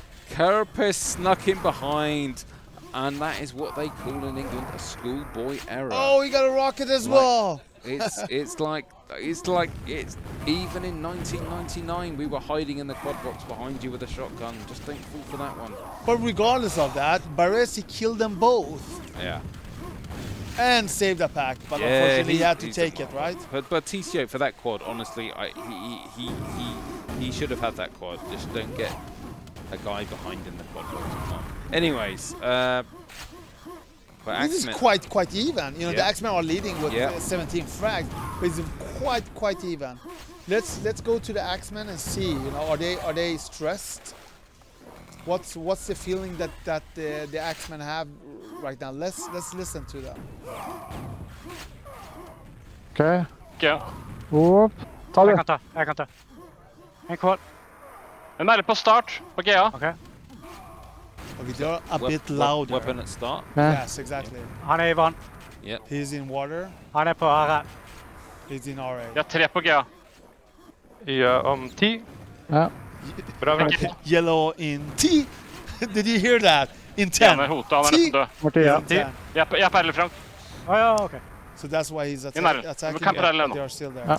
So a little shot Baresi took there that people watching, if they're not that experienced, could learn is when you've got quad rocket launcher and you're attacking rocket on E1 and 2 from the waters, you shoot a rocket at the ramp, the top of the ramp, and the splash damage takes out people that are waiting at the side at rocket launcher because they're thinking, oh, I'll just chill out here, wait for the next rocket launcher, and then a quad rocket comes in and just wipes you out. Wow! Oh! Wow! Wow, who gets that pack? But that was quite impressive by Baresi because it was 3 SD players jumping in towards, I know, Kara stacked. Yeah. But it was 3 people jumping in to yellow armor. He didn't shoot the first one. He didn't shoot on the second one. He shot at the third one. He understood that the third one is the one with the rocket launcher. Yeah. Well, let's see what Carapace understands with 100 and 150 rocket launcher quad. Like, he's hunting for the guy that took the next rocket launcher. So he's thinking, where is that rocket? He went to start, came back. Now he's going back to yellow to secure that. This is kind of the smart, safe play on E1 and 2. You go hunting with a sack and quad, and then you come back to yellow. And Baresi was even smarter. So what he understood, okay, the quad is after me. So he went into the water underneath spikes, and he just hid there. Yep. Unfortunately, he just died. But I mean, still, he got to live for an additional 20 seconds. Yeah. Let's see what happens with this quad. Wow. Okay. And Carapace. Was he delaying quad?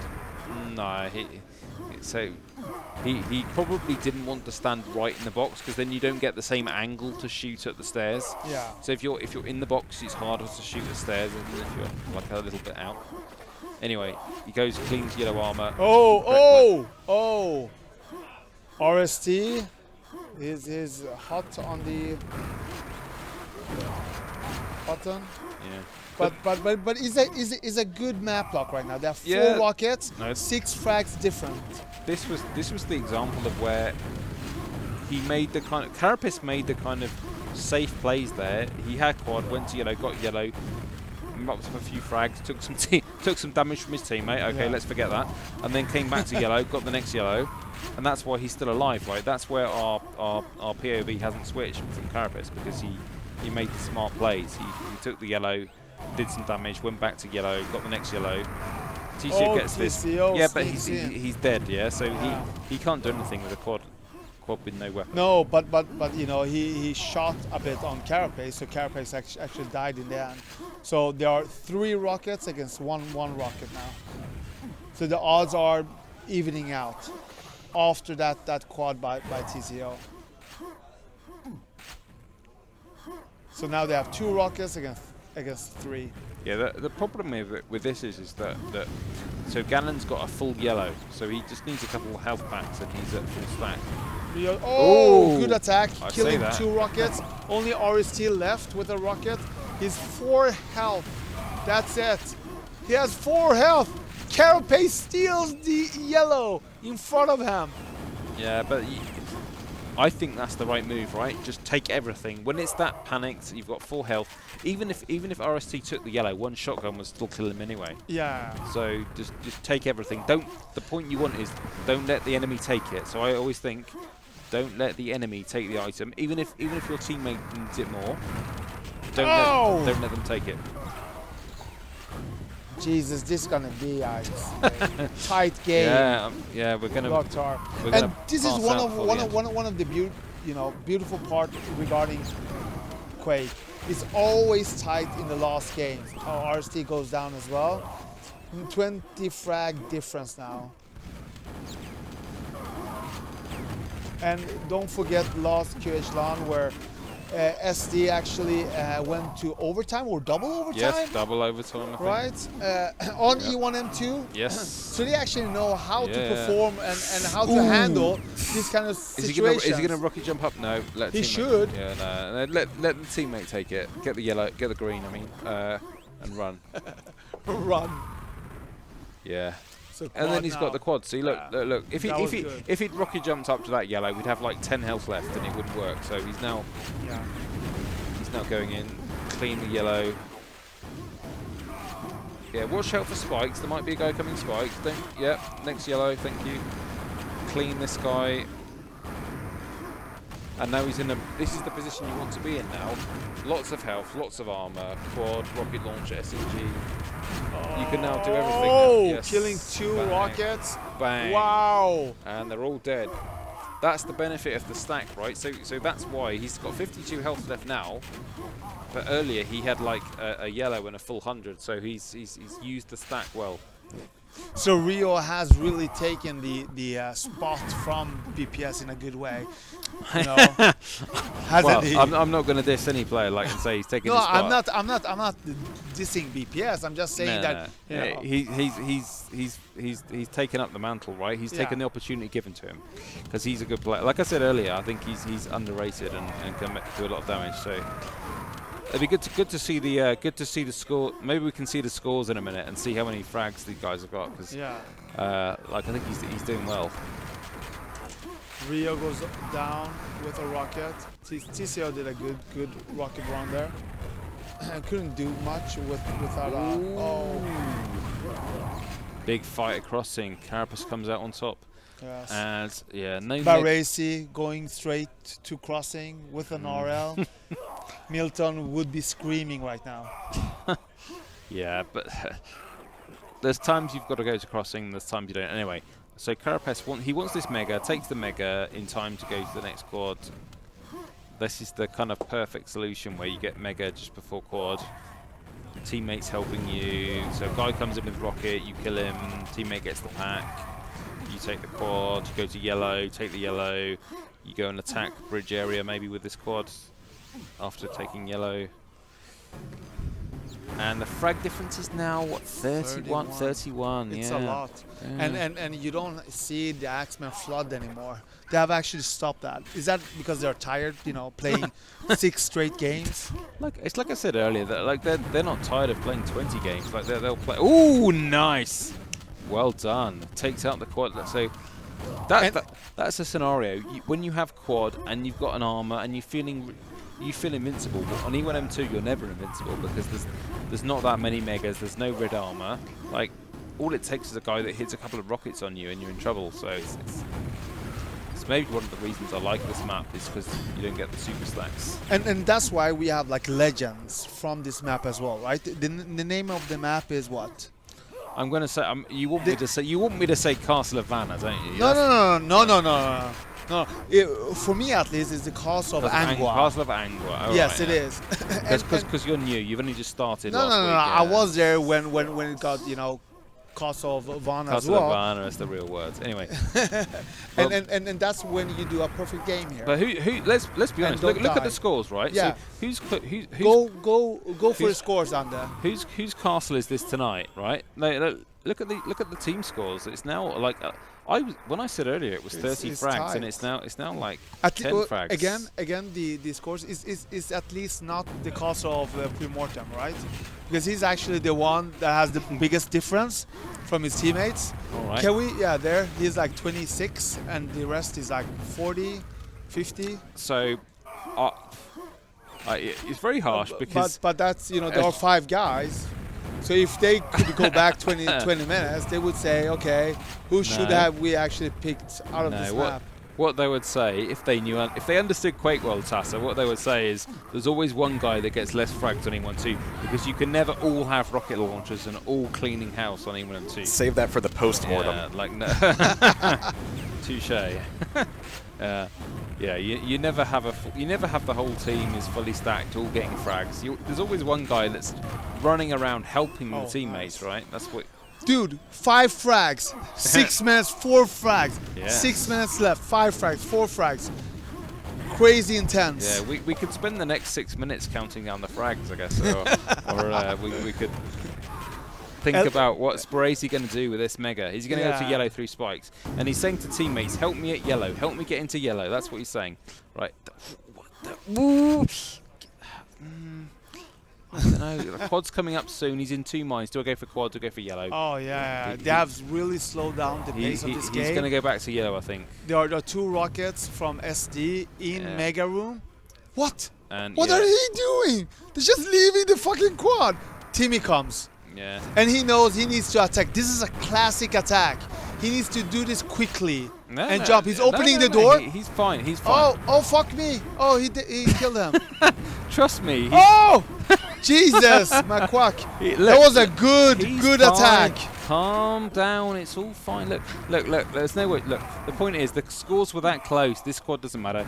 And the point was... It doesn't? No. Brazy did not overextend with 0 armor to quad. Brazy went back to yellow, which is what. So he made the smart call. Let Timmy come in and take the quad. Yeah, definitely. But what Timmy did was he opened the door, and then he was supposed to actually jump really quickly into the mega, but he failed because he was nervous. Yeah, he failed. That's what the. But he still succeeded because he killed. The post-mortem will say he failed and stayed alive, and then he. Who's taking this quad? Is he going to save it for a teammate? Yeah. Timmy, yeah. Timmy. But don't die with this quad, okay? Just be sensible, yeah. Because you don't need the frags. Yellow. You're Go winning. to yellow. You're winning now. Like, Go to yellow. Yep. He didn't chase the frags to start. Good, nice. Good nice. choice. Yes. Oh, good choice. Now go to mega. You were right what you said though. He might get a little bit nervous because I saw him do a kind of jump I would do where he like hit a wall and just slow down like he's he's nervous. But I think now he's the rocket launches are quite close to him. The so key thing is though, yeah. if you do the important things well and you make some small mistakes with little things, it doesn't matter. Like as long as you do the big things well, like you went to yellow armor at the right time, you got the quad at the right time, and yeah, you failed to jump and hit a wall. Okay, you're not. Finally, Suddendeath has a rocket, and he has a lot of health. That's RST. He's coming in. He kills Timmy. Kara gets the pack in the fucking quad. Yes. Jesus. Now the whole map just changed. I can't call it. It's too close. It's 10 frags. He's waiting for his teammates to jump in. Ganon, he's like, I'm not going to jump in, but he has to. The carrier is here. The carrier comes in, takes sweep, save. Yeah. Jesus. And Ganon survived as well. That's the key thing, right? Ganon pushed first, which is what. So with no armor. This was the conversation we had earlier about when you're running quad. Milton always says, "I want to go first. You follow." Yeah. And I'm kind of like the opposite. I always want a teammate to go first, which is obviously what I think Carapace wants. So Kara is above Milton or beneath? I'm not saying what's right. I'm not saying what's right and what's wrong. I'm just saying like. People think about the game different ways, and because it would be really boring if everyone thought about the game the same way. I don't think that Timmy is actually coordinating with his teammates because he's flooding or bursting alone. Ooh. Oh! Yeah. Oh. he did all that and then he got killed. Wow. Okay. But that was a good movement. But it gets the frags 4 close. frags. It gets the frags close. 2 minutes. 2 minutes. 4 frags. Nice. Yes, here we go. Yellow armor, please. He's got enough. Thing is there. So what he did there was he had enough armor that he could take the fight and even leave the armor for a teammate because he was like, well, I've got 89 armor. I don't need that one. So he's even in frags now. Yeah. 1 minute 40 seconds left. We have a classic game here, lads. And the score's not even that high. Like I've seen E1M2 scores a lot higher, but it's not about how many frags. It's about how close is the score, and it's ooh. Massive Oh, nice by TC. Oh, and he died.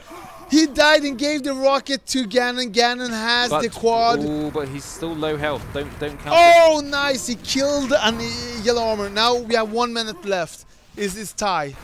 Yeah, Is it tie? don't die. Get the next yellow. Yellow. I would have waited for yellow personally, but let's see how many frags he gets and proves me wrong. But he can get the GA, right? Maybe the strat there was let the teammate take the yellow because I've got quad. They can't kill me anyway because I'll just. Yeah, exactly. Because Ganon has the best shotgun. He's got like a 60% SG. Even if he's stressed, like in the end of a game like that. Okay, so are we hiding anywhere?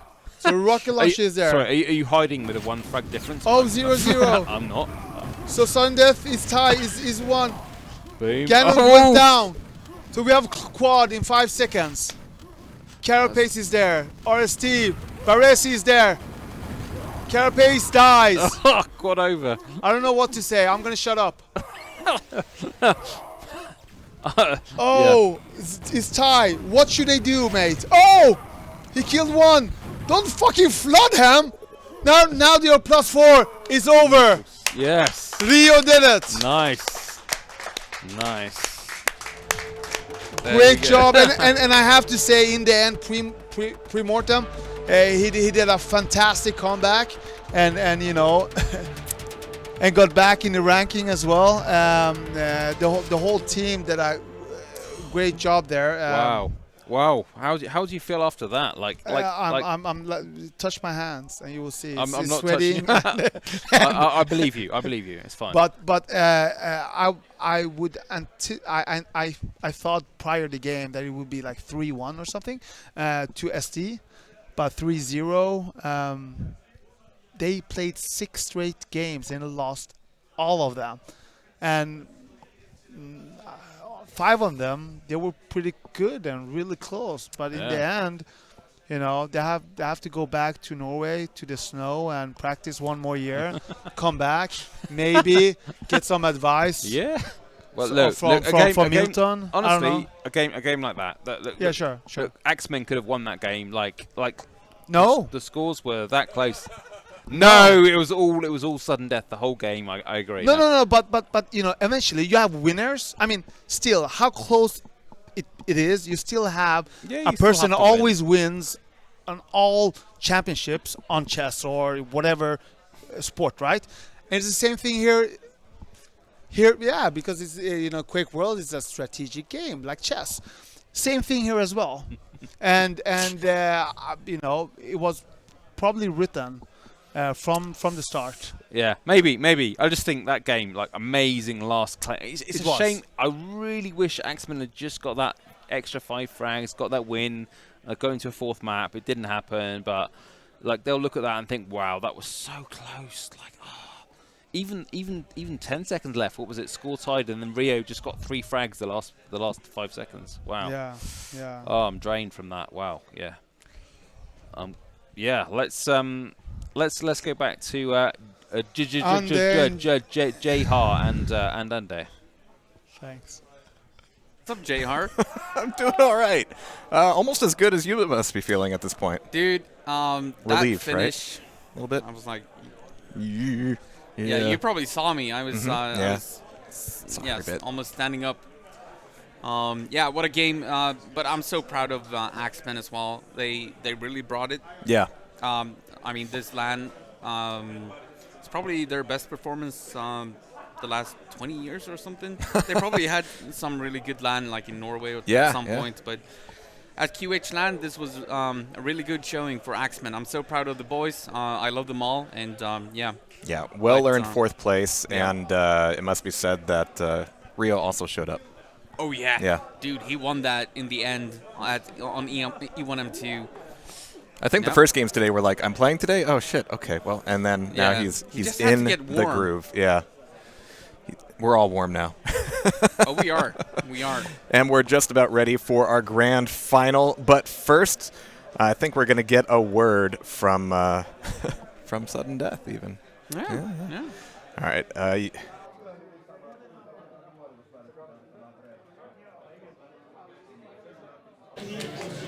QHLAN2024 Masters bronze champions, Suddendeath. Yeah. Nice, man. Obviously want to dedicate this bronze victory to BPS. You get the trophy to bring back to your house.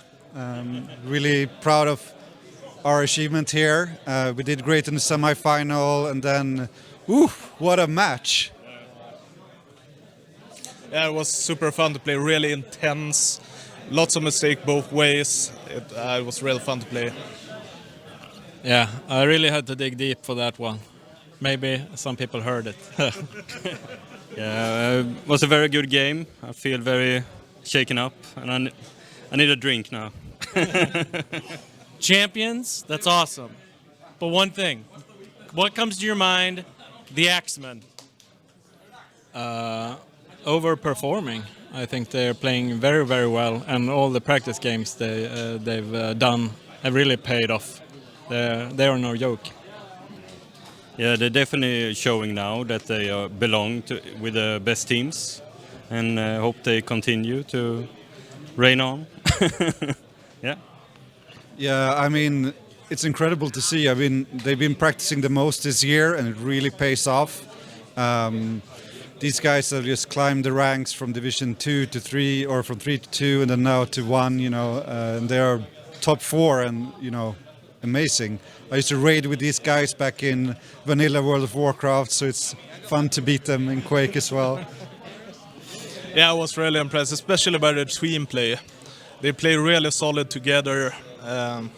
They play you see, I can't even speak. I'm so drained. No, they play really, really well. 22 to 24. What are you looking for in 25? As in the years? Yep. Or well, we are in 24, so I guess what are you expecting to come out of this next year? I hope another QHLAN would be a lot of fun. I hope I get permission to go. We'll see. Permission to go? Yeah, pretty much same here, and hopefully we can play some good online games as well. Maybe drafts as well would be fun. Yeah. I mean, it's. I'm hoping for more activity. I think this event shows that there's a lot of talented players that can do the same journey that Axemen has done. So I'm hoping to see TSQ and a lot of other teams practicing a lot as well. A lot of activity, and yeah. I just echo what they said. Hopefully there's a QHLAN next year, and I'll definitely be here. Favorite player, QHLAN2024, right now? Oh wow, Locust maybe. I must say Peppe. Yeah, interesting play style. I want to say Lokhtar. I mean, he's came back from the dead, and he did a great show in the one-on-one. Didn't go the full distance, but still amazing performance by him as well. I'll say Peppe as well. Amazing player, unique play style, plays a very specific kind of way. I had a really fun, a really intense one-on-one game against him. And yeah, super nice guy. Your guys' match is done. No more sweating, time to have a beer, but we need one more question. Who goes? Who's champion? Commandos or the firing squad? I think it will go the distance, but I think Commando will take it in the end. Firing squad. I'm just hoping for a 5-mapper game. I want to see a decider, a really tight game. But I think that the firing slackers will edge it out in the last map by 2 frags. Same here. I'm pulling from a Boise and firing slackers. You've heard it here. This is your time to stand up, stretch your legs, get your favorite adult beverage, refill it, or grab 2, because I know that this is what these boys are going to be doing. Get some snacks, We got a big match coming up here. Andeh and Jehar, I can't wait to see this final. Let's get it on. Me neither, Bouv. I like that everybody had different opinions about how this final's going to go.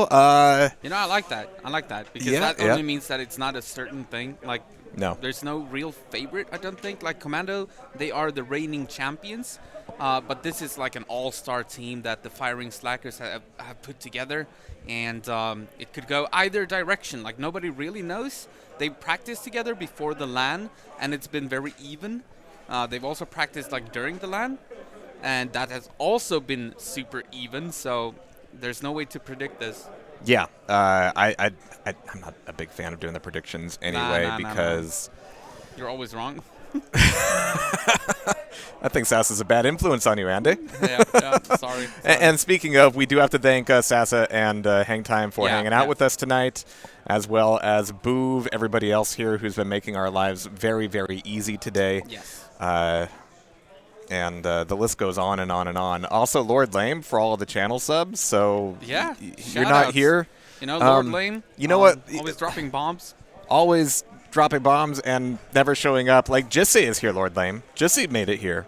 So maybe you next time. He should have been here. He was there CZM is here. Maybe you next time. He was there 2017, I think. Right? Yeah. Yeah. But then, since then, I guess too much kid stuff, you know, taking care of his children and all that. That's him and Brewdog. Oh, you said it. You almost said it. Oh, man, we went all this, the entire frickin' land without saying his name. But yeah, okay, shout-outs to Blood Dog. I wish you were here. Me too. Of course, he paid for the red armor package. He even has a seat and a shirt and everything waiting for him, but he couldn't make it. It'll be here next year. It'll still be here, so I hope you will be. But yeah, shout-outs. He finally got it. You forced me into this. I'm not sorry. Not even a little. Yeah, but we love you, Blood Dog. We wish you were here. But the finals. Yep. The Firing Slackers. So this is going to be a single best of 5. Yes. Yep. You know the maps by the end of the day. You know what to expect. The biggest factor, and this is what makes grand final predictions difficult, is because both teams have had to take a little break. We heard that Milton was going to be on DMM2. Other players wanted to take a nap. Mm-hmm. I can sympathize. But honestly, it's staying sharp, staying focused, and not burning out is the name of the game after a series like that. Fortunately for them, the bronze was only the 3 maps, so just about an hour. Yeah, they probably wished for like a 5-mapper or something. Really? You think? Or maybe not. Maybe they're... Okay, like so let me bring my experience into this. Over the years, the longer the gap between lower bracket final or, you know, finishing up the lower bracket or bronze final and the grand final, the more you get cold and stiff. The worse it gets. I've seen such dramatic shifts from like upper bracket final to grand final, just an individual performance. It scares me. That's why I don't do the predictions for grand final, because I don't know how these players handle the little gap in between. Right, There's a lot of tempting things here. There's a lot of beer out there. There's a lot of Red Bull. There's a lot of excellent food that Sniket has prepared. There's a lot of DMM2 to play. There's couches that are comfy. The temptations just swirl around. Yeah. We did see Reppy kind of watching the previous game from afar and watching some... Reppy, I have to say, he's a good boy. He's been watching his VODs. Yeah. Yeah. Our VODs. Yeah. That's true. It's been a good day. Just kind of looking for any potential error that he might have made, and the lava. He watched that one a few times. Yeah, I watched him watch it a few times. He was like, that's what happened. Yeah, falling in, not good. So, but also I think Milton specifically and Vala, they have so much experience when it comes to LAN, so I don't think they mind just waiting and just getting ready. They were probably playing. Probably not really watching the bronze game or the third place game. They were probably playing, just keeping warm. They take this as serious as you possibly can. Yeah. They saw the trophies. They saw the trophies, and also the price pool has gone up. Thank you so much to Thank IT you, Auction or ITA Store.se and Matthias and Nicholas for that $900 donation. That's a huge one. Now it's a tournament. Yeah. So the prize pool is no joke anymore, and it never was, but you know it's even bigger now.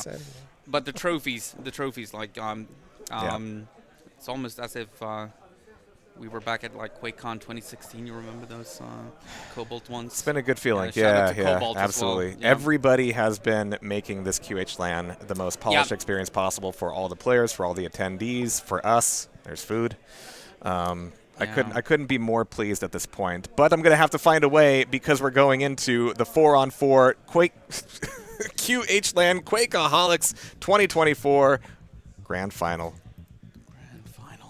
All right. So, yeah, this might not be the exact lineup from map to map, but yeah, we've got all of the usual suspects here.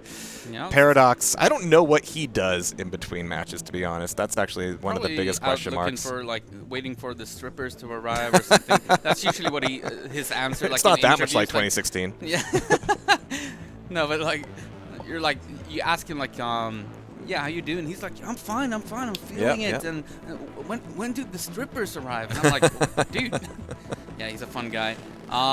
Still waiting on a couple of players on the server, but yeah, they probably need a second just to talk through. Like, I mean, they've had time. Let's be honest. They have. Oh, wait, we're hearing some PA here. Yep. Sorry, buddy. Head over to the spectator area for the 4-on-4 finals. Firing Slackers versus Commando. Let's go! He actually Peppe said has it correctly. my favorite voice ever, actually.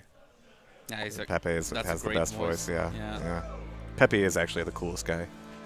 Yeah. Yeah. And he definitely listens to gangster rap. It was nice hearing him and Lethal on the mic today as well. I want to thank everybody for hopping on. Right. Making our jobs so much easier. Yeah, usually the dynamic there. More PA. Purchase your beverage, because the kiosk will be closing in about 30 minutes. Oh, no. The kiosk is closing. But, yeah, usually the dynamic here is that everybody's here to play Quake. It's hard to pull people away to focus on the mic for a little while. So everybody making an effort to do that. Really, really thankful. It gives us a little bit of a breather.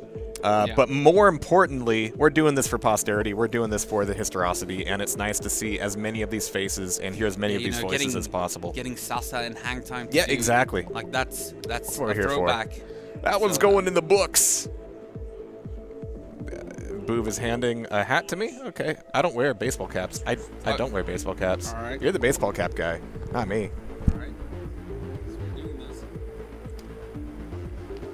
Yeah, there you go. I guess Quake is great again.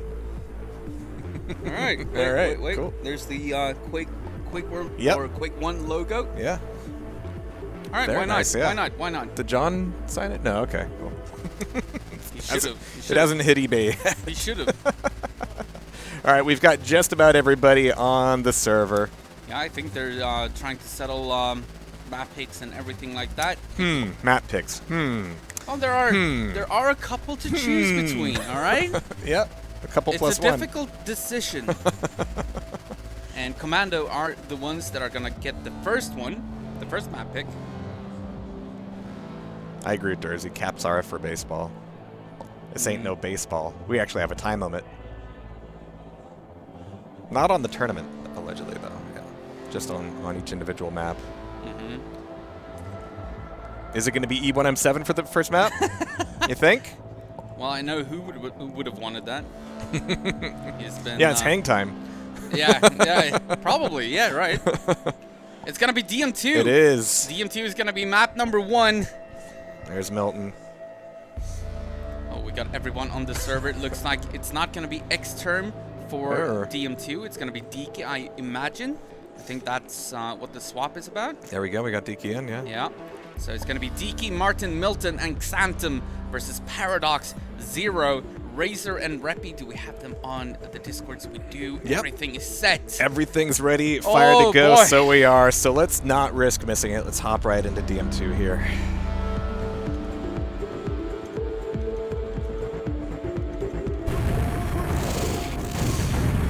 That's the good stuff. All right, we got Commando on the left. And, all right, cool. All the boxes are ticked, and now we just need them to actually ready up. Yeah, so the delay last game was just due to on-server tomfoolery. Mostly Rio we were waiting on. Yeah. He was extracting himself from his mind palace. Niv says that he predicts Milton spawns low. I've had one. Please entertain more. Right. Oh, by the way, big shout out as well to Akavator in chat. He's been watching and commenting all day, so yeah, that's good to see you. A Swede who always showed up to QHLAN. However, nowadays he lives in South Africa, so that's quite the trip. That is, yeah. So he couldn't make it, but we miss you, Ake. Nice to see you in the chat, though. Following along as we're waiting for them to ready up on this map number 1 in the Just making sure their mice work. Finals, yeah, or something. They don't want to locust themselves. Yeah, actually, I have to compare mice with locust. I rock a MM720, so mine might be as small as his. What do you think? Nah, it's not. Okay, his is smaller? Yeah. Wow, why does that make me feel bad? I do like the small mice though, like the fingertip ones. Makes my hands feel big. Oh, we're given Bouv has delivered from Bouv the goods. Thank you, Bouv. What is this? You pronounce it. Mariestad Export. So that is one of the famous Swedish beers. It's a good one. It's a very good one. I think you say every Swedish beer is famous. No. I don't. This one isn't Swedish. This is Stella Artois. Artois. Okay. Or something. I don't know how to pronounce it. It's not Swedish anyway. It's like wrist, yeah. I don't freaking know. I have no idea. I probably butchered that completely. Well, cheers and good luck to both teams. Martin's readied. Razor's readied. The end is incredibly fucking nigh. It is. It's bittersweet, though. It is. Yeah, I won't lie. I'm ready for day 4 of the tournament. What are we gonna do? Some CTF tomorrow? CTF? Yeah. Blood Rails? Yeah. Yeah. Team Fortress? Yeah. Team Fortress. Yeah. Oh man, imagine like we do have a couple of CTF guys here though. Airquake? Yeah. No. Oh man.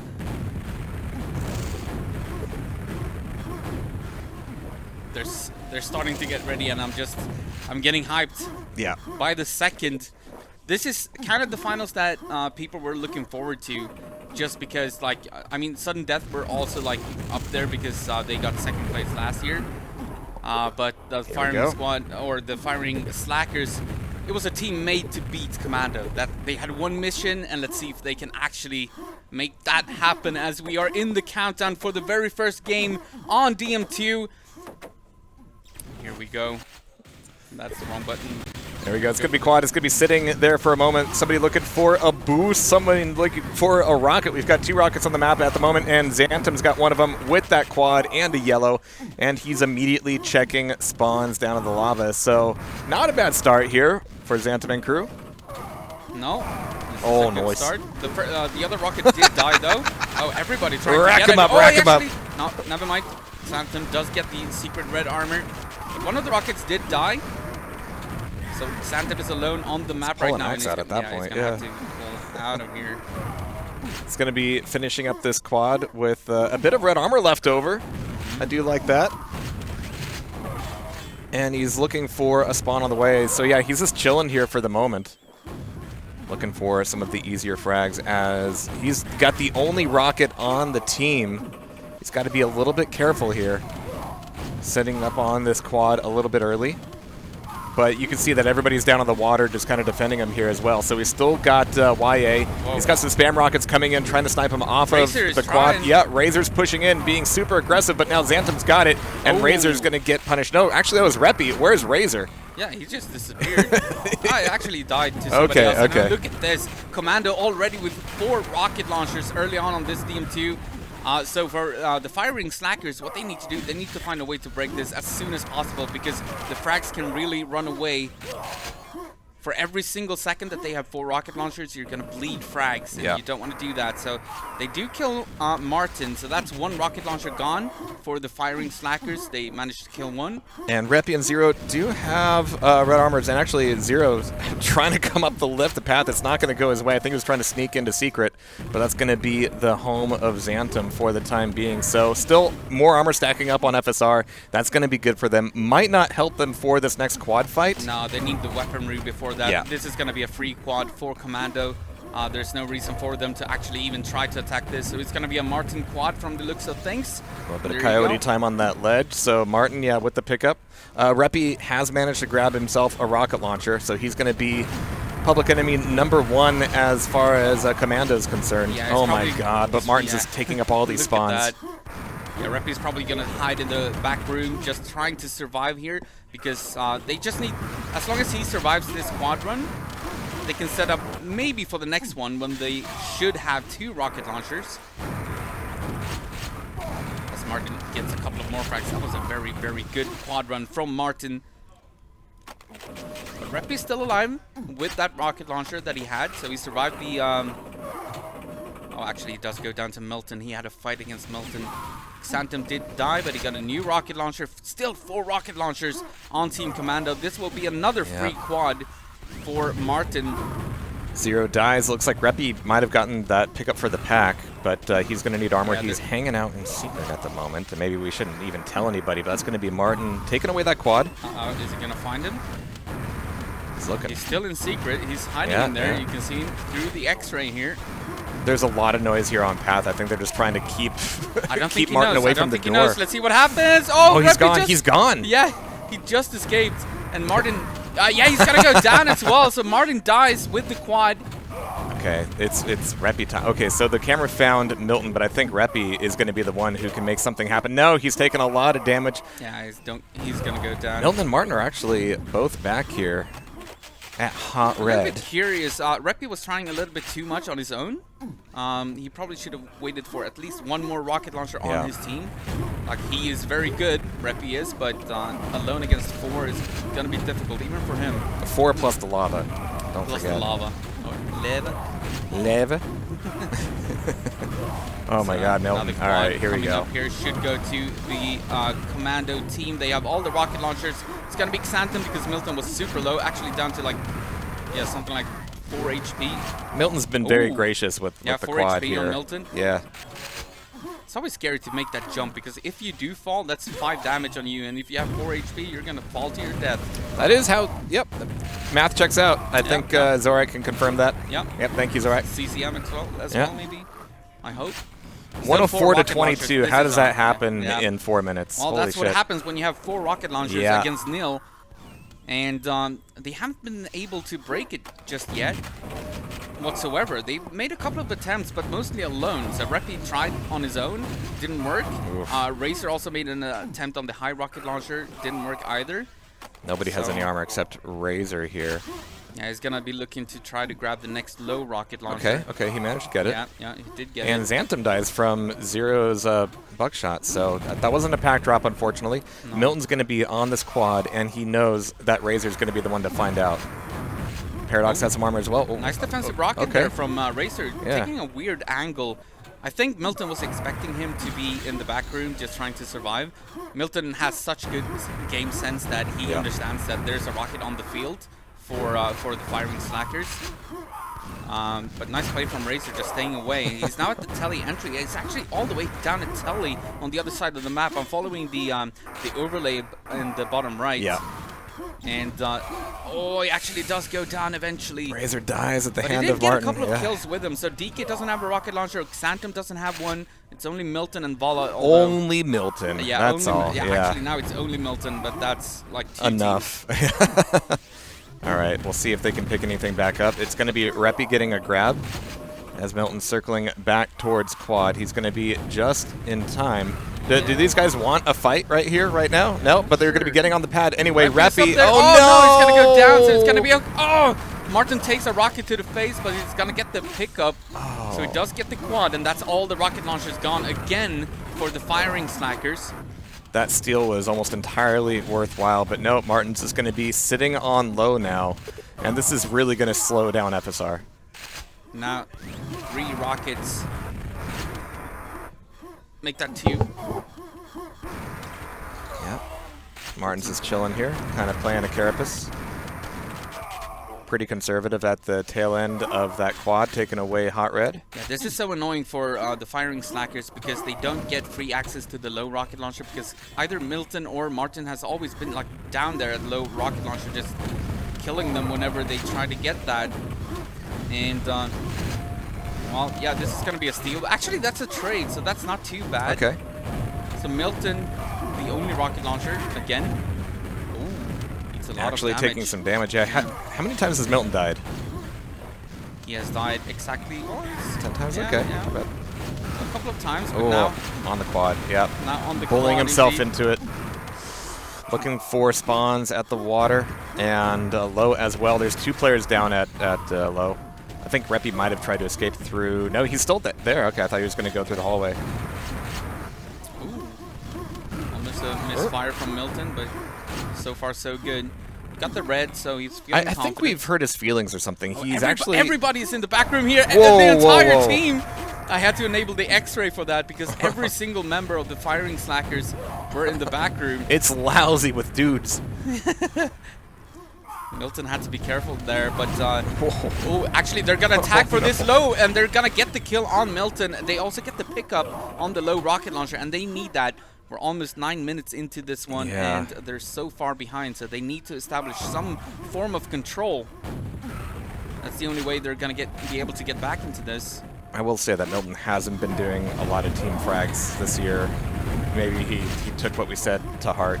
Maybe. He's been paying a bit of attention. Nice rocket jump from Martin, but he's gonna go down to the grenades of Zero. Zero also gets another kill on Martin with that grenade launcher, and now Razor, the only rocket launcher on team firing slackers, as Paradox just picked up a fresh one as well. Milton, once again, the only rocket launcher on Team Commando, and this is an opportunity as they've taken over the water area here. The firing slackers have, so perhaps we might get to see a good quad run from them. The upcoming quad. The fresh rockets are spawning now. We see 3 rocket launchers now on the firing slackers. Milton still the sole rocket launcher. XantoM just picked up the fresh low rocket launcher, but let's see what happens over at the quad. It's about to come up very soon. And Razor's not making his move just yet. He's keeping the door open. He's looking for another pickup of yellow coming through. Reppy is already on the quad, I believe. Yes, he Okay, is. but he needs some backup here. They've mostly got yellows, and he is looking nervous on the pad. There's the pickup. So what can Reppy do with this? He's not going to get any spawns at water just because, you know, there's no frags happening. He's going to try to push in on low, but he is getting absolutely shut down by those rockets. Yeah, nice defensive rockets from Milton, but they do still have 4 rocket launchers on team firing slackers. Milton is still alive at low, though. Oh, he's not going to be anymore. Reppy's saving a pack. He doesn't need to save that because they all have a rocket launcher already. And that should turn into a spawn churn even in the other parts of the map where his teammates are at. So as that quad runs out, he's just going to chill here for a little bit and keep feeding the spawns across the map. And you can see the score start to tighten up just a little bit. We're halfway through. I will admit, it's a long climb ahead of them. Yeah, but if they do manage to prevent Commando from getting any rocket launchers or too many of them, that score is going to slowly but surely creep closer. And now we see the next squad coming up. It's going to be Razor. Okay, he doesn't really have any armor. No. He's got nothing. But he should be aware of the He's fact pushing that it anyway. He's just throwing the rockets down below and getting some damage out of it. I think he knows that the enemy doesn't have, or the opponents don't have any rocket launchers. However, he managed to kill 2 teammates while shooting down towards the low rocket launcher. And I think one of them had a rocket as well, so that's a little bit unfortunate for Razor. But as we can see, the scores are slowly but surely getting closer. Don't tell me he's going to lose out this fight over Secret. Okay, cool. He bullies himself in as the quad's running out. Has 2 EL armors to deal with. This is going to be a lot of shotgun coming his way. Yeah. He's still alive, though, but man, everybody's trying to come after Razor. He has no friends. He's all alone, actually, because Milton has a rocket launcher outside of here, basically at Telly. He's very low, though, but Martin has another one. 2 very low rocket launchers for Team Commando. Actually, both of them go down. Wow. Deke is the only one on the other side of the map. Let's see if Razor can get the pickup of this quad. He will. Now, the scores are staying very, very tight, yeah. Well, very much the same. They're not really changing. I mean, Reppy was doing a lot of damage there. I have to hand it to Razor for fending off and defending in secret and then leaving as soon as somebody spawns outside because he knew that's when Milton was going to barge through the door.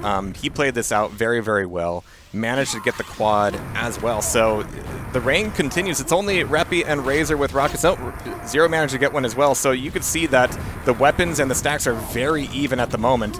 And this score is starting to crawl closer and closer. Another 10 frags closer. But there are 3 rocket launchers on Team Commando, and Razor didn't dare to attack the back room, and both Milton and Martin was back there just waiting to set a trap. But Razor, I guess intelligently didn't go there because he probably would have died. But that also means that Commando now has a bunch of rocket launchers before this quad. This might be a big fight if they commit to it. Yeah, you're going to have to wait for those grenades. It's more the fact that Commando isn't... Oh, never mind. We're putting a little bit of damage on this quad now. Yeah, Razor's going to have some difficulty getting out of here, but he's going to have some amazing shots. I'm not even mad about that trade. It was a lot of pressure he was getting, and he took a lot of bodies down with him. Yes, he made the best out of that situation for sure. And thankfully, I don't think it means a complete end to the run from FSR. No. We still got 3 rockets on the board. Armor's looking okay, but Martin's coming in here for... okay, maybe he didn't know that Milton was going to grab that red. Well, position-wise, they also have the important part of the map. Oh, hot. It's warm down there. It is. So all right, Martin taking a breath. Yeah, Me too. Yeah. Milton with the only I think they're all building up for the next quad. Deke dying a couple of times, but he doesn't have a weapon. Milton in the secret room. Martin is going to support him from path. Yep. Here comes the attack before the quad. He's going to try to spam away. He's going to have to fall back here. All these bodies in the water room, too, like just forcing the self-damage. So Zero's able to grab this with Yellow Armor and Mega. So this is a really good stack to clear out low. Dickie's going to try to head back to back room. 2 enemies back there with a rocket launcher. He's not going to go for them, though. He's going to... No, he's not going to wait for the secret. Where is he going, though? Does he know? This is his first quad of the map, I think. Yeah. He should know that there are enemies in the red mega room, but he doesn't dare to attack before this red, but the quad is going to run out, so he's going to run out of time to make that attack. Oh, he didn't have it. I realized he didn't have any rockets. He had no pack yet. Oh, yeah. Yeah, you're right. He was empty. Yes. Okay, everything makes sense now. Yes. They managed to kill Milton. That's 1 rocket launcher gone. Zero moving in for the quad. They only have 2 rocket launchers, but so does Commando, so might be able to secure this one. But still, 75 frags. They need to establish some form of map lock here. Oh, that jump with the shotgun. Very good damage. So 5 more minutes have elapsed, and the score is closed about 20 frags. It's a crawl for sure. Paradox is just looking at the Zero's here. All right, okay, they're going to delay it. Okay, this is not a bad idea because that's going to throw off the timing for Commando. They won't know exactly when it spawns. So Zero just needs to not die. That would ruin everything here. Just don't die, Zero. They do need to find frags, though. So he can show back up here to low. Yeah, in about 5 seconds. Let's activate the X-ray and see the back room. You see 3 enemies back there, all positioned to set up this trap. Milton is going to survive that, and Zero, I feel like, yeah, that's 4 enemies back here now. Wow, that dodge, that defense, you can see the perfect positioning, and Zero just cannot get a word in edgewise. Just couldn't attack. He tried. Just excellent defense. Wow, but respect to Zero for not dying as well. He managed to keep fairly good control on things, and this has come to a standstill, even as Martin is getting frag after frag after frag. Milton goes down, always noteworthy. And there's it is because that's probably the biggest threat eliminated. This is going to be a Reppy quad. I don't think that he's afraid of attacking the back room. He's going to find Deke here. Deke should go down. There he goes. Yep. Let's see if he attacks back room. There's only 1 guy back there. That's XantoM. It's going to be 2 now, yeah. And he's not willing to push it just yet, not without a red. But he can catch a spawn of water. Nice. Every single frag counts here. Behind him. Behind, there's 2. Yeah, there's 3. He's getting fed the spawns. He just needs to be looking for them.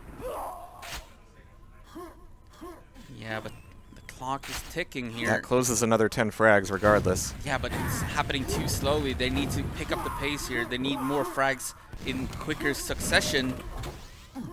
Yeah, Paradox needed that red, so Reppy's going to give that away to him. You know it's 4-on-4 when you have to respect somebody with the shotgun, even if you've got a rocket launcher at that range. This is They got to be careful. I think Commando might make a move for this one. It's about to spawn in 3 seconds. XantoM is here. Martin is as well. It's going to be a Martin quad. He gets a kill on Paradox as well. And that makes it so that Razor is the only rocket launcher on Team FSR. And he's got no health, that's no bad news armor. because with 3 minutes remaining and 60 frags, that's going to be difficult from this map number 1. I know it feels the same. Yeah, Reppy chilling at a secret for the moment. And Zero's still alive, just barely with that 12 health. Yeah, he's going to need something. Martin's not finding a lot of frags here, but it is slowing the map down, and it's just time that they don't have. Zero, Reppy, no! Oh, nice. Reppy, yes! Okay. Yeah, nice play from Reppy. He forced him into a position where he's forced to either use the boomstick and maybe potentially lose the fight, or use the rocket launcher and risk dropping a pack. So that's one way to no rockets on FSR. No. It looks like that momentum has been stopped dead in its tracks, and it's going to be Commando going on a bit of a roll. Well, 4 rockets on Team Commando and a commanding lead as well. Hey, But you know, they got within range, but they couldn't get. Could almost further touch than the that. sun. Yeah. Yeah. Oh man. That's gonna be game number 1, but it was the pick of Commando, so makes sense that they win that. I imagine we might see an E1M2 next because Razor and Reppy, they're just so good on that map. As Milton gets a couple of more frags. It's not something you see every day on DM2 where you'll end up with like a 70 or 80 frag difference, but it has been that for like the last 10 minutes. Yeah, so basically what won Commando this game was that small amount of time where they had a map lock. Basically a map lock. They had 4 rocket launchers in the beginning of the game, and the scores got a little bit crazy. Yeah. But since then, they haven't really changed. No, and I don't know. I think strategically, there was a lot going right there. Just the specific setups that Milton and crew pulled, you know, setting up in the back room, defending that really hard against the quad. Just made it really difficult for FSR to get a word in. Nice quad rocket jump from XantoM here to get up to high, making sure that the enemy does not get that rocket launcher. Connects with a mid-air rocket, actually launches Reppy down into the ground, so he dies from fall damage. That's one way to kill an enemy. And just like that, every individual player on Commando is going on a bit of a run of their own. Yeah. Everybody's doing their own frag movie. Yep. Very well played DM2 from Team Commando. They really capitalized on that moment they had in the beginning of the game, and they managed not to bleed. So FSR actually had control of the map for a significant time, but significant amount of time as they tried to trap Milton in the lava. It's not going to work though. Milton is way too good for that. And GG, that's map number 1, 251 to 138. Crazy. That was tooth and nail throughout the bulk of it though. Yeah, especially with firing slackers in control for a long period of time, but they just couldn't find the frags. They couldn't capitalize the same way that Commando could. So that's DM2. That's DM2, the first one at least. Yeah, you never know. This boy's full of hope. Yeah, and as predicted, we are going to E1M2, and I'm hoping they get a good start here, the firing slackers, so that we might get to see more games, because that's what we want. That's a famous beer, huh? Yeah, it is. Okay, yeah. Mm-hmm. Yeah? No? No good? It's all right. Poor Muddy is stalled. All right, here we go. It's not what I'm drinking, though. E1M2 coming up. We're not going to be seeing these full bulwarks of red armor anymore. It's going to get rowdy. It's going to get dirty. It's going to get well danged. Well danged. It's a castle. All right, never mind. Give me shit.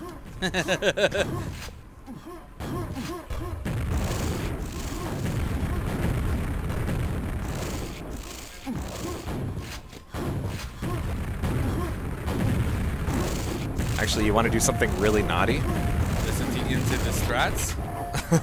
Should we? Sure. Sure. Your pick, Commando or Firing? Commando, because there are way more. Let's switch over to Commando there. Start of the game, but I'm fine with that too. Me too. My rocket. Crossing safe. Coming. They got the yellow. Enemy took Mega. Be careful. Yeah, he's dead. No one is at quad. Quad is not even open yet. They will hunt me.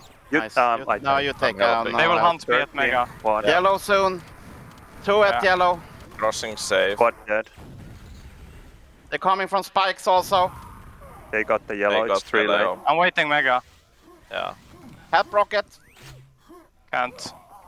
They're going for the rocket. 2 Yeah, people. rocket lost. Killed one. Can you help me to yellow? I'm at yellow. Yeah, I'm at yellow. Coming. Yeah, you take. Nice. They have a rocket. I'll stay here with Nate. Dick, you push the rocket. Yep. Yep. Yup, yup. Yep. I'll do what you say. Whatever you say, Milton. I'll do it.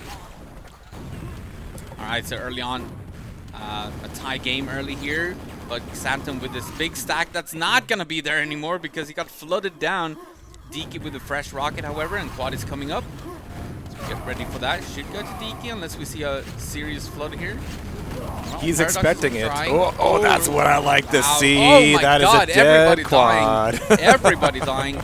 So no more rockets on the map I think whatsoever. everybody on the map just respawned. Yeah, basically. Fresh start. And the 15, game is basically 15. tied as well, Yeah. so it was like an even trade.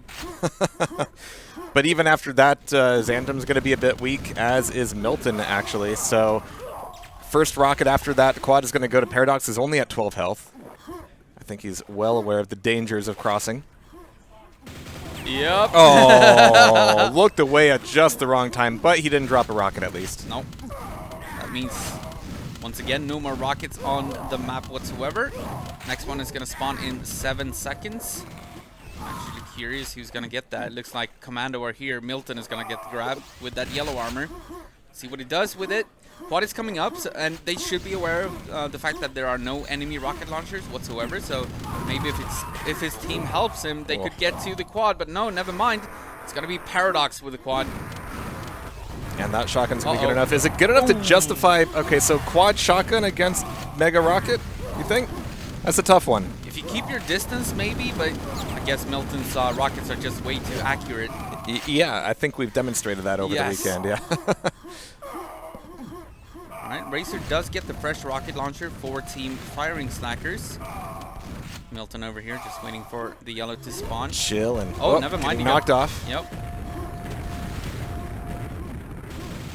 And yeah, he's even out of grenades, so he's just going to be What is crawling Racer around doing? down here. He's down to 9 HP. He's going to get the grab on the yellow armor, but he needs health. He's probably going to be forced to stay here and wait for this health pack to spawn. As there's a rocket spawning, that goes to Martin. Racer is still just waiting for this. He's not going to be able to go for this quad. Let's see who will, though. Milton's on the pad, dies, XantoM sneaks in. He's going to be low. They're going to be trading a shotgun, but XantoM's going to get away with it. But for how long? He doesn't really want to leave, and yeah, Zero finds him as well. That still leaves Martin with the rockets and Razor with the rockets, at least until Martin dies there. Razor has a huge opportunity right now. Yeah, they should help him probably get over to... well, he's going to wait for this Mega. It's going to spawn in 5 seconds. Okay. But they do lose out on the rocket, so Milton gets the rocket. He's not going to go to the crossing area. He's going to go to... Got some good comms there, yeah. Yeah. Knowing that Racer was probably waiting for him. But this is going to be the big push. So Milton is already over at yellow. Let's activate this X-ray. As we can see, Milton over there standing on top of the yellow armor. And Milton is going to try to get the kill on Razor, and he will. At Razor this goes point, down. you cannot be coming around that corner and splash against the wall instead of getting the rocket out. Can't do it. No. It's still only a 3-frag game. Quad's coming up in 3. Only XantoM and Milton have rockets. Razor's on the pad, but it's just a placeholder. Yep. He knew what was going to happen. Milton's going to come in and just wipe out at the grenade launcher room. And actually, he's staying here looking for a few more frags. He's only got 30 health, so even crossing into yellow might not be worthwhile. But man, he has got such precise distancing with his rockets. Yeah, never taking any damage from his own rockets. Always choosing the correct weapon to use, whether that's the SNG or the boomstick or the rocket launcher. Or He's just so guilt. precise. Yeah. Nice. And that means that Commando are going to take a small lead here on E1M2. Yeah, that was an incredible run by Milton. Have to hand it completely to him there. Gonna be chilling out for this Mega. And one thing that's fun about chilling out for Mega is dropping down and attacking people who think you're chilling out for Mega. Oh, what a nice rocket jump from Milton, but his team was already there, so he didn't really need to, but he had the timing. If we saw Milton last year, he would have shot them right then. What is coming up? Milton is here. Not looking behind him, though. That's scary. Someone could have been hiding behind him, but they weren't. 3 rocket launchers now for Team Commando. We're going to see the lead be extended a little bit and increased. Nice. Okay. Backing out of here, being a little bit more careful due to the lack of armor. But nobody on FSR has rockets either, so... Perfect timing on the Mega. Yeah, Milton's going to stack up at the end of this. XantoM is here, probably helping out. These are just boomsticks, so Milton should be able... Actually, nice grab from Razor, stealing that from Milton. That's huge, actually, because now he's going to be forced to wait here for another 20 seconds. We'll slow them down a little bit. And we've got a lot of Commando players here on the yellow. Are we going to see a pickup of the rocket? Yep, there we go from Razor. Yep. And also the quad is coming up. Milton is probably going to be too late for that, so who's going to get it? Actually, does Razor nobody's show showing up up. with 50 health and a rocket launcher? Oh, they're 5 going to health save it and a from rocket Milton, launcher? so never mind. He was not too late for it. God. And he's fine. He's fine again. No problem. Yeah. He also has timing on the Mega. He probably told his team that it was spawning. He had it last, so and Milton never loses his He just says that to get them out of the way for the next few seconds. True. Yeah, go to Mega. It's probably spawning. Yeah. I'll take care of this side of the map. Man, the fact that Milton was able to sneak that out, incredible. So we've got 2 rockets on FSR, but they are staying in hiding hardcore. Yeah, both in rocket launcher box, I believe. Yep. Yep, here they are.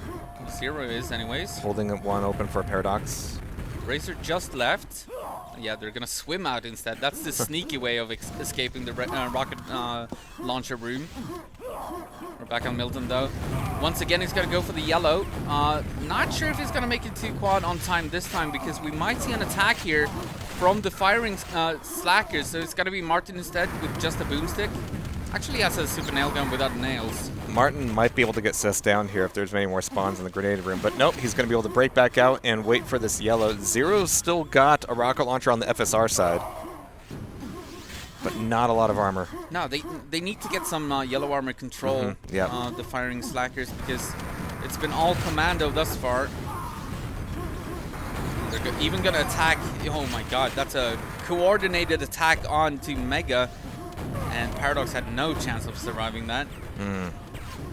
Milton still keeping yellow safe. Zero's still got a rocket launcher trying to approach from spikes. Milton could find them pretty easily, actually, if you turn around the corner, but he's got other things in mind. Yeah, just getting a couple of spawn frags here. Milton playing this very, very safe, just making sure that nobody gets the grab on this yellow.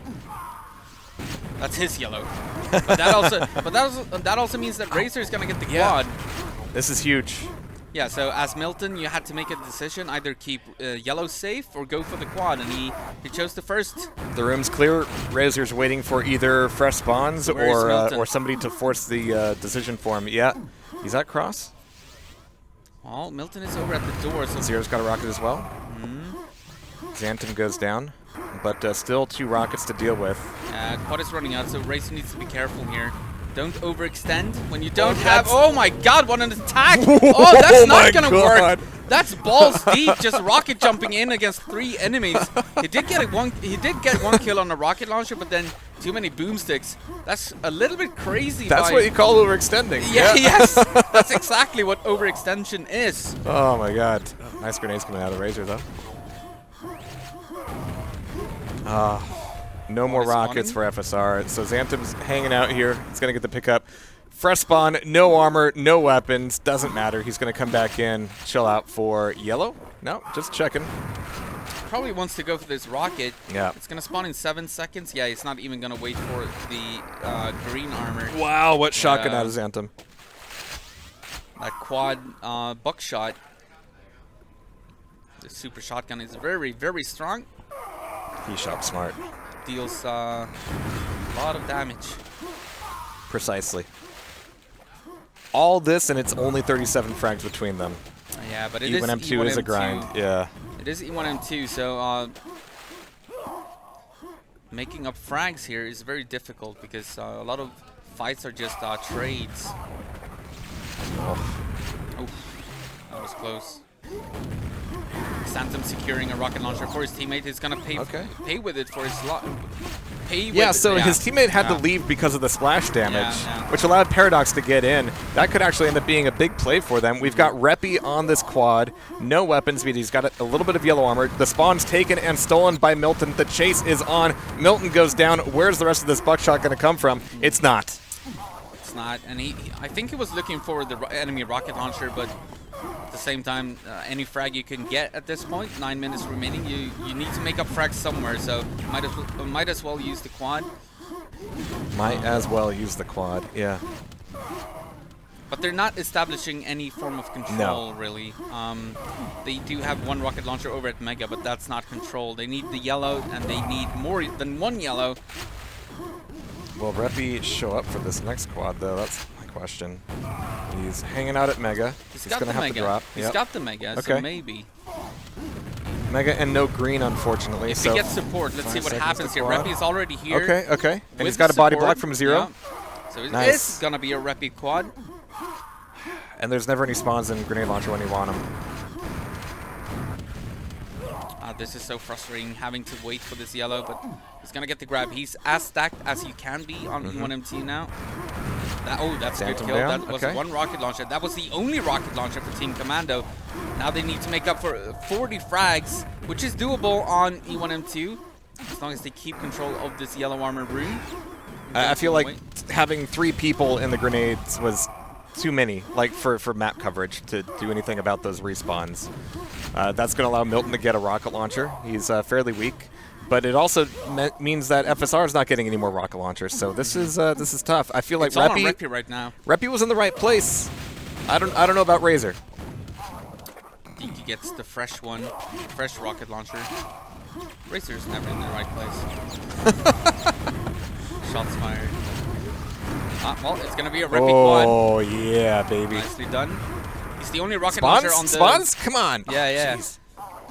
Well, they brought it back 10 frags now, and they still have 7.5 minutes to work with, so just stay alive here, Reppy. I think you have to bury a headless cat in a graveyard at midnight in order to get the spawns that these guys are going to need. It's almost midnight, so you got time. True. 32 frags. I like this Deja play. vu all over again.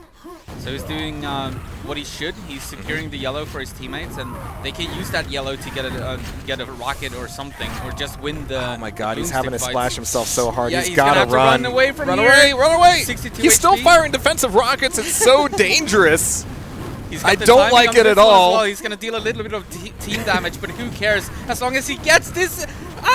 This yellow armor is down to 5 HP. He's still firing rockets that whole time, just at walls. The Flying Dutchman, he's a completely short-circuited.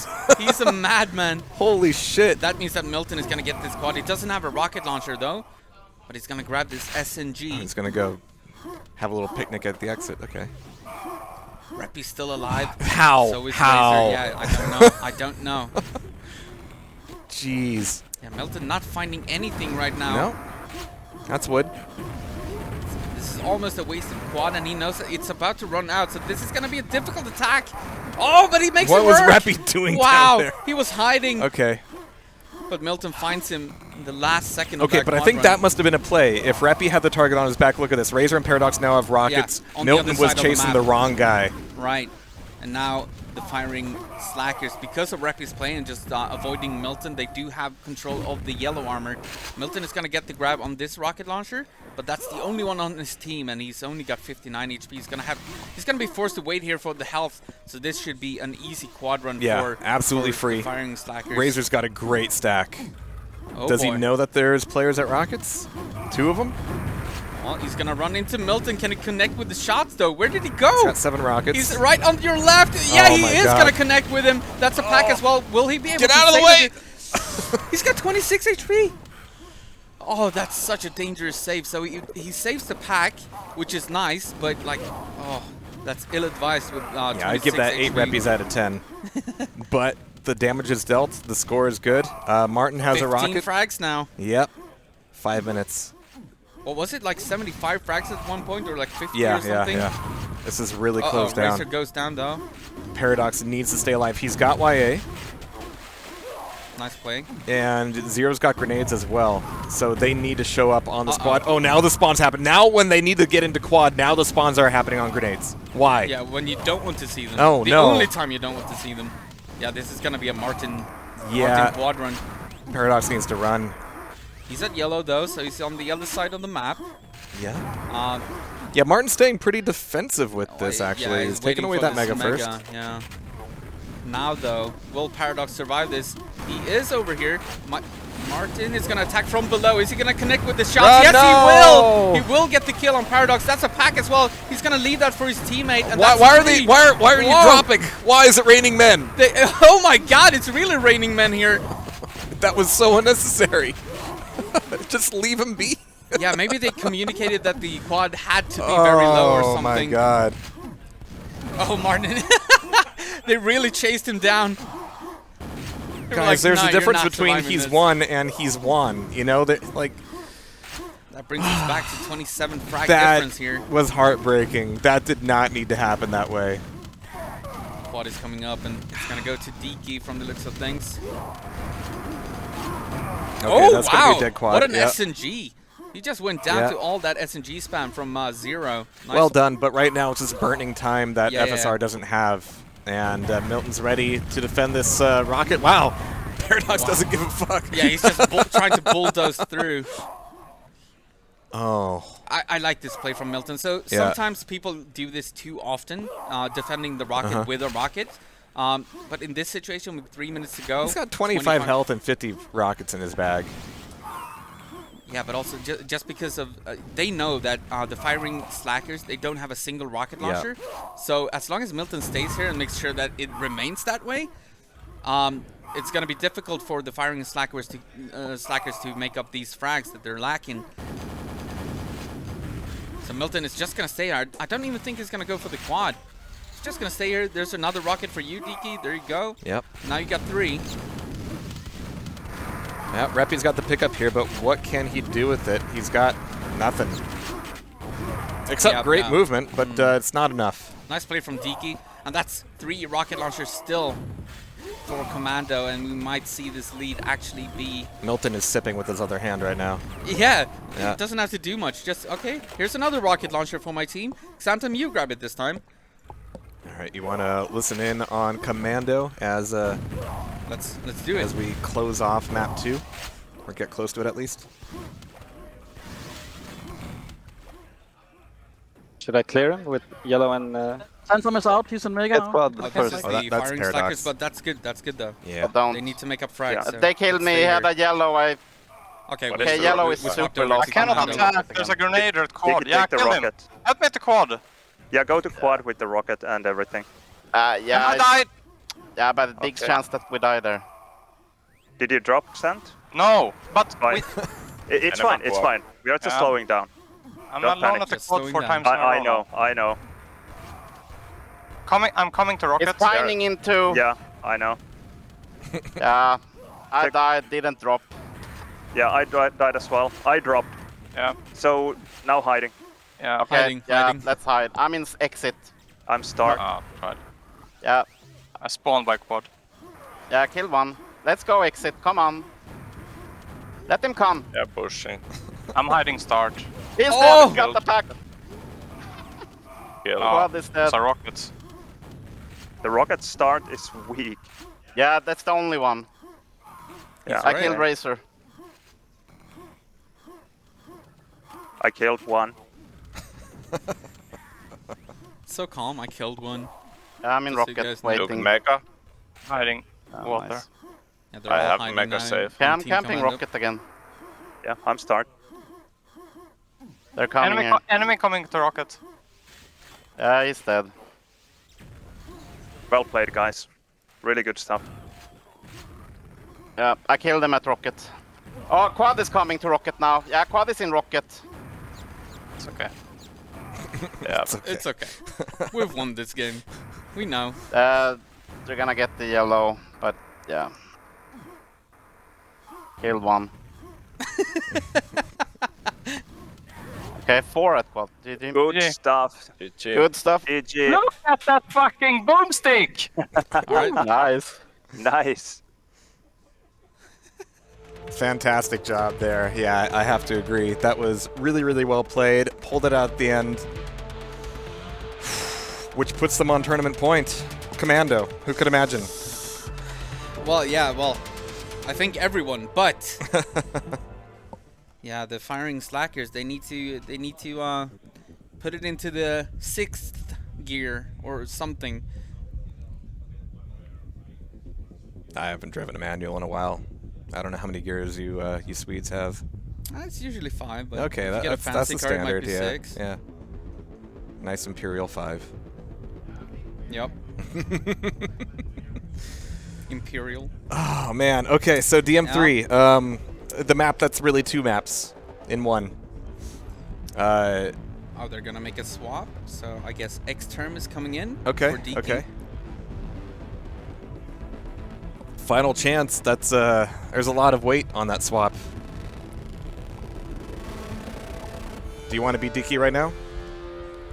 Actually, if I'm DK, I'm probably pretty happy about myself because I was in and I won 2 games, and like if they were to lose the next one, it's not his fault.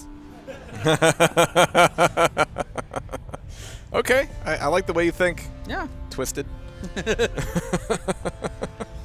They might just, you know, bring DK back in just to make sure to win. You know what's made me sad over these last 2 maps? There have been a few moments where we see Reppy just really go off. I think DM3 finally has enough room to just really let him go unchained. That's what I want. And he needs to. We don't want to see a 3-0 victory here. Commando, I mean, they're playing great. And as you could hear, they were super calm, and they understood exactly when to start hiding. And Milton made the call, like, now let's hide, with about 1 minute and 15 seconds remaining. By the way, big shout out to Khaleesi. Made it in the chat. Good to see you in there. Yo, another Frenchie. Yeah. We like them. We like the French. Yeah. The French. We like the French. We like the French. We like them France, man. Oh, okay. So we've got XantoM swapped in. We've got everybody here. We should be seeing some ready-ups. Yeah, DM3.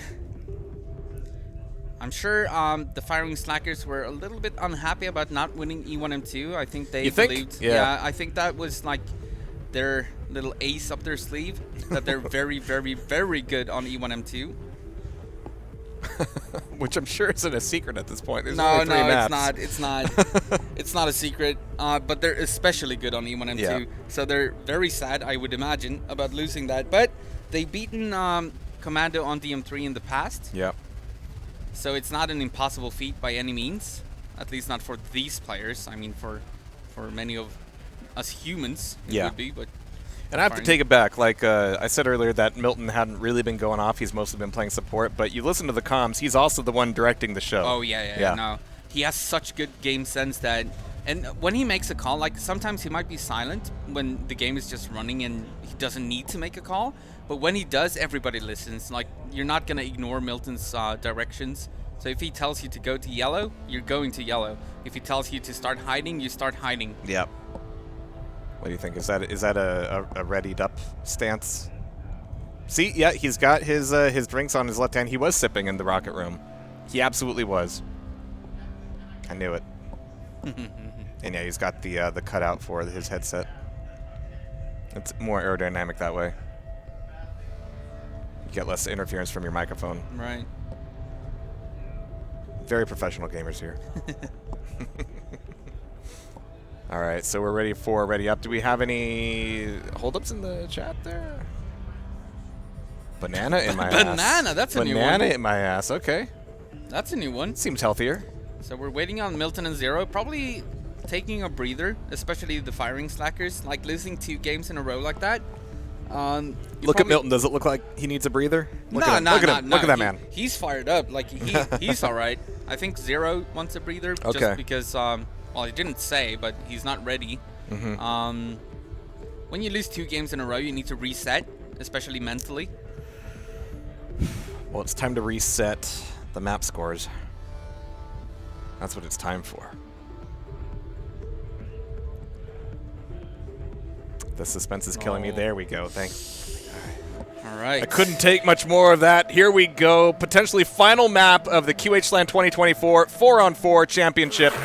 Here we go. Racer gets the first rocket launcher. Milton gets the first pent. So it's kind of like a split situation here. Actually, almost a full start for Commando, but they didn't get the rocket launcher. Let's see if Razor can survive with that. He's going to make his way over to the red tunnel area. So he's going to red with that. Needs to be careful, though. Oh, he did go down. Oh, no, he actually dropped. He dropped the rocket as well to XantoM. So on the other side of the map, the first rocket launcher also going to Commando because Razor dropped it. You don't want to see that happen. Milton is going to get the second one, of course, with the help of this pentagram. And yeah, this is a terrible start for the firing slackers. They do manage to kill XantoM, so that's 1 rocket gone. Now they only need to deal with Milton. Yeah, it's 1 rocket they've got to worry about, but it is worth worrying about. Red's going to be coming back up. I'm not sure if Milton's going to break out for that red or just communicate that it's going to be up because Quad is going to be a little bit more vital. He's already got yellow. He's got a bit of mega. And now he's going to water. Okay, leaving the Quad up for XantoM. That's a lot of trust, but XantoM's going to make good on it. He's got mega and LG. Yeah, the LG. That's the big thing. Yeah. With the LG, XantoM probably made the call. I can take the Quad with the LG. And Milton was like, yeah, please do.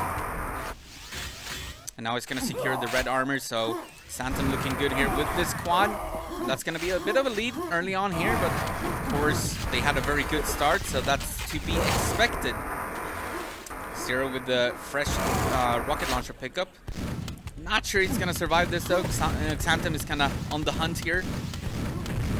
Trying to whittle him down with the boomstick here. He still has 27 cells to use if he needs to. Thank you to Robert for the $900 donation. Oh, thank you so much, Robert. Shoutouts. I didn't want to interrupt, but holy shit. Yeah, holy shit. That's a huge donation. Thank you so much for that. As XantoM picks up the fresh Quad with that lightning gun again. Trying to secure this red armor room. Oh, Reppy is hiding and being a little bit cheeky, but XantoM finds him. Well, considering it was a terrible start for the firing slackers, it's not too big of a frag lead just yet. Razor escaping with that rocket launcher. Nice job avoiding. XantoM's so dangerous here, though. Yeah, he's taking a few rockets on the chin. Still got a bit of that red armor left over. He's the only one with any kind of weapons, but we got Tweedledee and Tweedledum coming down the staircase. 2 rockets from FSR. Could this be the beginning of a beautiful comeback? I hope so. They do have control over red. Actually, Milton just stole one. I saw that they were in the red room, but I imagine Milton stole it, so they kind of went away from there. And Quad is coming up. Let's have a look. XantoM is waiting for him just with a super nail gun. Yeah. Look behind you, XantoM. Behind you. He's got a mega, so he's fine. Yeah, he's going to make the drop for the lightning gun. Perfect timing for that. And now that makes him go from a not too dangerous Quad to a super dangerous Quad because he's got the lightning gun. Yeah. Everybody knows he's coming into red room, and man, he's only able to take down one. Milton is going to come in as the second wave, but he's going to be pushed away from there. Yeah, he wants to maintain. You shall not pass. That rocket launcher and this yellow. Oh my God. Just lining up the shot. Reppy's got red and rockets. Zero's got LG and yellow. I like the setup here, but where are the frags going to come from? More importantly, Milton has to die, and this is going to be a close-range fight. Oh my God, that rockets! Milton! What the hell? So good at just avoiding damage too. That was against a lightning gun, so He had to do all the dodging while hitting those rockets, and now quad for XantoM. Is he gonna connect with Reppy? Reppy actually still alive at SNG Tully, and XantoM down to 3 HP. He's gonna go down. Wow. How's Reppy doing though? Holy shit. Reppy's still alive. Paradox as well. He just turned that red room into just a charnel pit. Yeah. Made it extra red. Beautifully done out of Reppy. So 26 frags between them. We've got a bit of a weapon advantage for FSR at the moment. Zero. Yeah, they're kind of in control now. Oh, Reppy did go down though, so it's all on Paradox. Razor grabs the fresh rocket launcher. It's about to get to pen time. Yep. Nice. I like that. Do we want to call it a crucial pen? They're all because crucial. They're all crucial pens. Let's see what happens here as they're all going to try to go for it. It's going to be Paradox. Paradox with the pickup. I kind of want to hear their comms now, the firing slackers, because they need to chase for a few frags, and now they are in control of the map.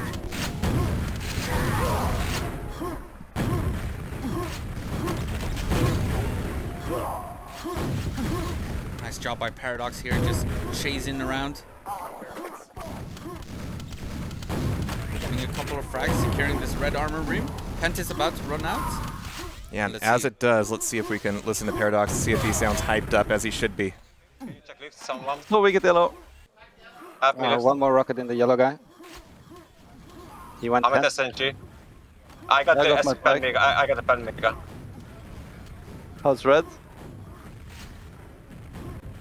Oh, nice rocket jump. Not kill him. Smart. Rocket kill. Look at that quad, I think. Kill him. Surprised he was stuck. Nice. Yellow save. Quad. Rocket at quad. I'm weak at rock. I'm weak at rock. Think quad. Red safe. Red side safe. Help. No. Come red. Coming. Enemy sent me. I'm tunnel. I took rocket and died. Boom stick top. Behind you. Okay. I need the sauce. Rocket is 18. Meanwhile, Razor is just quietly destroying. Yeah. Probably too focused to speak.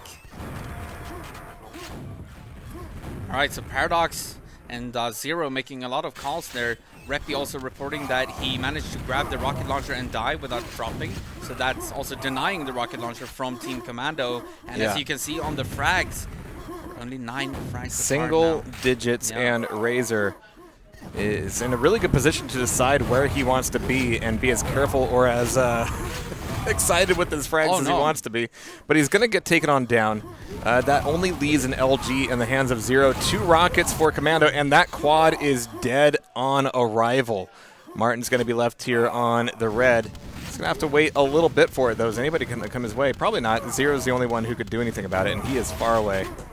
Yeah, he's got a double weapon here, both rocket launcher and lightning gun. On the FSR side of things, they have 1 rocket launcher on Reppy. Nice spawn frag. I love when they just pre-fire a spawn and they actually spawn there as well. Looks so good. Oh, Paradox is not going to survive with that rocket. That's going to reset the rocket count for FSR, and that's bad news because they were just getting back into this game. That's rough. Commando pulling up just at the last moment here, and really starting to take that back. Martin Milton, very dangerous to have with rocket launchers. Quad coming up in 8 seconds. Martin's got a little bit of red here. Nobody's really attacking the red at the moment. Oh, nice spawn. Okay. Force a little bit of some rocket splash. Zero's trying to sneak away with the quad. It doesn't quite go his way, and Milton has the quad. Never words you want to hear. Oh, he knew there was a pack out there. Nice play from Milton. I thought he was going for the, Milton knows, Mega, but he knows everything. Milton knows when items are spawning on adjacent ports on the same server. Right. He keeps track of everything. Now 21 frags. Yeah, Milton's going to be finishing off this quad at the yellow. Definitely preferable. That is the correct place to finish a quad. Oh no! Absolutely, in this position as well, because he's in position to pressure the weaponry, the weapons, and the weapon spawns. They're all over here, and yeah, they can't ignore the fact that he's up there, even if they have no weapons. They just have to keep feeding themselves to the meat grinder. You're not dead yet.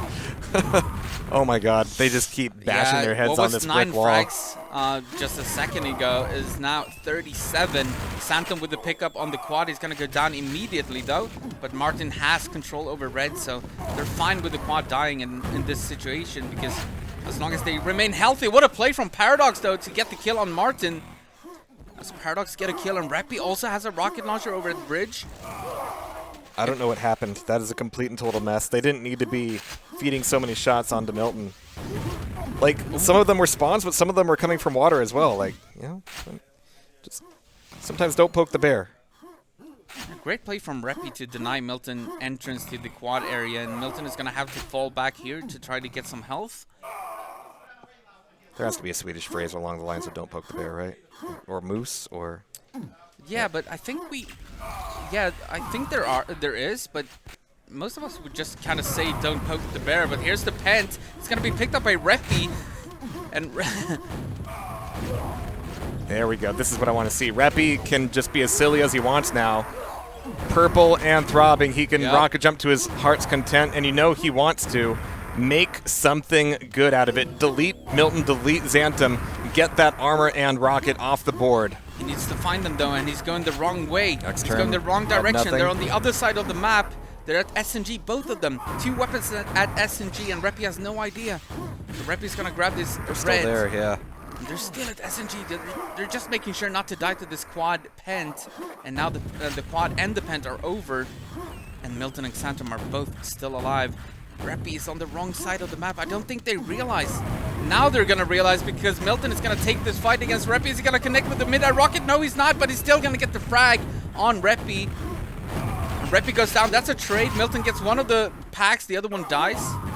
That's going to delete a couple of weapons from the map. As we see Milton and Martin being the only ones with weaponry on Team Commando. Yeah. Razor has one over at SNG Mega. Okay. That's a good quad steal, but he dies immediately. Of course, Martin goes down, so Milton, the only rocket launcher on Team Commando. Razor has a rocket launcher, and Zero has a lightning gun. Reppy's running out of time to be able to afford dying on the quad. It just can't go that way anymore. All right, a couple team frags. That's something. 30 frags to catch up in 8 minutes. We've seen it happen today even. Razor now with the YA and Mega. He's actually fully loaded on weapons. Not a bad amount of cells either. Oh, nice support here from Paradox. Just get out of the way! Oh, Paradox, come on! Actually, that's a great attack from Razor. Good support from Paradox. He just took a little bit of attention away from Razor, and Razor managed to kill Milton. And this is the opportunity they were looking for. If only they can hold this this control right now. They have 2 rocket launchers, both over at yellow. Are any fresh spawns going to try to dogpile onto this quad? Yep, Milton's there. And he's going to get punished for it. So Razor gets the quad, and he's got full red armor. This is his time. Milton keeps spawning right under him. 17 frags. XantoM's going to waste some time here. Like, just leave the room. You don't need to be. Just don't waste your time. You've got another player there.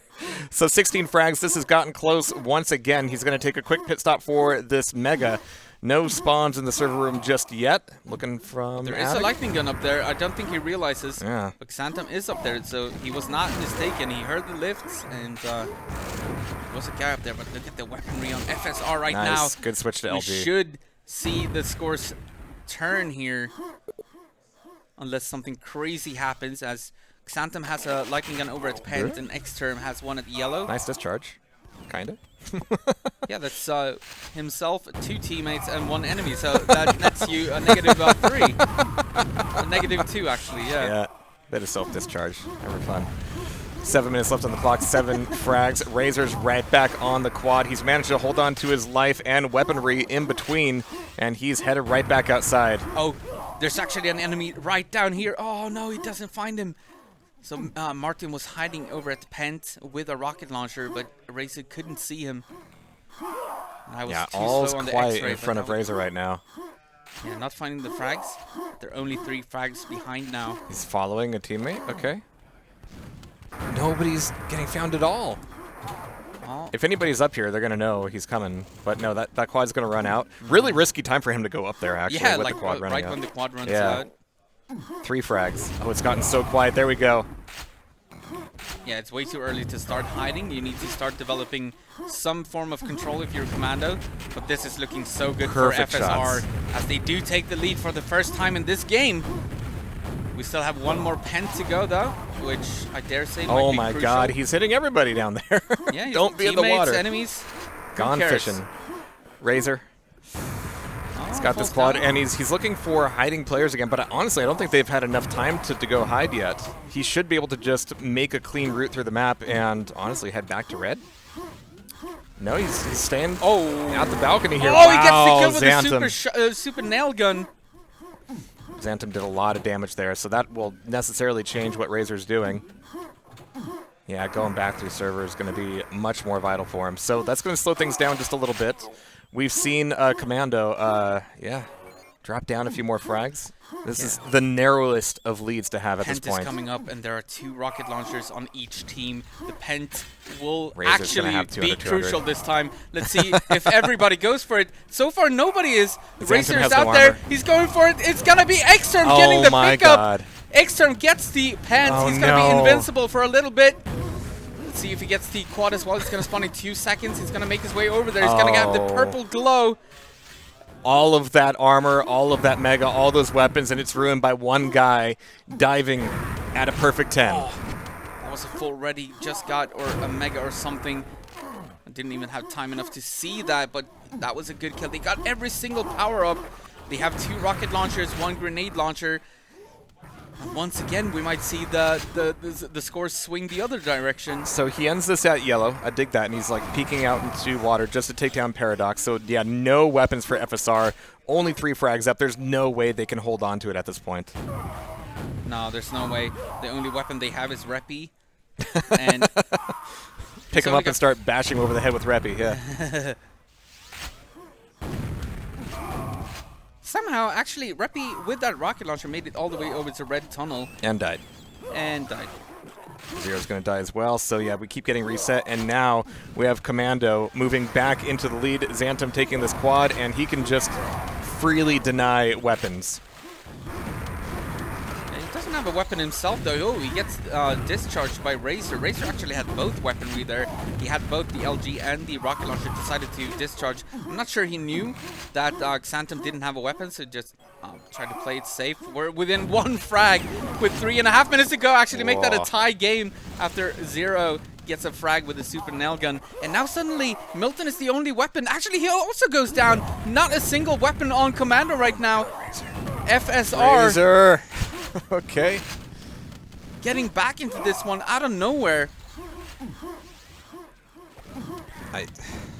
Yeah, this is a problem. Actually, 3 minutes, I 5 frags. I love what Razor was doing there, just trying to deny weapons from Commando. This is going to be a quad for Reppy, I believe. He has the lightning It's gun. so rough because you want to be useful, but you need to not die. He's the only rocket launcher in the village. Reppy gets the pickup. Okay, he's Only got 4 cells. shotgun. Only 4 cells. He's got LG. Yeah, a little bit. Oh, those cells Nothing are gone. hits. No. He doesn't see him. Doesn't see him. Doesn't see him. Oh, he's Down going to to the dive water. into the water just to get a couple of frags. He's going to go down to the grenade, but I feel like he felt like, well, there's nothing else to do but jump down into the water and try to get a couple of frags. Razor keeping red safe. Well, it's waiting agonizing seconds for that red. He's got rockets, so this penultimate quad is going to be the most critical. Critical? Yeah. Use that more. I'm trying it out. I'm trying it out. Yeah. Nice pop from Razor. So leaving the quad for the moment. He's risking stack, especially if he's rocketing himself. Yeah, got to be careful here. You have both weapons right now. You have 3 rockets, actually. Oh, no, the Mega Steel. Okay. Paradox kills the teammate. 3 but seconds they to should quad. Be able to secure Para's the on quad. it. Okay. 10 frag lead now for FSR. All right, Para, don't fuck this up. It's all up to you. Yeah, don't get... That's a lightning gun out there. Nice. Martin made it all the way over to SMG lifts. That's the only weapon that Commando has, and Oh, Paradox great rocket. probably wants to find him. Finding a few spawn frags though, and just boomsticks. Yeah. But Itchy Martin, trigger finger. Nobody's at red. I think you could have been told that. Okay, he's ending quad here. That's fine. 9 frags down. He's ending it with a lot of armor. There's Martin, and he is Through going to the go TP. down. Paradox wins the fight with the help of Nice. Reppy. So that's one LG eliminated. XantoM has a fresh one, though. There is still one more quad in this game. XantoM now with a rocket launcher as well. Paradox has a rocket, but no armor whatsoever. The quad is going to spawn. He's not going to be ready for that. It's going to be all Razor. Let's see if he can get the grab on it. Just Milton comes in as well, trying to support for this quad. Razor needs to get it. Who's firing those rockets? That's it's Razor! 40 seconds. He's out on it. He's only 50 and 50. Reppy taking everybody out with that discharge, clearing the room and keeping the spawns low.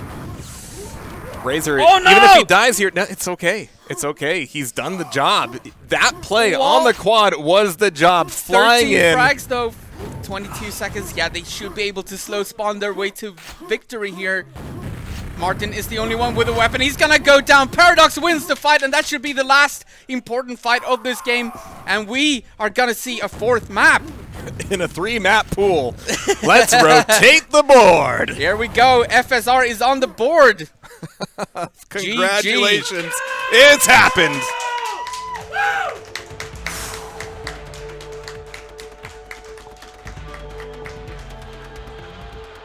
All right. We have ourselves a final. We have ourselves a final. That means that Team FSR, they get to pick the next map of the 3. They get to pick whichever they want. DM3? Yeah, well, do you just go for DM3 or do you go for your original pick, which was E1M2? I would not. Oh no, there's going for me. Okay. All right. I warned them. You did. You did at that. Here we go. They want revenge on E1M2. They probably feel like we could have won that game. So back to E1M2 we go. I'm glad they feel that way. Shows confidence, though. It does. Yeah, that's a word. Or cockiness or something. Something.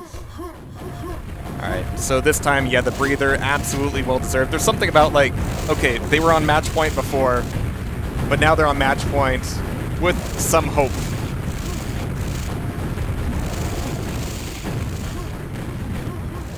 Yeah, I think they're warmed up.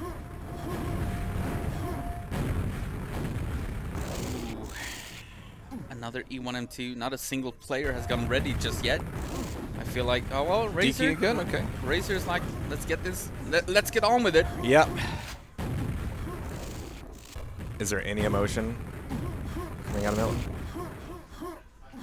A little. Okay. Yeah. Stretching. Yeah, stretching a bit. Yeah. He knows. Keep those muscles warm. Yeah. As they do swap in Deke. Yep. Remember what I said? If they lose that map, Deke's probably getting back into the lineup. And so far, Deke is 2-0, so yeah, he might be the player that they need. The secret sauce. Who hates DM3? All right, Milton's readied up. Got to hand it to Para. That was some real excellence under pressure. Very smart plays. Last game, Milton did deal the most damage. Wow, Razor, yeah. a survivor. Martin with a 50.2% boomstick. He was probably happy about that one. Yeah. We heard him scream about the E1M2 boomstick earlier, so. Alright. Good luck, have fun, says XantoM. Yep. Just waiting on 0. Oh boy, another E1M2. It's the map pick of FSR. They were not happy about the result last time. E1M2 is one of those maps where the initial spawn can really determine a lot. It was pretty neutral last time. Let's see where those rockets land this time. Rockets and quad. First rocket, let's see. Gonna go to Paradox, the first quad. And possibly Reppy on the quad, okay. All right, this is basically almost it is a full start for Team FSR. They also got the yellow armor. The yellow armor did die, but with the quad and the first rocket. So now it's been handed to them on a silver platter. Yes. It absolutely has to go their way. It has to now. Careful now. Oh. Reppy with 3 HP. Yeah, it doesn't matter too much if it dies here, though. He's not going to go for the next rocket launcher. It's picked up by Milton. Actually dropped over to Deke. Ah, nice. Oh, Love wow, that what shot. a kill. That was actually the fresh rocket launcher as well. What a play from Reppy with that super shotgun. That's a sick kill. That's actually such an important frag. And so Pear's looking at an awesome stack for E1M2 as well. Has to be really aware of the spawns here in Grenade. Hey, there we go. There's the feed. Nice. Spamming away at the fresh rocket. Oh, making he is sure getting that so much fed to him. Yeah. Paradox is going to get this quad for free. Little tiny fight at grenades and 2 spawns. Must be Christmas. He has to be careful though. He's under pressure here, but he does have 79 HP, so he's not that low. I'm sure Milton was probably making the call that, well, the quad is probably weak. But he really wasn't. He's not firing rockets down the corridor? Too far away. Too easy to dodge. At some point, the boomstick just... It's a big rocket. It becomes a railgun at that, you know, range. Yeah, it is like a railgun. That was, Oh, no, that's a pack drop. Oh no, that's a very bad pack drop. It was to Milton as well. As Milton gets that. Uh-oh. He's low, though. Not for long. He's stacking up on green. He's stacking up quickly. All right, Reppy, I like this position for him. He's got rockets. He's going to be a tantalizing target, but he's going to make that really tough with this Mega and Yellow. Yeah, give me the quad. Give quad. Yeah, give me the quad. Oh, what a great start here for FSR. He's going to miss out on this Yellow, though. And I'm sure he's fine with that. He still has the Mega. He's going to make his way back through nails. The nail traps. Yep, ending this Yellow. at the Yellow. Yeah. Just looking to keep that down. And he's got teammates down to the water as well. So this is looking pretty solid. The only rocket on Commando's Martin, and he's waiting at the Mega. So Reppy might be ending this here. Looking to push, commit. No, okay. Just let a teammate do it. Yeah, you keep your stack. Played safe. Yeah, I think they're all holding their breath too. Like, this is going well? Question mark. Okay. It was a good spawn for FSR. I just want to know, like, these players, when they're in the finals like this, at LAN, with hundreds of people watching, lots of people in the spectator area, how do you keep your nerves in check? I don't think you do. No, right? I think we saw some of, like, Razor's mouse movement during the last game, and it was just all over the place. And Reppy as well. Yeah, especially when you have the quad, you know that everybody's watching every single move that you make. But so far, so good for Razor here. Doesn't have a rocket launcher who just barely doesn't die to his teammate there. Yep. He's able to get some green. Ending this quad at Oh, rocket. nice. No, good defense of the rocket. Okay, so now they know it's not safe in there. Not even remotely. So that's 2 rockets for Commando, 1 for FSR. And Reppy, nice little rocket jump out of the water. All right, very good. Yeah, Reppy with This the guy only can play a rocket video launcher game. on team FSR. Nice job by his teammates as well to help him get to that Yellow, so that which allowed him to rocket jump up to it. Milton came back for more. Okay. Oh, that was Martin. Okay. Maybe Milton could have said, don't go that way. Okay, so I see what's going on here. Milton and XantoM are taking over Yellow as we speak. This is going to be dangerous for Reppy. You might run into them. Actually, they had to back off back to... Great shots. Yep. He's still not out of the woods yet. Oh, no, he is going to go down. Reppy dies. That was one of 2 rockets that they had, but that means that Martin is going to get the quad. Zero shows up to the quad just a moment too late, but Milton with the team kill. Okay. There's 2022 Milton. There he is. We found him. But he's no worse for wear as... Oh, well, actually, he's down to 45 HP. 21 HP, 1 boomstick shot away from dying. He also heard that Yellow being picked up by an enemy. He really wanted that. Oh, he might go down here. 29 HP. They're trying to kill him. 13 HP. He's still alive. How is he alive? alive? 15 HP. He's unkillable. And this Oh, man. there you go. He actually kills himself. He's the only one who gets to kill him. He's the only one who gets to kill himself. Oh my God. My goodness, Milton is too good at this game. All right, so 1 quarter through, it feels like this E1M2 has been going on forever already, but Reppy and Razor just holding down the fort. Razor taking this away, avoiding the grenades just narrowly. Looking for some health here. It's going to be pretty scarce. Down secret. Oh, and yeah, looking both ways before he crosses the street. Razor's not finding any bodies, but he's also staying alive, scooping up some health, and holding on. Oh, never mind! Completely shut down by those nails from Martin. But that was still a very important kill with the boomstick there because Martin had a rocket launcher. Yeah. So even though he got killed by the SNG spam, he did get a rocket launcher kill. Oh, he dropped an SNG. Yeah. All right, Reppy with rockets, Milton as well. I'll tell you which one I'm more scared of. I was yelling. Reppy, because I have no idea what he's actually going to do. Right. Oh, wow.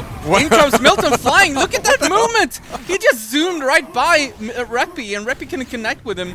Trying to find him now, though. Where is he? He's still somewhere in the water below the yellow. Are they going to find him? I'm trying to look for the kill feed here. If Milton is going to die, he made his escape to crossing. I don't actually know why Martin got that quad for free. Yeah, this is really dangerous. Are they going to give it? Yeah, they're going to give it to the rocket launcher instead. So Martin not saying no thank you to the yellow armor. Para dies. Everybody dies. Okay, we still have 2. How did Paradox get a rocket so quickly off the spawn? Was it held for him? I guess so. Yeah. Yeah, Reppy must have been staying at the rocket to defend it, so Martin's going to be waiting here for a while. Way off time. Way off time. Yeah, this is... Yeah, I'm even going to swap manually over to XantoM, who's trying to defend this yellow armor room. Reppy has a rocket launcher. Paradox has one. They're both at Mega. Reppy goes down to Milton. Oh, Milton kills Zero as well. Paradox still alive, though. Over at Quad. He's setting up for the Quad. It's going to spawn in 8 seconds. He needs help, though. Yeah, he's going to make his way back to Mega. I'm just watching the lower right corner. So that means the Quad... Oh, Razor is waiting for it. He's going to get the steal. He's going to get any frags with it. That's 1. This is okay. Even if he dies here, this is fine. It's been a long time in 4v4 since I've said that Quad dying is fine, but right now this is okay. Yeah. There are 3 rockets on Team Commando, and this is going to be a difficult rocket to get to. He wants to get in there. He doesn't need to play this corner. Oh, nice Zero support spawns. from Zero. Okay. Great support from Zero. That's going to force Martin away from there into the Mega room. Zero spawns. It goes, I'm helping. Yeah, well, you know. Okay, so they're he still became alive. a threat, and that's all he needed to become. Still, though, 3 rocket launchers on Team Commando. I wonder if they realize this is going to be a big fight for Razor. He's going to win it. Perfect shot. Yeah, he didn't even take damage. Oh my God! And the shutdown on the Mega. Shot, and that nets him the Mega right before this Quad. Somehow this is only 14 frags apart, but FSR is holding on to the lead just barely. It's a big mess at Quad. This is classic. Uh-oh, you got to realize Martin is behind you. Oh, but he doesn't get anywhere with those nails. Beautiful shots out of Razor. XantoM has made his way over to... Oh, Zero just barely doesn't die. XantoM keeping this yellow armor room safe. Where is Razor? So we're at Mega. Okay, so it's a split map situation. XantoM chilling. Yeah. He's got 5 rockets. Ooh. Oh, never mind. Yeah. Okay, he could defend this yellow at least for a little bit, get some fresh spawns. He's anticipating, so what Firing Squad, specifically Reppy, wants to do, he likes to attack from below the spike area there, from the water, and XantoM was looking out for that, just making sure that that does not happen. But Paradox and Razor both have weaponry here. I think the bead's been drawn on XantoM here. He's going to have difficulty getting across grenades to make it over to the Quad. He's been made public enemy #1. Razor's going to have just a little bit of armor in order to take this Quad. He's got rockets, being really careful with his angles, but he's got the pickup, and he is out of there. Uh-oh. And diving down. No. Oh, no! Perfect spam. Holy shit, that was an assassination. Perfect defense from Team Commando, shutting down that Quad. And Martin now camping over at the rocket launcher, trying to save it for Diki.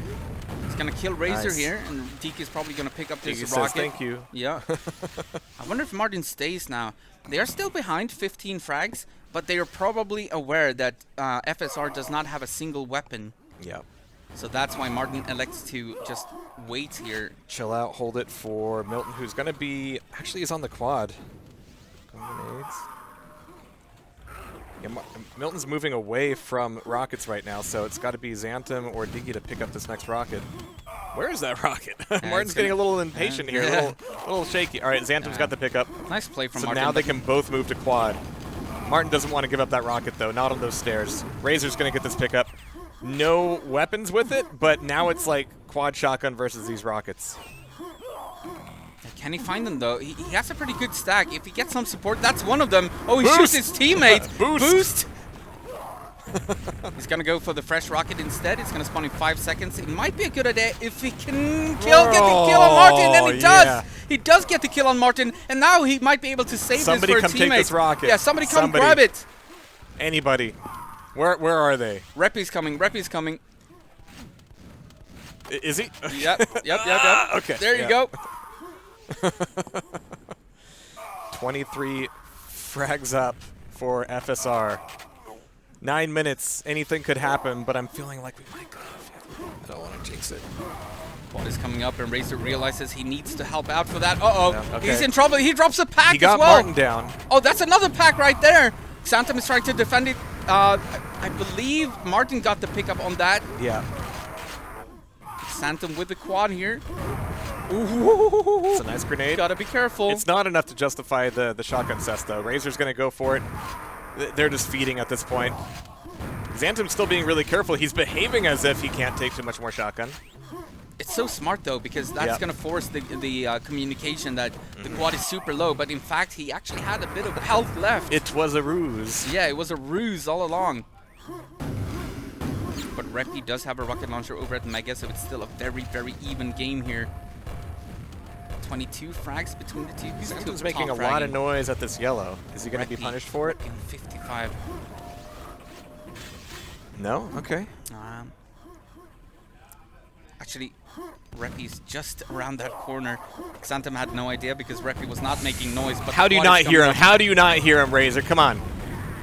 Get your headphones on. Here's the fight, though. Over the quad, XantoM is under pressure. He's down pretty low. He does get the pickup, nails though. everywhere. Yeah, just like, don't get into my sights or you die.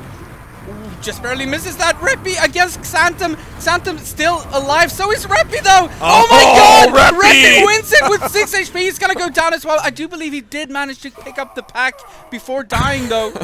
Oh, what a fight from Reppy, the crazy Dutchman. That leaves Zero with the only rocket launcher. He's chilling at Mega. I don't hate this right now. Up 19 frags. Nobody's coming after him.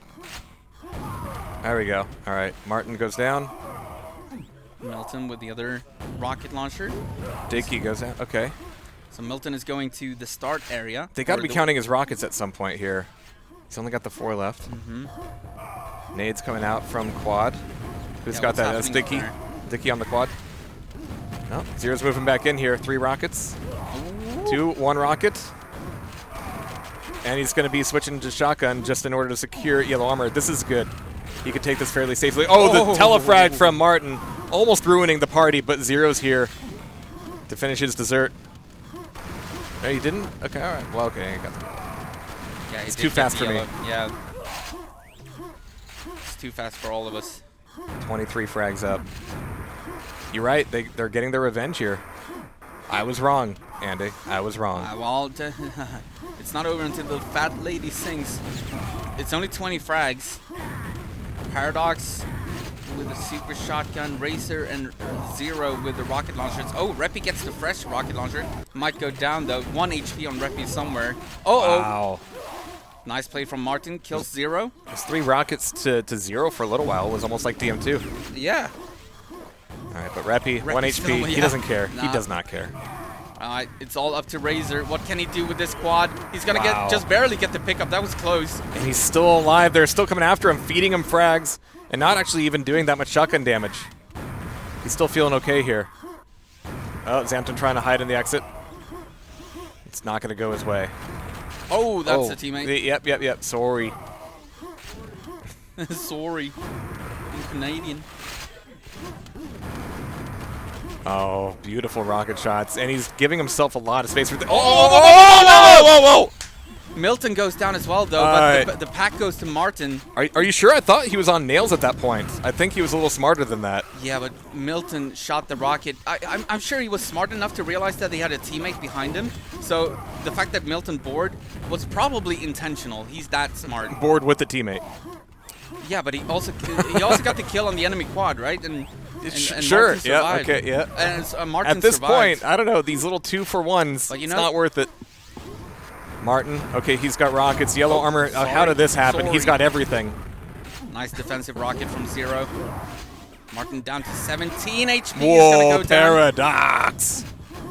That's so important now. It's still up to 30 frags now.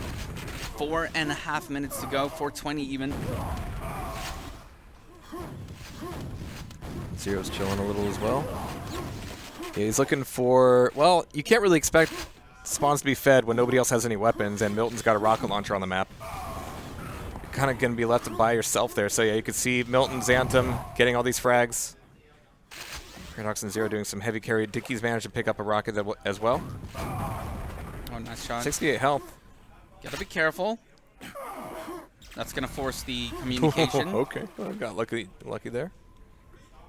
All right, Quad is about to spawn. 6 seconds away. Reppy's here. Paradox is here.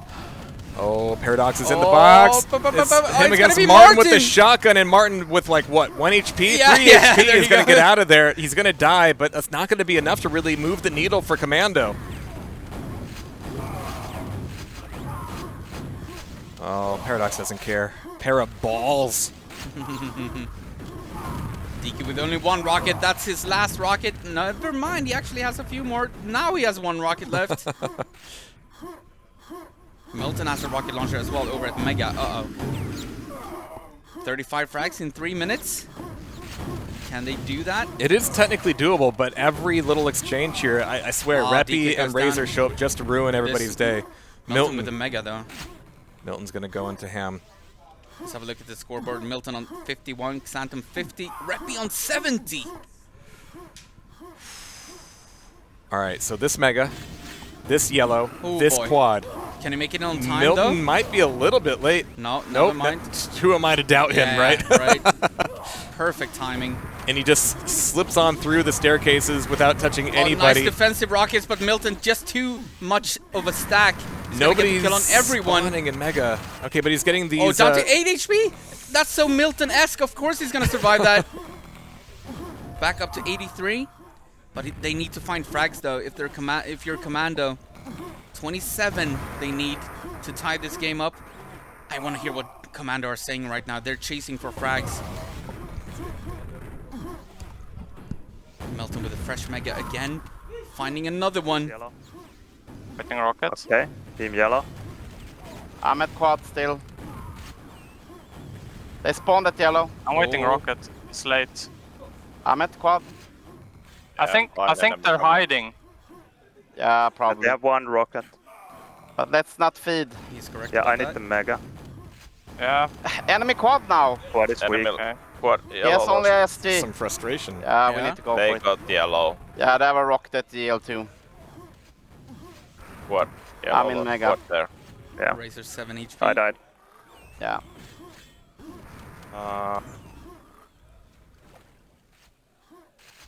I'm hearing a little bit of a What a defeat star, here. yeah. I need help attacking. Yeah. Oh fuck! Quad dead. That's quad. Yeah, get the Mega. Did I hear him say, what a start? Is he taking this all the way back to the first spawn? All the way back to that perfect FSR spawn? Yeah. Okay. I mean, it played a part. Yep, sure. you play QuakeWorld. Like, this is what you get. Beautifully done by Reppy and crew. They're going to force us into a 5th map. Only 35 frags on E1M2. But they did it. They got their revenge here on their pick. This is their house. The house of the firing slackers. The house of the firing slackers, yep. It's not quite as catchy as the Rising Sun, but we'll make it work. Oh, man. Yeah. 20 seconds remaining. We're on board with Reppy for the last little while here. He's going to try to attack yellow. He doesn't really have a team. He's being chased. Going to get a couple more frags. He is top fragging. 77 frags on Reppy. The Flying Dutchman. Had several hero moments in this map in the last, and that has pulled them out of the clutches of defeat. And we are going into a 5th map. Oh boy. It's probably going to be DM2. Yeah. They wouldn't go take them back to DM3. That would be foolish, wouldn't it? Yeah. I mean, although last year they won the tournament on DM3 with the help of Valla with his excellent play. Valla played so well that finals against Suddendeath. So will they go DM2 or will they go DM3? I don't know. It's got to be 2. Just for me. They did win just the close two off the pretty- tournament. Yeah. On my favorite map. It would be smart. Oh, Paradox needs a pee break. Oh my god! Paradox needs a pee break. All right. Wow. He has left the building. He is the suspense, gotten and then I'm just waiting for a DM2 or a DM3 pick, and then he says P break. Oh man. What's it gonna be? It is indeed their pick. Commando picks the final map of the tournament. They can choose. So Paradox was willing to not know what the map is until he sits back down? I guess so. Or is he gonna call them from the toilet? What's going on in there? I'm not sure. Oh, they just caught up with us. All right. Refresh the stream, guys.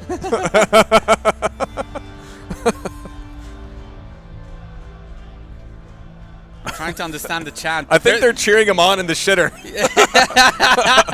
I wish that would happen to me. Oh, it's gonna be DM2. 2.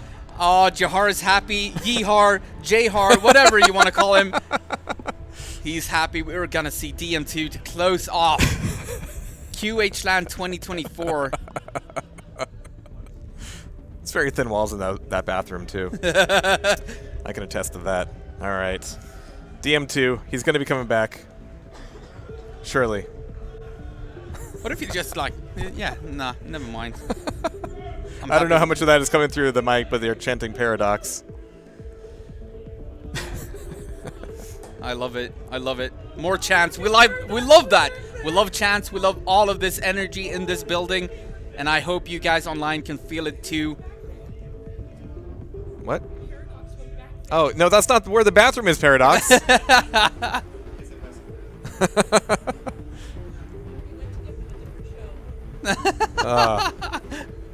right, he's doing his little striptease in the back room. Yeah, we're getting information that Paradox did not go to the bathroom. He went to the hype room. Yeah, the hype room. Give me your energy. Yeah, maybe he just needed a little bit of an energy boost or something, and they started chanting his name. So now he's probably super hyped up for this game. We got to do it for Paradox. Everybody in the audience, everybody watching at home, just go pee right now. Just do it. Milton's just ready, waiting, calm, centered, in his element. QHLAN is his element. I don't know what he does, like, in real life, Milton, besides sleeping in coffins. Yeah, that's what he does. I am actually. I need to say this. Like Milton. No. It's a good thing. Something that Milton has that almost nobody else has is this ability to just grind and grind and grind. He doesn't get tired of the game. He doesn't get tired of playing. So he practices so much, and I envy. I wish I was that way. I wish I was wired that way. Because I can play for a while, but then I get too tired. I need a break. But Milton, he can just keep going. Yeah. So the fact that he is this good, it's not a fluke. No, it's weaponized talent. It is. All right, is Paradox back yet? Is he moving? Oh, fuck me, DM2 to end it. All right, we have some F3s coming around. Let's do this. All right, everybody. I want to hear it in the back room. I want to hear it from chat as well. Despite the technical difficulties of hearing audio over chat. Yeah, let's just hear the cheers. We've got FSB. We've got Commando in the final map, the ultimate map for QHLAN2024 4-on-4. It's a mouthful. But so is Paradox. Claustrophopolis. Have as many bops as you want. Yep. As many bops as you want. Players are slowly getting ready. Paradox is ready. Paradox is ready. He's got his energy infusion and hopefully his pee. Hopefully. Aw, that makes me happy. We have some sugbole coming from chat. Yeah.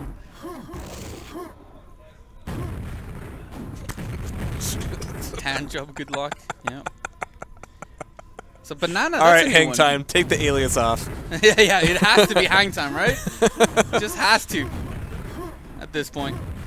He's writing checks his hand can't cash. Oh, they're doing last scores. We're forced to see them too.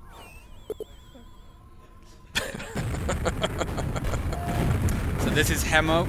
Shout out to him as well. He used to do a lot of streaming. Hasn't done a lot lately, but we miss him in the streaming community when it comes to QuakeWorld. He's an amazing streamer. Link isn't happy about DM2. I'm sure he isn't. DM2's the best map. Oh boy. It has everything. It has lava. It has moving platforms. It has stairs. I would be so nervous here. Like, I wouldn't even be able to make the jump over the platforms. I would avoid them. Yeah. Like the pest. Not Milton. He's Look at him he's zoom. doing things. Yeah. My God, he's gone to plaid. Oh. XantoM is ready. Thank you. All right. Well, if you want to join Thank you, HangTime. Yeah. Yeah, thank you, HangTime. If you want to join HangTime in the Circle Jerk, go ahead after the game. He'll arrange everything. Just waiting on Milton and Zero. Actual Paradox no longer ready. Milton is ready. Go pee again. Yeah. That's the nerves, man. Mm-hmm. Woo! All right. What needs to happen in this first spawn? For FSR. Reppy needs to spawn low rocket launcher. Okay. That's what needs to happen.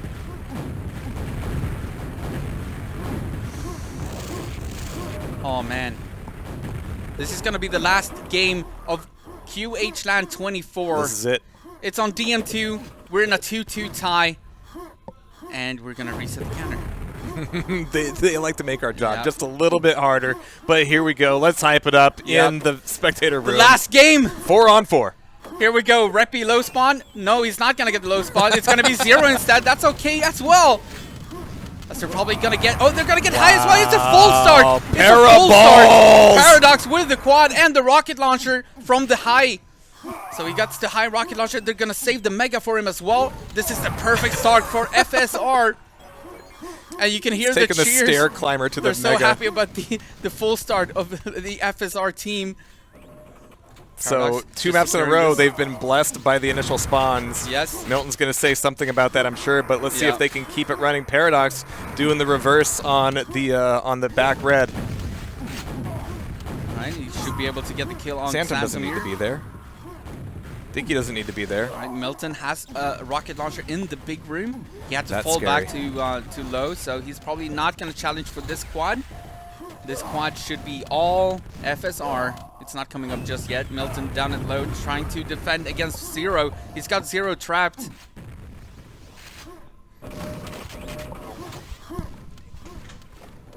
Milton now. Paradox with the quad pickup. 4 rocket launchers against 2. Milton did go down. Martin is still alive over at Path. He might get caught here. He's still alive though. He's behind him. Wow. Paradox could not find him. He is down there though. He is gonna go down. That's the last rocket launcher for Team Commando. Wow. 3 rocket launchers for Team FSR, and this is just a perfect start for the firing slackers. This is incredible. Yeah, ending that quad. Still getting a lot of action down here. He's got to be careful to conserve some armor and some health. And on the other side of the map, Martin got squished by Zero. Oh, XantoM's there, and Dickie's pretty weak as well on Path. Oh, it is chock full of bodies down there. Paradox is just going to swoop around, make sure he's got this red, and he's ready for this red. He's got his priorities straight. Have to admire the presence of mind. There it is. Paradox right back on the quad. And looking for some spawns to be fed his way. XantoM? No, it's Milton with the red. Okay. And Mega. Okay, he's going to beat Beefy. Ooh. That was scary. Almost falling into the lava. You don't want to do that in the last game of the finals. Oh, what a shot onto Martin. Oh, Paradox. Okay. Paradox. Maybe that hype was all he needed. Yep. This is it. He needed the chant. Once you start chanting Paradox's name, there you go. If you start chanting Paradox's name, this is what happens. Milton, on the other hand, he does have a rocket launcher. On the other side of the map, he's actually a telly high. Perfect shots coming out of Paradox, every single one. He's going to set up a trap for this next quad, I believe. I'm going to swap over to Milton. We need to see what he does with this. He's going to be in a fight here. He wins that. He's going to try to ambush Zero. He's going to push him away from the quad. The quad is spawning in 5 seconds, but Milton is not going to be able to do it alone. He's going to have to give up on the quad, and instead he's going to go to who? He's going to bide some time here, yeah. We just heard that red armor get taken. They're delaying it. Paradox is going to delay it to 45. Okay, so it's picked up on 15. Is it really a delay if you immediately attack, though? Like, you need to. Yeah, but they don't know when he picked it up, you know? Yeah. So they don't know the exact timing of the pickup. And Paradox making his way to the back room. Okay. Grab this. Oh, that was a nice little setup for Martin. I like that Paradox didn't throw out any rockets. That would have been just suicide at that point. He's still getting frags, and he's managed to get out, and he can sit for the secret. XantoM doesn't want to let it happen, but I don't think XantoM has a choice. Oh, Paradox XantoM. XantoM knows how low he is. That's 3 Paradox! 3 HP. No worries. I'm hyped up, says Paradox. I can survive anything. But he's going to be up against 2 rocket launchers for the next quad. It's going to be Milton and Martin, the 2 star players on Team Commando. They're all stars, to be honest. Yeah. But you know, Milton is just a different breed. Oh, okay. Zero. Well, okay, Zero, we're going to need to talk about that. Yep. We're going to need to oh, boy. take that one to Not counseling. too happy about that. He's saving a pack that is not... Oh, no! Stop killing each other! We can find more enemies for you. Don't worry. They do exist. All right, Razor's there to save the day, though. Yeah, but... Pocket Razor's always what you want. Not exactly, though, because this quad run did not find any rocket launcher kills. Deke and Milton has 2 rocket launchers over at Red Mega. Martin has one at Telly High. Rayson now sniffs out that Martin probably has a rocket launcher up there. He's gonna he's gonna fail the rocket jump. They're nerves, and now he knows that Martin has a rocket up there. Time to calm down. 3 rocket launchers against 2. I like that Razor's still poking out into big. Here comes Milton though. He's gonna get the kill. Using the super shotgun, he's gonna go what a down. spawn. Razor with the single boomstick just perfectly had it lined up. That is going to deny Milton on the quad. Who's going to be there? Zero's here with armor and rockets. Still has a lot of rockets to delete over on the Commando side. Checking path, checking lower. Martin is but they're all going to be in the back room. Oh, Martin eats that that grenade. 2 rockets. Oh, Deke is alive in here. Actually, it does go down now. XantoM, What's Deke doing? What's Deke doing out here? Was it time to rotate? I don't think so. He was probably trying to set up a trap. It's not going to work, though, but Zero does go down, so that's the quad and 1 rocket launcher gone. 2 rockets either side. Razor's got one of them. It's a bit before the quad, but if you can hold on to the stack, that would work out well. Is anybody from Commando going to aggress this quad? Razor's trying to make sure that doesn't happen. Lots of spam here. Yeah, they're still both Taking at low. Actually, Milton might rocket jump here. Milton rocket jumped up to GL, so he might attack here. XantoM comes in from the other side. Here's the attack from Commando. Are they going to make it work, though? Razor is down to 39 HP. Where's Milton? Where's Milton? He's not here. He's gone. He's backed off to Red Mega, so this is going to be a quad for Razor. That burned off a bit of a stack. Deke. So Razor going after Deke on the lift, that was actually really dangerous. It really took him out of the running for that quad. He managed to get in, play it really safely, and maintain this control. 3 rockets to 1. And if Milton wants to stay back at RA Mega with his red armor, Mega, and rocket launcher, I think Razor's happy to let him for the moment. Okay, Milton has escaped. He's in path. He's at NG. So Martin at water, Milton at path. They do have 2 very dangerous rocket launchers. Okay, this isn't DMM2. Come on.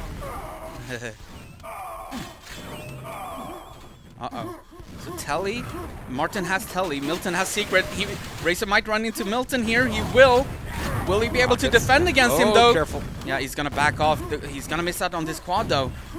Is XantoM's anybody else chasing. there? Oh, that's the wrong button. Milton should be on the pad. Yep. He is. Here comes Milton. Milton with the quad run. It's the first one in this game for him. And they have 4 rocket launchers. 8 minutes in, and we finally have Milton on the quad. Does this turn things around? Oh, what the hell, Zero? Zero slips through and gets the kill on Milton. I did not see that coming as Milton was just trying to finish off. I think that was Paradox. Razor kills a teammate. right, Dicky Still throwing though, rockets down. 3 rocket lower. launchers for Team Commando. A Racer trying to attack Dicky here, down to 60 HP. Still alive though. He's fine.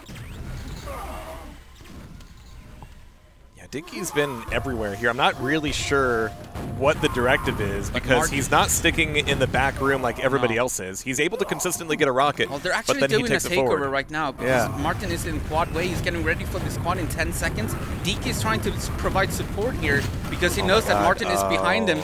So Martin getting ready for this quad. He should be here. Paradox taking the fight against him though. Paradox gets the kill with the nail gun and the pickup. That's a denied quad by Paradox. Nice play. I don't think, FSR has ever been so happy to die on quad. Right. They had no reason to be there. But look at that. The Commando's completely out of rocket launchers. Zero and Razor have their own. And Zero even has a bit of red armor to boot. So he's able to take down some fresh spawns here at the nail. Just fishing for more frags. This is still such a tight game. 65 frags is not a lot on DM2. No. And it's the deciding tiebreaker. Oh Zero. my god. Okay. The rocket jump to avoid the grenades. I love it. I love to see it. Oh, eats a grenade, rocket to the face, The though. crossfire here is just insane. 11 minutes on the clock. Milton probably trying to do this on his own on the other side of the map now. I see that he's in telly. I'm going to swap over to Milton as he's trying to fight for his life here. He knows that the quad is coming up. He's going to grab the yellow, slip through. Nobody's at quad. He's going to be alone here for now. He might get the pickup here as well. He's the lone rocket launcher on their team. Why is he getting quad? But he will because he's Milton. That's the stuff that Milton does. Oh, there's a Mega waiting for him as well. It's going to be the dark horse here. Very, very dangerous. Camping the TP exit at the moment. They gotta know he's there, right? Well, they do now. All right. Paradox is the one who has discovered. He didn't have any weapons, though, so that's fine. Now he's going to go for the Mega. He waited for a long while. Yeah. Maybe just making sure that they get the high rocket launcher. That's probably what he was doing. 3 rockets to 2. Milton's still got a few seconds left on this quad, taking a couple frags off in lower. And Razor's up there. Milton's actually going to be dodging this to go grab Secret. So he's just really trying to hoover up as much as possible.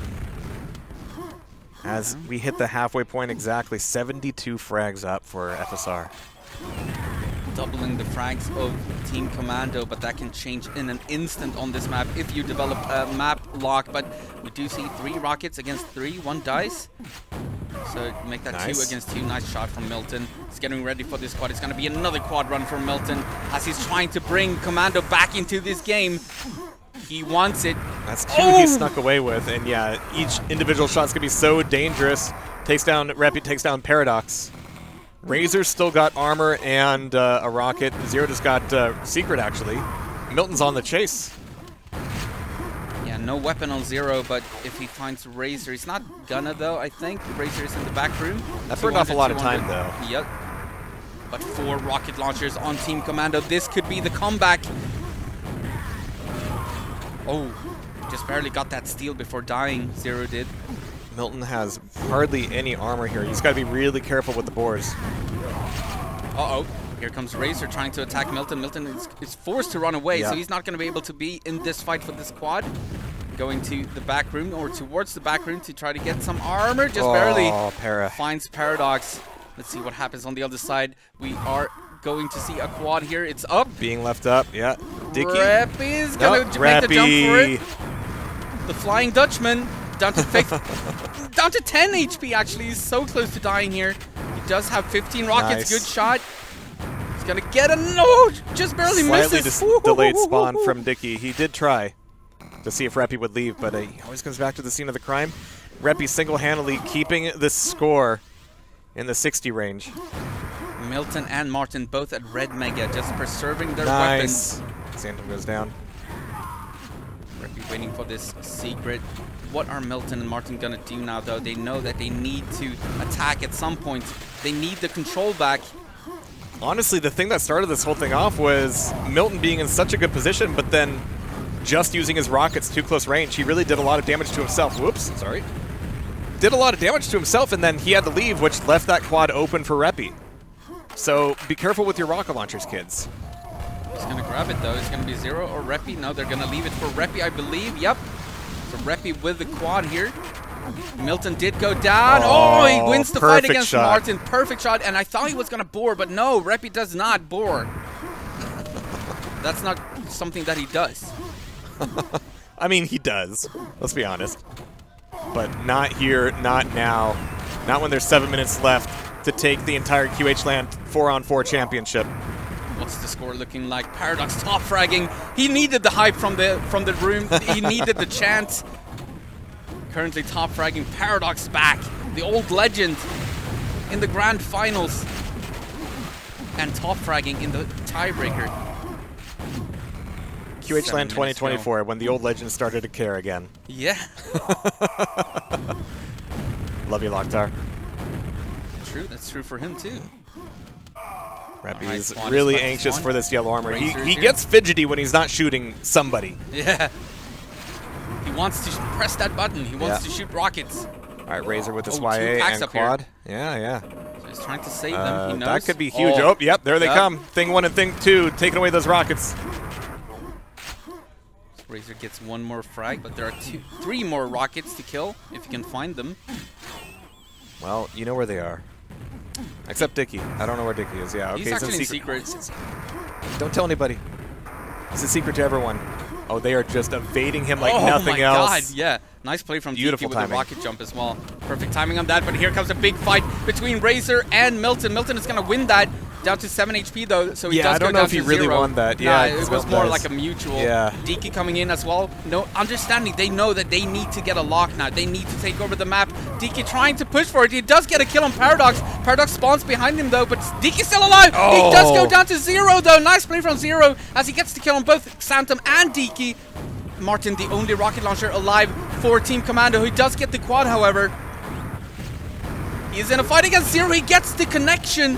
0 goes down. That's the last rocket launcher for Team FSR, but oh my god, they do get the kill. As the quad and at the end down. of all that, it's still 80 frags between them. Final quarter of the final map. Reppy with full stack is more than eager to use it. Yeah, he's a Starjang all over the place. He's got the only rocket launcher here, so he needs a little bit of caution. I don't know if Reppy knows what that means. But he's going to be, okay, camping the TP exit. I do like that. He's eating some grenades. Jumps over the last one, avoids the shot from Milton. Milton knew who was important to kill and exactly where to go for it. Just couldn't seal the deal so Reppy can recover and stay alive. 85 frags, 5 minutes to go.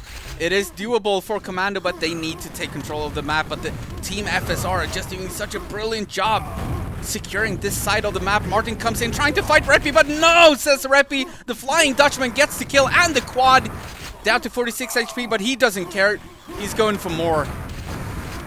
Reppy, the absolute hero, the absolute beast. Makes no mistakes even when he's flying at full speed.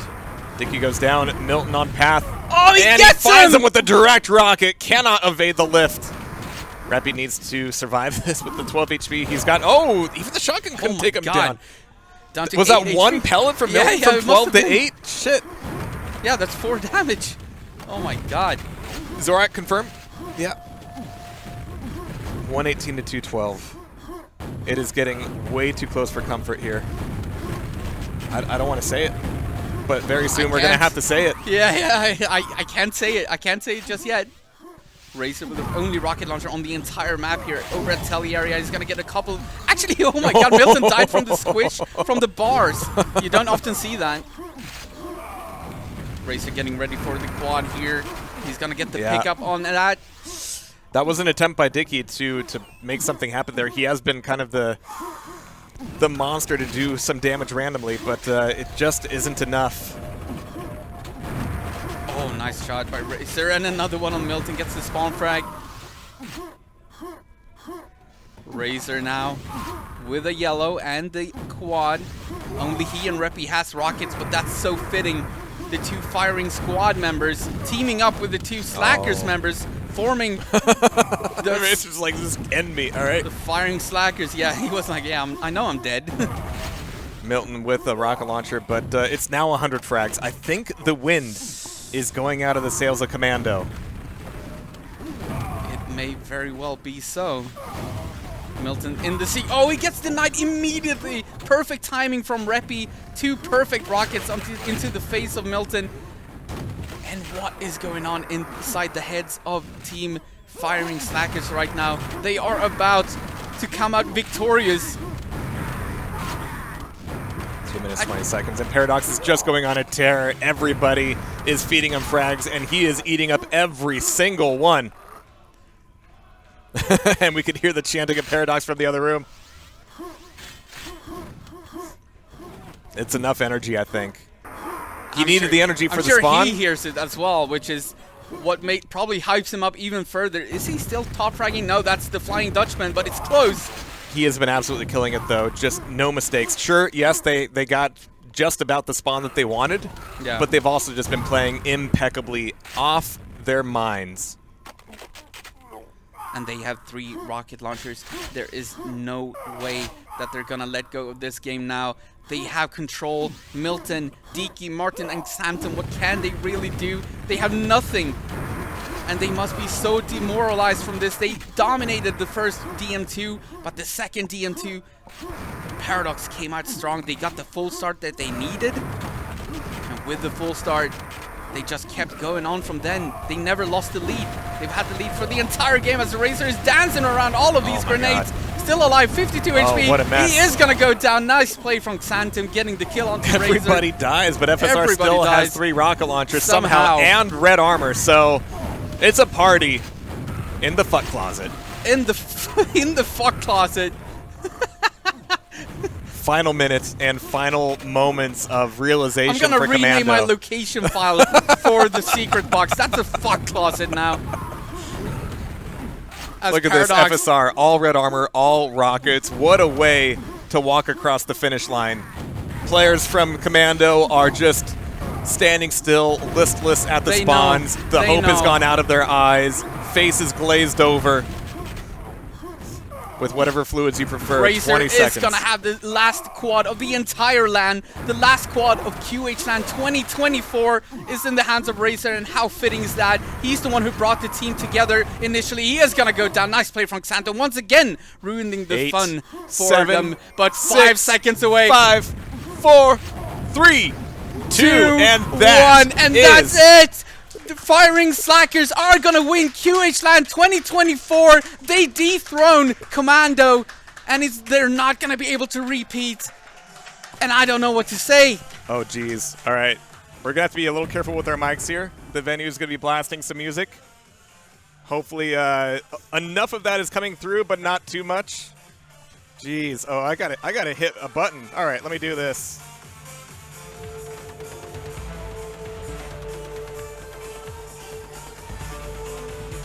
Wow, they're really blasting it. Yep.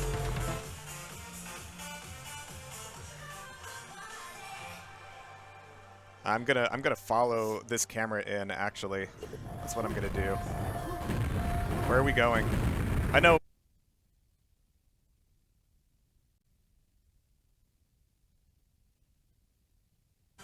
What's going on in here? I'm not sure. Where are we going? There's Frank. Okay, we're going back the other way. All right. all right. All right. For them to even fit. Yeah. So, yeah. And the music is blasting. Firing Slackers. They did it. They did it. On 5 maps. They went down 2. Yeah. 2. Yeah, the brought reverse it back. sweep. Yep. My goodness. After that 2-0 victory for Commando, I was like, yeah, this might just be another 3-0 for Commando. But the reverse sweep, they bring it back. They win 3 maps in a row. And they do the one thing that they set out to do. They had one objective, and they did it. Absolutely. So, squeezing out a victory on DM3, getting revenge on E1M2, and then crushing on Claustrophobopolis. Absolutely crushing. Holy shit. Reppy is getting some much-needed love over there. Very nicely done. Yeah, some hugs from Vala. Yeah. Some good games going on. They know that the Firing Slackers, they played so well. What's happening on camera? Yep. Oh, there they are. Nobody hit the camera, please. Be careful. Why's it got to be this song? Yeah, I don't know. Nobody consulted me. Everybody was in there. Holy shit. Everybody. All right. Is it empty? Where are we going? We're going somewhere. Did Boof just grab a microphone or a beer? I can't tell. That's a microphone. Oh, yeah. It's an earpiece even.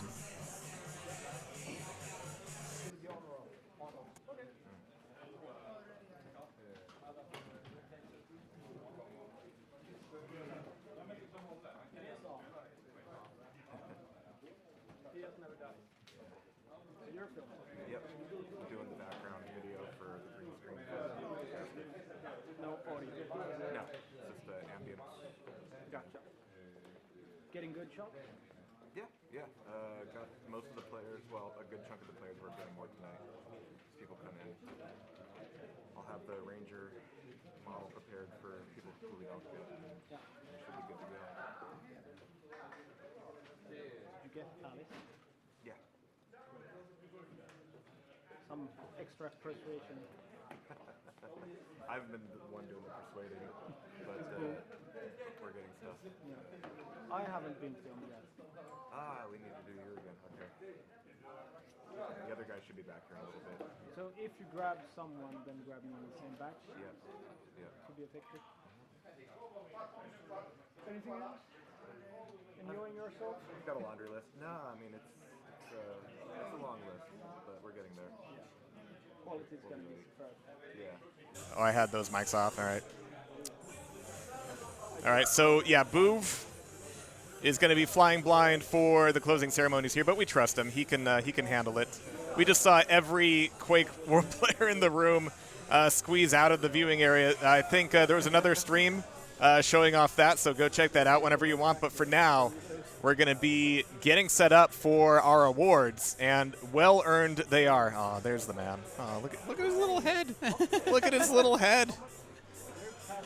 Yeah, what an event. You can't ask for more as a QuakeWorld player or supporter or spectator. Yeah. This is just the best thing that QuakeWorld has. And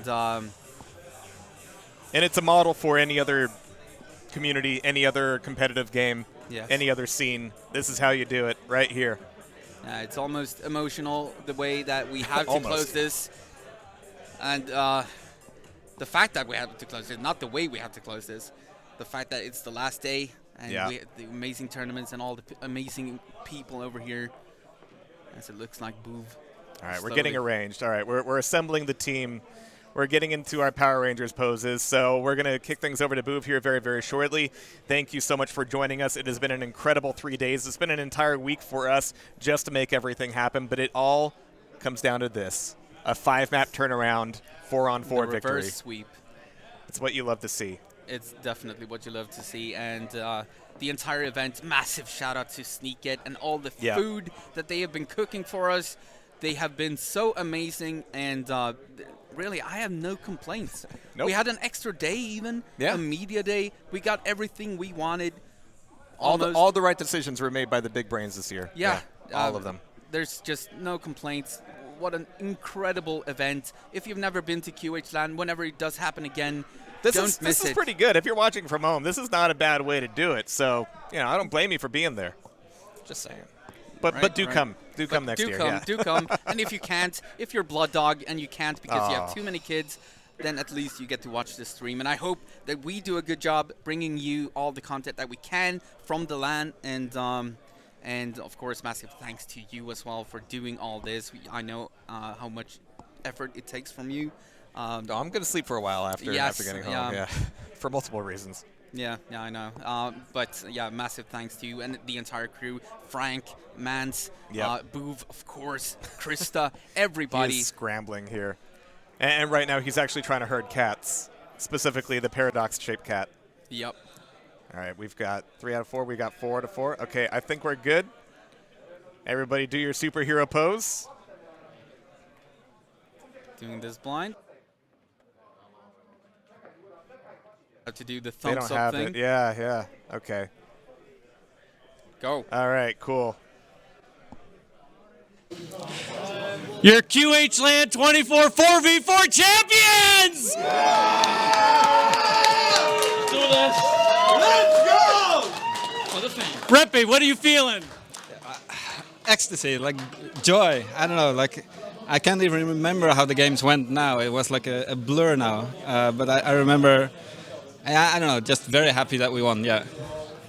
Yeah, I don't know. I mean, we did it. It felt like it was on the way to being 3-0 as usual, but then we turned it around, and the last team 2 we played ever than we ever played any team 2. So yeah, I'm just thrilled we managed to beat them. On the third map, we shall be resurrected. I mean, this was really a hard comeback. We had to claw our way back, and I must say a huge thanks to the spectators, because I went in after the fourth map to get some energy for the last map, and they pumped me up so hard. And I tried to put everything into the last map, and everybody did. I mean, I'm really proud of everybody on my team, and take nothing away from Commandos, because they're Commandos. They slaughter everybody, but the land factor, the crowd, the Red Bulls, it all came together, and yeah, I'm so thrilled, and like Reppy said, I'm like high on ecstasy. So yeah. Yeah, it's the same. I mean, when we were down 0-2, I was like, oh my God, it can't be like this. And the whole situation that we were so calm, even when we were down 0-2, it wasn't like blaming or anything like that. So I had a feeling that we're probably gonna win a map or two, but of course I didn't know that it's gonna turn out this way. So yeah, it's one of the best things ever. The David and Goliath, you beat them. You found the weakness. The entire land, we were asking you guys, like, okay, if you face Commandos, how do you beat them? We've asked all the other teams, if you face Commandos, how do you beat them? What was the secret? What was the secret sauce? I like super solid team play. I think that was the key. It's like we kind of stepped up our communication, our team play, stepping up when others were down, staying focused. I don't know, just we played well as a team. Yeah, I don't know. I mean, I can't remember the maps fully, but we had some very crucial moments that was really important. But the first map was Milton was really owning us, the first Ivan M2. And yeah, I'm just glad we managed to turn it around. Yeah, I think also that the crowd helped us by screaming and like putting them off their game, sort of. And we started screaming as well, and yeah, it's like trying to make them nervous or something. And yeah, it worked. I was nervous as well, but yeah, we won. What was the question again? You beat them. What was the secret sauce? If we don't stick to the David and the Goliath analogy, I mean, I got some pretty fucking big slingshots here to help me take down Goliath. So everything came together, really. I mean, we've been practicing quite a lot the last month, and we just gave it everything. And as I said, no whining, no nothing. We know it's Commandos. We know we got to focus, and we just gave it all, and yeah, got lucky.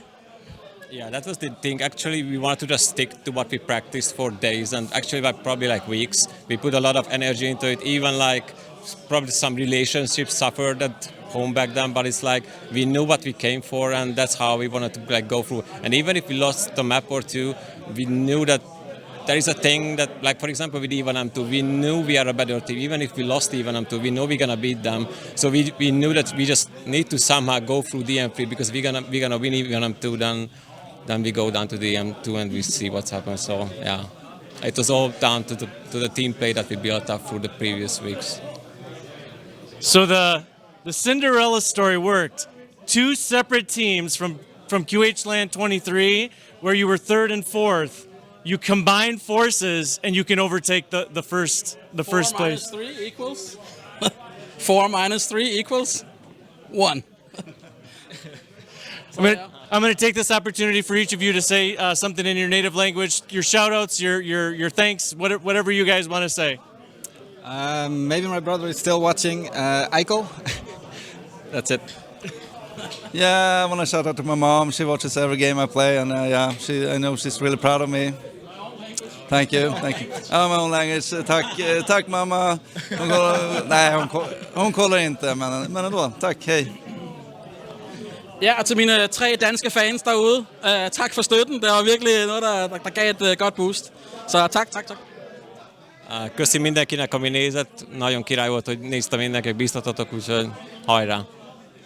We won't hold you guys up any longer for your celebration. QHLAN2024 is about to end, but we still got the ceremony and another interview coming up. Andeh and Jehar, take it back. Thank you, Bouv. Working blind, doing great as always. They're going to be setting up the award ceremony in just a little bit. I don't know if we ever got any B-reel of of the trophies. If you've gone to the website, you've seen the yeah. trophies. If you've been in the Discord, you've seen the trophies. BPS has not been shy about showing them off because he's done an excellent job with them. Yeah, he really has. They're excellent. The 1-on-1 trophy, the 2-on-2, and the 4-on-4 trophies, they're all amazing. Yeah. And that's one of those things, like, you're always going to keep them, I think. Yeah, those are going to be treasures for forever because they're not biodegradable. No. All right, so what else is there to say that hasn't been said already? Fantastic performance. I think going back to those demos, to those VODs, is going to be critical for finding out exactly what happened. I'm sure that's what Milton is actually doing right now. He's still sitting at his desk, right? Probably doing that. But congratulations to Commando as well for a solid second place. Yeah, I mean, wiping the floor with everybody else in the tournament. Yeah, you can't say enough about Commando and how good they are and how consistent they are. They keep winning and they keep winning, and I mean, sometime they have to lose, and today was that time. And the firing squad the firing slackers just came out swinging, and well, they didn't actually, because it was a 0-2 start, but the reverse sweep, and they just got everything going. And like as Paradox said, he just had kind of like the game of his life after he got hyped out before game number 4.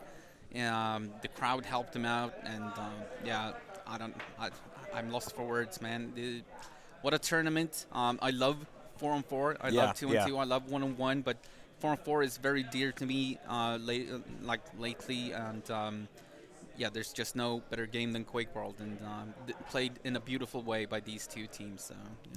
For anybody who doesn't watch QuakeWorld, I'm glad you're here tonight, and this was absolutely the time to do it.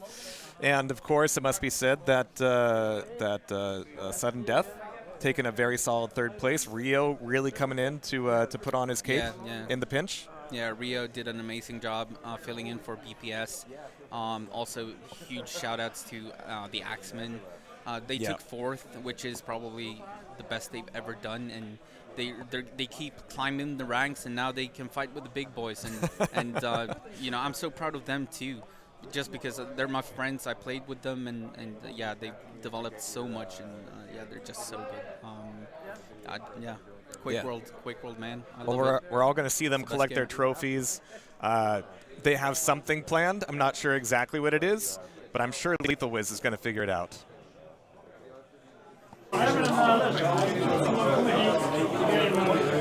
All right. Let's see if this one's worked. Hello. Just a minute. Trying to figure something out with the sound.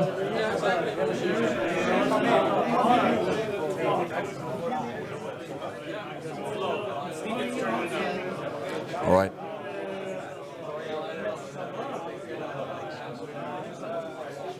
We're just going to watch Lethal be pretty for a second. Yeah. Hello. All right, folks, gather up.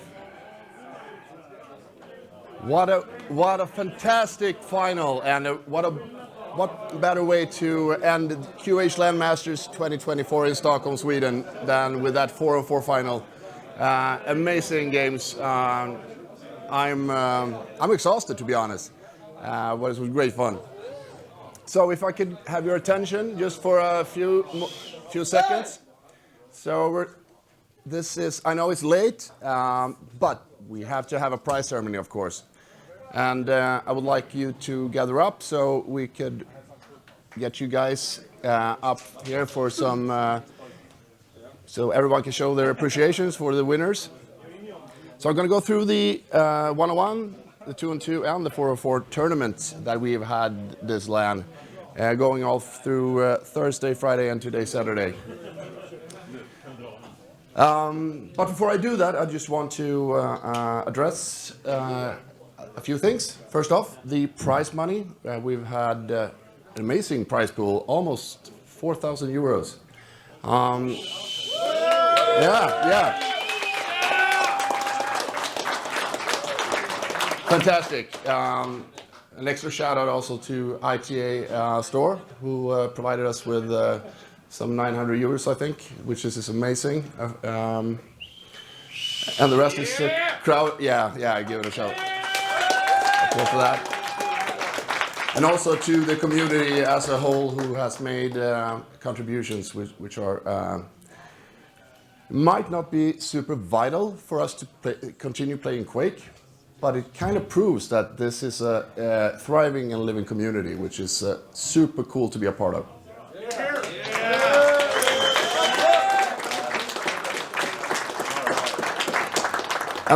And just so you know, the distribution goes as follows.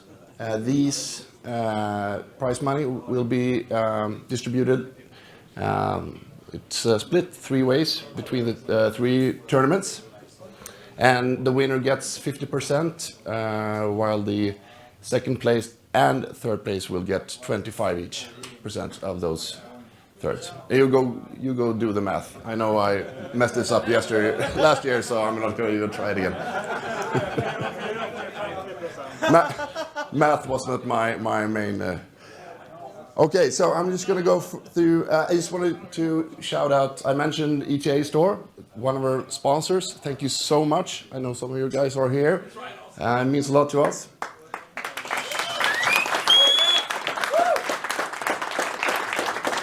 Or IT Aktion, as it's called in Swedish. Also, HLL, Hyreslandslaget. Thank you very much. Eddie, Roy. Shout out. And Own It, of course, sponsor as well. Thank you very much.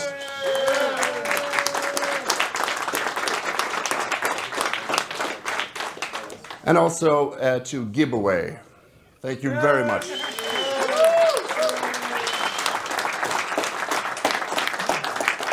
And I don't want to forget Sniket and Epic Studios. This is the event, the venue that we're at. We were here last year as well.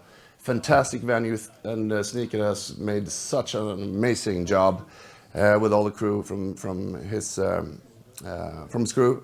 So thank you very much, Sniket and Epic Studios.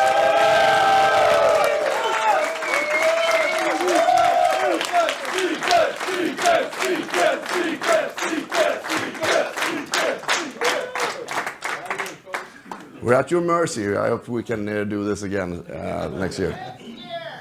Yay! Next year, it's on. Thank you, Sniket.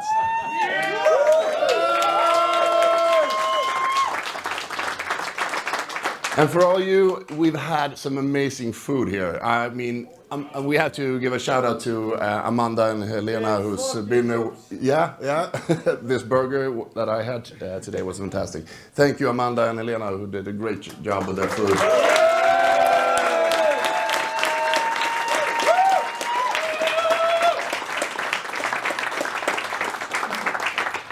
Okay, so I know it's late, so I'm not gonna do any weird, awkward interviews this time around. We've already done those, thanks to Bouv. So I'm just gonna ask you guys to come up and just get the appreciation from the crowd and in the order that I will call you up. So first off, the one-on-one tournament that we had Thursday, and the guy I was supposed to call up here is not here today because he had family matters to attend to, but still he might be watching this, so give a huge shout out to Lucas.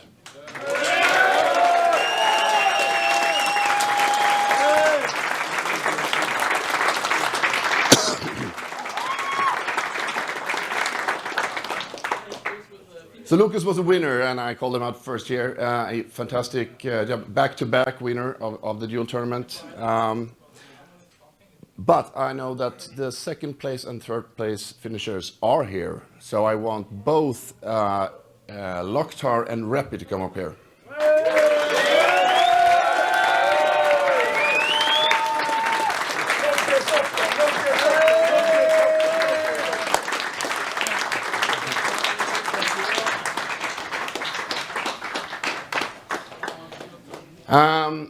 You already gave them the appreciation, but why not do it again? Thank you so much, and an awesome tournament.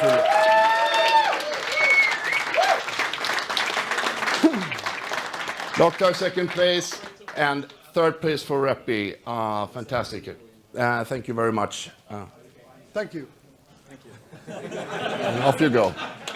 Off you go. Off you go. You can sit. So we're moving on to the 2-on-2 tournaments, and we start off by I'm gonna ask Reppy to come back. I know this is all for show. Can we also get Racer? Get over here. You're the third place finishers of the 2-on-2 tournament. Nice beer.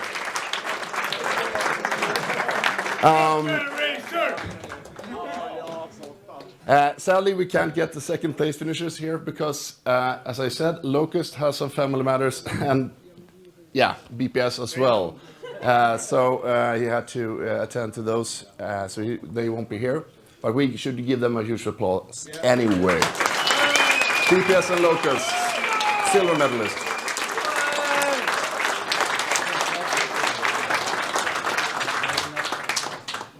And finally, the first place goes to, this is not Eurovision, but you know what I mean. Carapace and Milton, the Unholy Alliance. Come up here.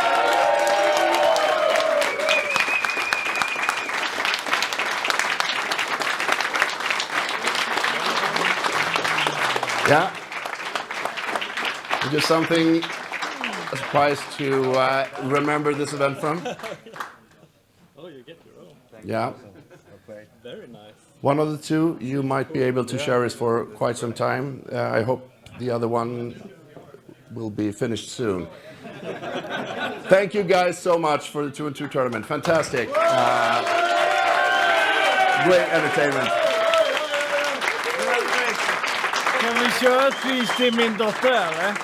Ett litet pris. På slutet, ja. All right, and finally, what we were here for tonight, the 4-on-4 tournament, and what a thriller. The turnaround that looked like it was going to Commandos. But we had, and I mentioned that BPS sadly had to attend to other things at home, but a good friend of mine, Rio, stepped in and did it fantastically. And in third place, Suddendeath.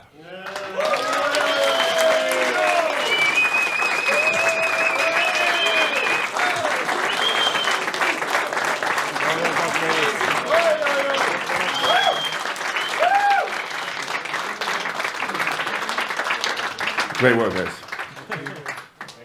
And what a fantastic final, as I mentioned. And kind of surprisingly, after the first two maps, we do see, and we have to give a huge applause anyway, because it was such a great game to watch. Commandos, second. Come on stage. Thank you.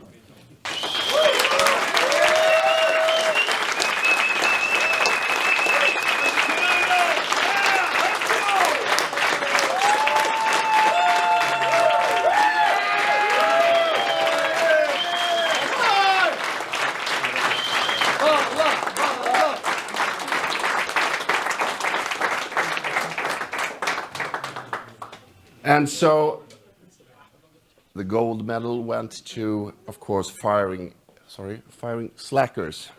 I'm never getting used to this. Firing slackers, come up.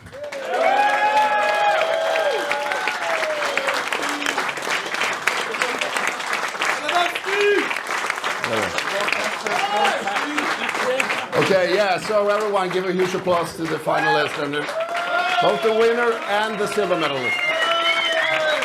And thank you guys for a fantastic show.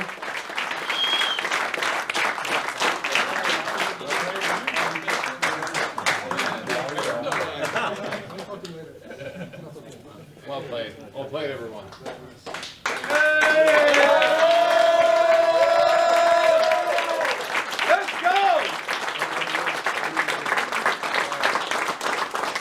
Thank you to everyone who has been watching, and thank you to everyone who's been contributing in one way or another. This is community, it's community driven. So I'm really hoping to see all of you next year. Thank you very much, and I'm gonna send it back to, I think, help me out here. Jehar? Andeh?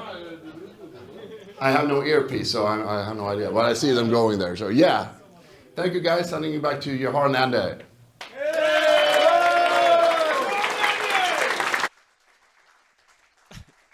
Well, we may not be Jehar and Andeh, but we do have one piece of the caster pie. QHLAN2024, we're done.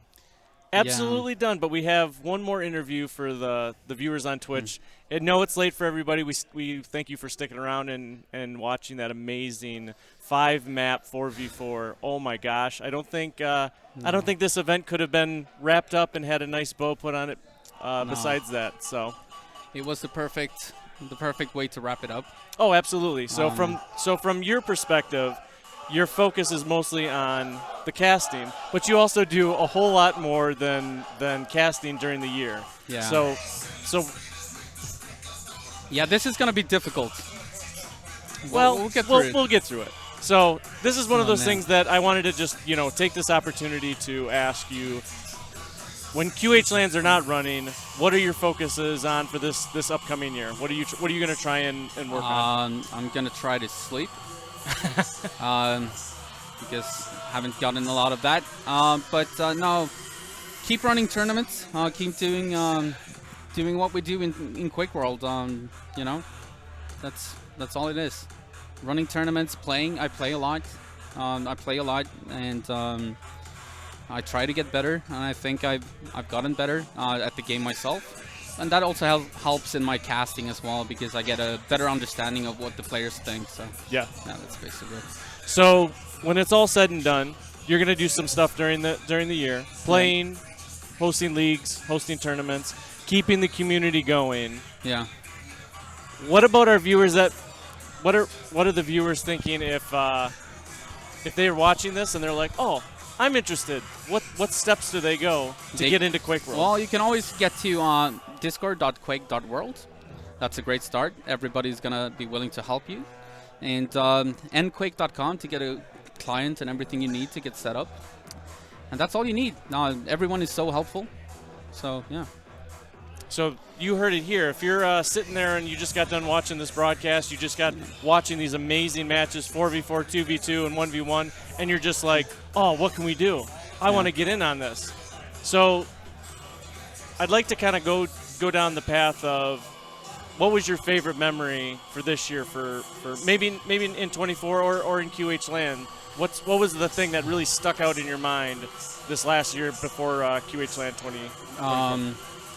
Well, the finals here, and also just closing the show. It's not like the favorite memory, but it's the most emotional to me, because I think it was such a great event. I'm about ready to collapse myself, and I'm not feeling well. But we have time after the event to feel better. So yeah, absolutely. So we push through it, and someone that definitely pushes through it all the time and has been pushing through it for the last, I don't know, 6 to 8 months is your co-caster, Jehar, or Alex main Peppe. caster, I would say. Yeah. What can you tell me about Alex? Alex is just the best guy in the world. He does so much for so many different communities, and especially for QuakeWorld for us. And I just can't say enough good things about him. And yeah, the work and all the effort that he puts into these shows is like, people don't see it at home, but it is intense, the things that he does. And yeah, massive thank you to him. Absolutely, and that's something that and to you as well. No. So when talking with the rest of the community here at QHLAN, that was definitely like all the accolades and all the thanks and praise for the stream. They all were like, wow, they're so professional. It looks so good. They're so casters. Such good casting. Such flavorful casters. So that's something that we've seen in previous events where it's just you and Jehar, and you guys kind of look like this at the end of the third day. Yeah. So the thing is, I mean, I like the fact that we managed to get so many different casters this time. It allows us to rest our voices a little bit, but at the same time, of course, we do a lot of work even when other people are casting. So me and Jehar are both super exhausted, I'm sure. But I'm happy that we got a little bit more nuance and not me and Jehar, because while we know what we're doing, we've done this for a long time together. I know exactly how he works, and he knows exactly how I work. He knows when I'm gonna get loud, and I know when he's gonna take over, and I know when I can take a breather, he's gonna catch me. So I know exactly how he works, and he knows how I work. But at the same time, I'm sure the community enjoys hearing different voices as well when they and to hear their point of view, and maybe not necessarily the same kind of like professional cast, but more personality and all of that other people can bring. That well, people already know my personality and Alex's as well. So something new for them. Well, Andy, to close out this interview, do you have anything to say? Any accolades? Any shout-outs? Anything in your native Swedish Nothing language? in my native language. No, because okay. that's I don't think that's necessary. I basically speak as much English as I speak Swedish. Even though sometimes you can't tell because I stumble on words, especially when I'm tired. And at QHLAN, I'm especially tired. So, after a couple of the casts, I'm like, oh man, I did a terrible job. Whereas when I'm at home and comfy and rested and everything, I can speak fast and all that, but I can't really do that. But luckily, I have Alex who can cover that part for me, so that helps me so much. But yeah, closing words.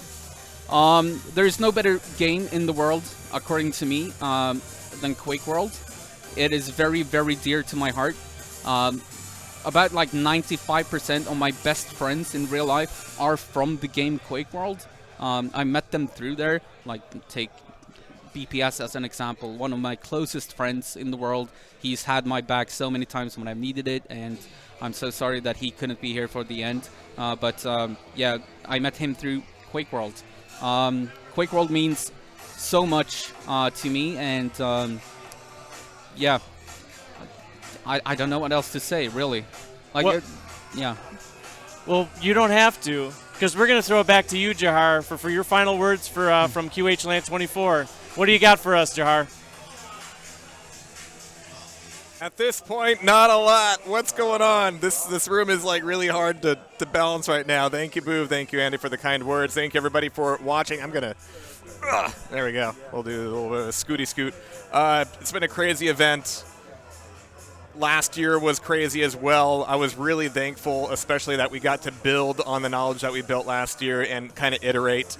A lot of similar theming, same venue, but we were able to just make it better. So thank you, everybody, for sticking through the long days here. We're going to be well-deserved an entire day. I feel just like Andy does, honestly. But what we're going to do, we're going to go get some of what you can hear out there. And we're going to pack up, and then 2024 is going to be a crazy year for Tasty Spleen Studios. If you saw my previous video, maybe not as much event streaming, but yeah, a lot of development, a lot of work to do. So I'm looking forward to it. Hope you are too. And we'll catch you on the flip side. Oh, no, Bouv wants the camera back. Bouv wants the camera back. Okay, Bouv, what do you want?